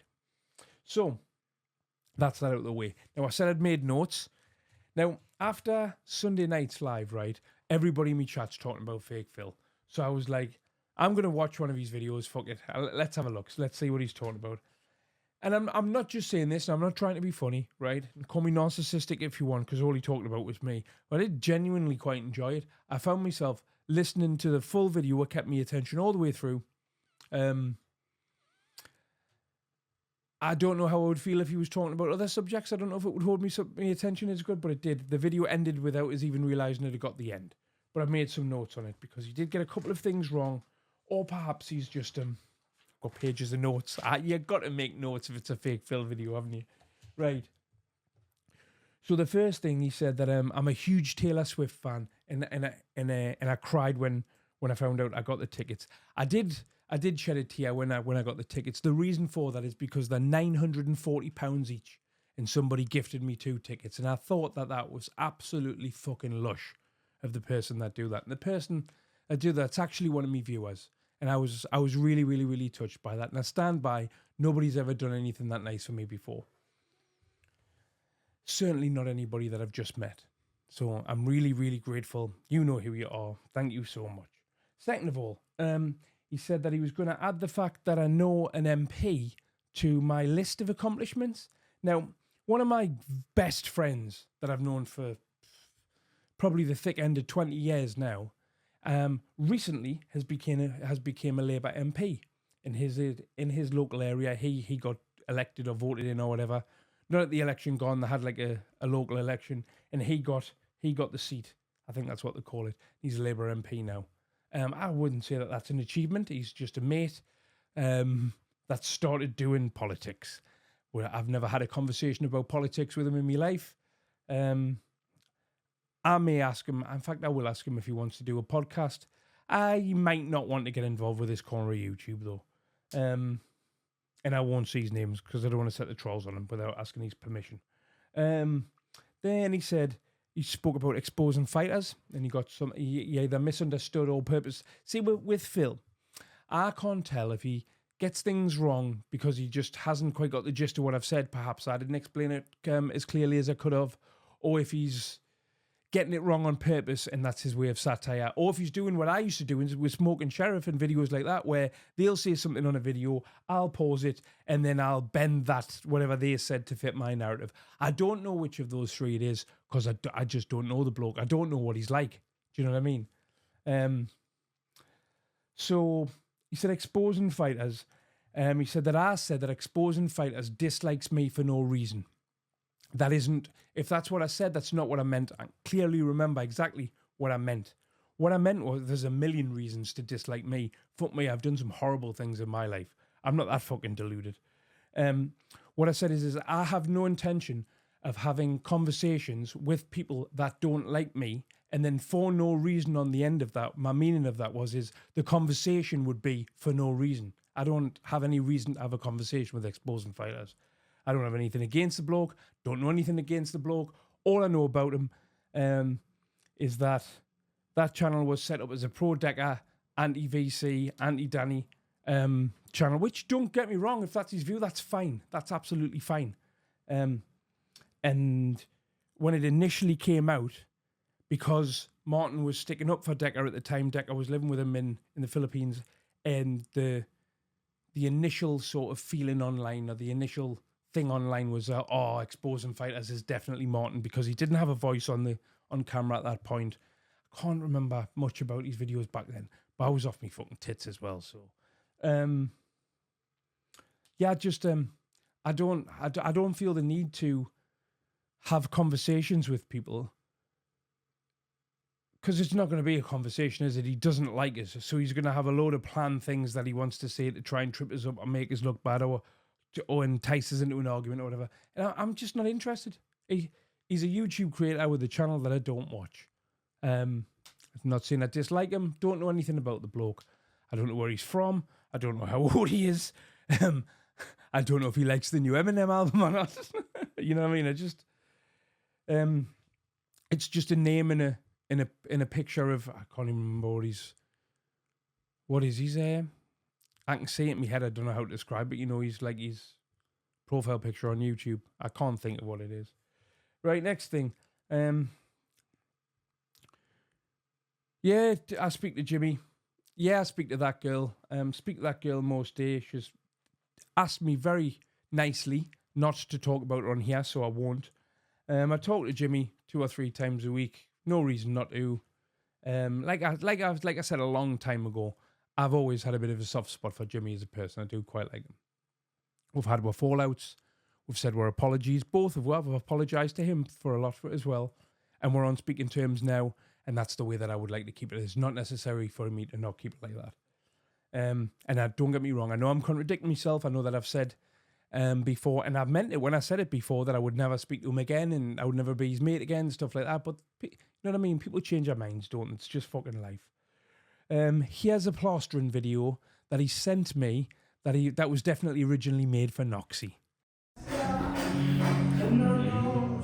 Quite proud of this one, Noxie. Quite proud of this one.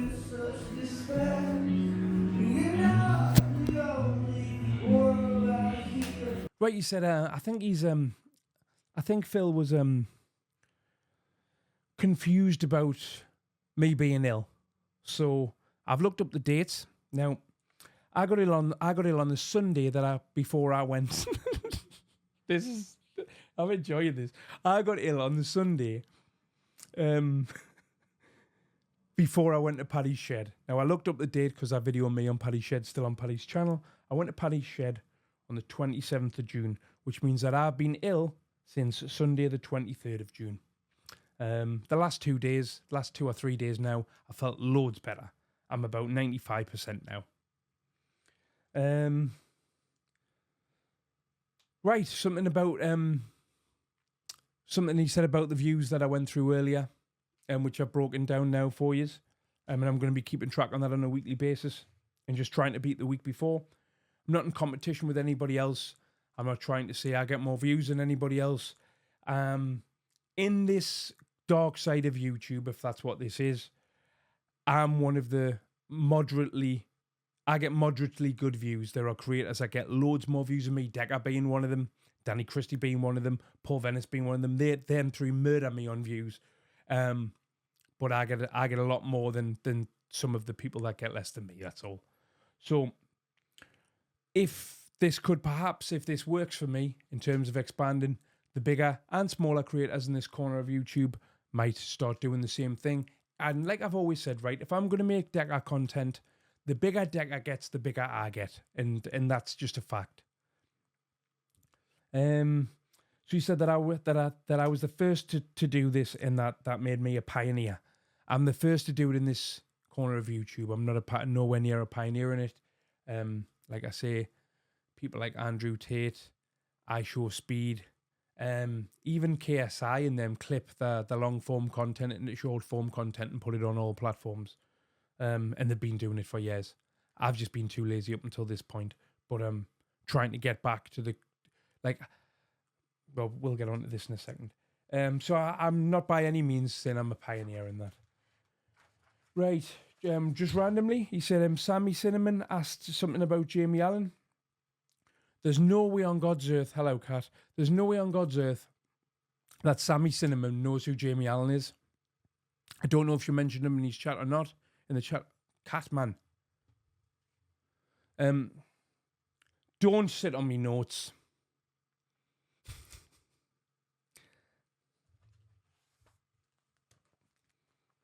Where was I?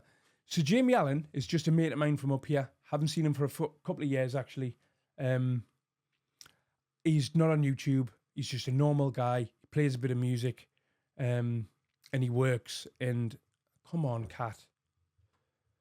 And he's not on YouTube. I don't even think he's on Facebook. So he's just the person that asked me in the comments who Jamie Allen was. I don't know the person from their YouTube handle, but they obviously know me and or Jamie in real life. Probably both of them in real life. And now they watch me content. That's all. Just somebody asking about a really random person. But there's no way on God's earth Sammy Cinnamon knows who he is. And Fake Phil said Sammy Cinnamon asked about Jamie Allen.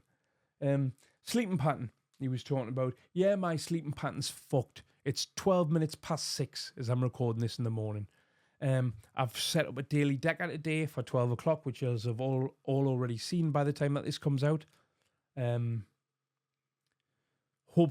will sort me sleeping pattern out. I don't know if I'm going to bring the daily Decker back every day. It depends on how much content Decker does. I'm not sure if I can be arsed with going back to doing it every day. But if I do it 2 or 3 times a week at 12 o'clock, that will sort me sleeping pattern out, because that gives us I have to get up to do the show. And even then, I won't get up at 11 o'clock in the morning. But 11 o'clock in the morning is far better than getting up at 5 o'clock at night. Chrissy gets in from work at 5:30 and expects us to do something or at least some attention from us. And my content creation output is suffering as a result of that. What else? Right, re-uploading the old podcasts, he mentioned. Right, so this is something I was going to cover on this vlog anyway. So the old podcasts, and looking at the old podcasts over the past few days, I managed to get, I've been through, I'll show you them.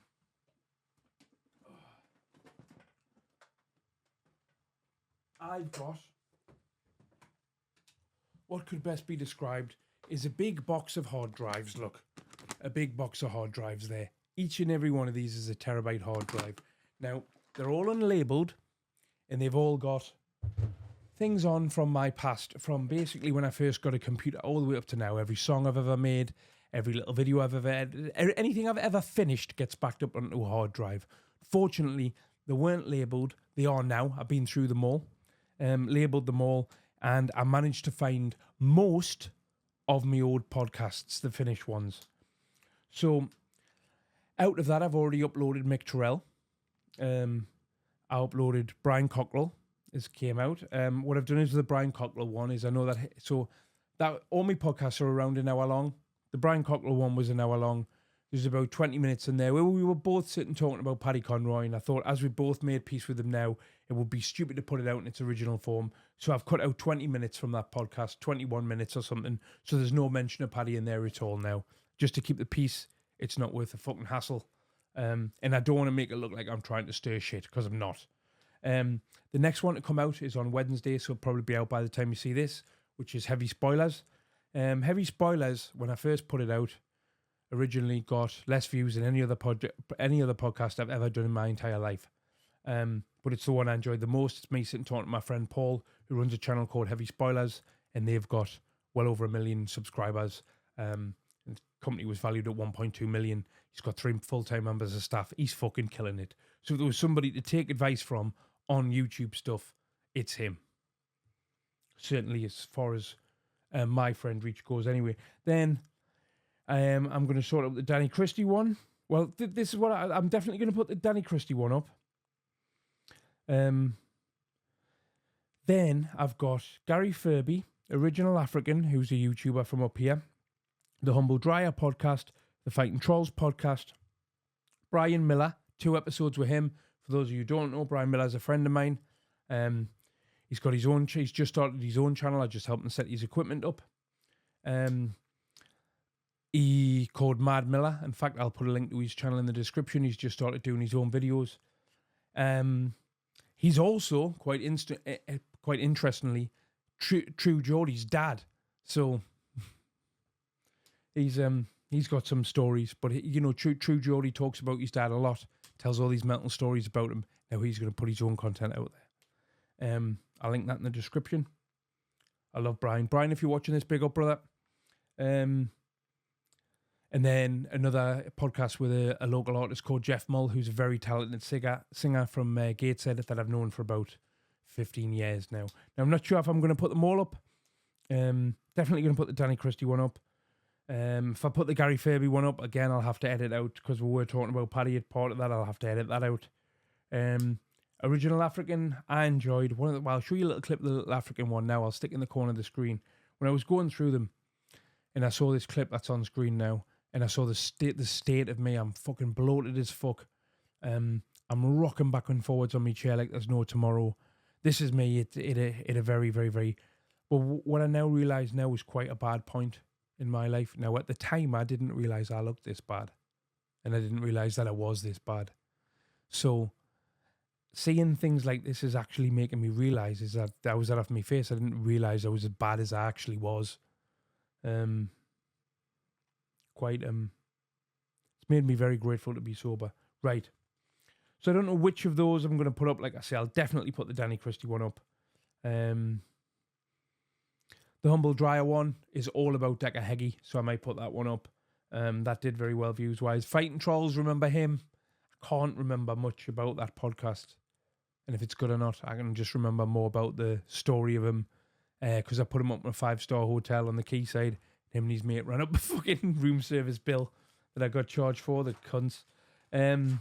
Which the internet was far more asked about than I was. So yeah, and then Fake Phil getting back to his video, Fake Phil went on about how I'm going to do new podcasts and I'm going to use my new camera. Now, I'm not going to use the new camera for podcasts. That's not why I bought it. I also didn't buy it to use as a webcam. I was just using it as a webcam because it's one of its capabilities. To shoot the podcasts, I've got 2 of these cameras, 2 of these 4K Panasonics. They're perfect for podcasts. They're easy to set up. The kind of thing that they're designed for. You put them on a tripod, you point them, you hit record, autofocus and everything. You don't need a cameraman. The new camera I've got is to do content. Well, it's a cinema camera. It's called the Blackmagic 4K Pocket Cinema, and it's a cinema camera for dummies. It's to make content that's good enough, quality to be used in a Hollywood movie. It's full 4K raw footage.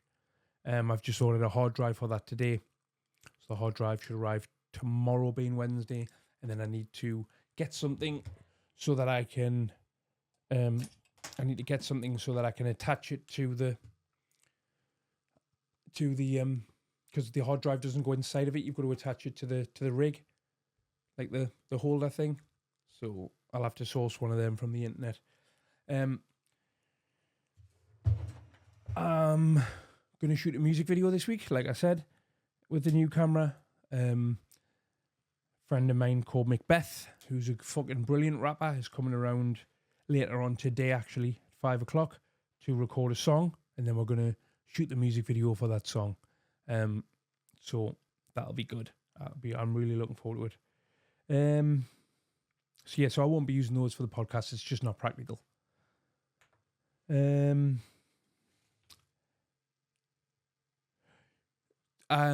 You said that I was asked how much I made from YouTube, and I said 5k. I don't believe that I was asked that at all. I was asked what my base income is since I retired a month. I wasn't talking about YouTube revenue there. The other thing you mentioned was oversized boss tops. I don't have any oversized boss tops. All of my expensive, 99.9, in fact, is any of my designer, and I don't think any of my designer clothes are big. No, they're not. They're all from before I ballooned up in weight when I gave up speed. So it's actually the opposite, as opposed to me having clothes that are too big for me now. That's why I've got stuff like these band hoodies and that. These are the oversized stuff that are huge, that I bought when I put weight on, just to wear because I always had intentions of losing the weight again. I just didn't know how. Now I'm on Manjaro, best thing I've ever done in my life. Will do for the rest of my life. Have an injection, don't have to exercise, and just all the health benefits of it are beyond a joke. So yes, I will definitely be doing that for the rest of my life, all day long. Not ashamed about that at all. So it's with the boss jumpers, because I think I've only got 3 boss hoodies, maybe 10 boss jumpers. I wore one last night, because when I watched the fake Phil video, it prompted me to think, oh yeah, all that stuff might fit me again now, and some of it does. So I've got all my access to, I've got the option to wear my designer stuff again. So that's good. What else? Manjaro, we've covered that. Despicable Me 4 jokes. So I passed comment on when I was in the cinema. This is fucking mental, this. I passed comment on yesterday when I was in the cinema that me and Chrissy were laughing at jokes in Despicable Me 4, and the kids weren't laughing with her at those bits that we were howling at. And he said it because the kids wouldn't have gotten the jokes. But it was the more childish stuff that we were laughing at. You know, like when there's like 3 minions stood in the corner and one of them just slides the other one the side of the head and stuff like that. That's the kind of stuff we were laughing at, like the slapstick daft stuff that I would have thought kids would have got. I don't know. I don't have any children in my life really, besides me godchildren, which I barely fucking see. So, filters, he said I admitted to using a filter to make myself look tanned. I didn't mention filters at all. I do have a ring light though, which is here, and we'll put it on. It's got 3 different settings, and on this setting, which I used to put on to make myself, I still do sometimes, to make myself not look as pasty, also is the one that turns my teeth yellow, because it turns everything, it puts an orange tint on everything. But it's not a filter, it's a ring light from IKEA, if you would like to get one, Phil. They're £34 and they're lovely. Receding gums and having my teeth whitened. Fuck me. I'll tell you what, Phil, I've got to thank you, right? Because I had nothing to talk about today. Literally nothing to talk about. So this has given me plenty. So I mentioned that I may get my teeth whitened, but the last time I was at the dentist and I mentioned, I asked for a price to get my teeth whitened, and they said that they wouldn't do it until my receding gums had been sorted. I've been given these little toothbrushes that you've got to do in between your teeth with from them. Some specific mouthwash that they told me to get, and I've got to, when I'm brushing my teeth, I have to also brush my gum. It's on the bottom. It's just on the bottom at the front there. I have to do that. But I don't know why they said I can't have it done until my receding gums are better. I'm not a dentist. I don't know. It's just what the dentist said. And also the electric toothbrush. And I said that my electric toothbrush isn't charged. And he said electric toothbrushes are normally sitting in the charger. Mine isn't, for the simple fact that in my bathroom, these are quite old properties, and in my bathroom there's no electrical plugs. So I'm pleased that I've managed to clarify those things. Also, I saw that that I'd said in when I was talking about the Shad Bundy thing that if that a lot of creators make the mistake of not putting the person that they're talking about's name in the title, and because I think they're under the impression that it can get struck or whatever. That's actually not the case when it comes to creators' names. And I noticed that on Phil's video that I watched just before, that he put Daily Divvy in the title, and he's taken me advice, and it's done double the views of his last video that just refers to me as creepy in the title. Nobody's just searching for creepy if they're looking for stuff to do with me. And if they did just put the word in creepy, I wouldn't be what came up. So, yeah, so there we go. Only said Bibby's boring. Bibby does have quite a monotone voice. I'm interested to see in terms of what he does content-wise. If I find it entertaining, I'll watch it. If I don't, then I won't. Right, that concludes this vlog. We'll see you all next week. I'll probably actually do another little one, put some of the stuff up of his recording with Macbeth this afternoon, well, this evening, and then when we shoot his music video later in the week. I might as well film a bit of that as well. Get some behind the scenes footage, which would be me holding my phone, filming the other camera in my other hand, because would be both cameramen, wouldn't I? There we go anyway. Right, I'll catch you after, you dirty grafter.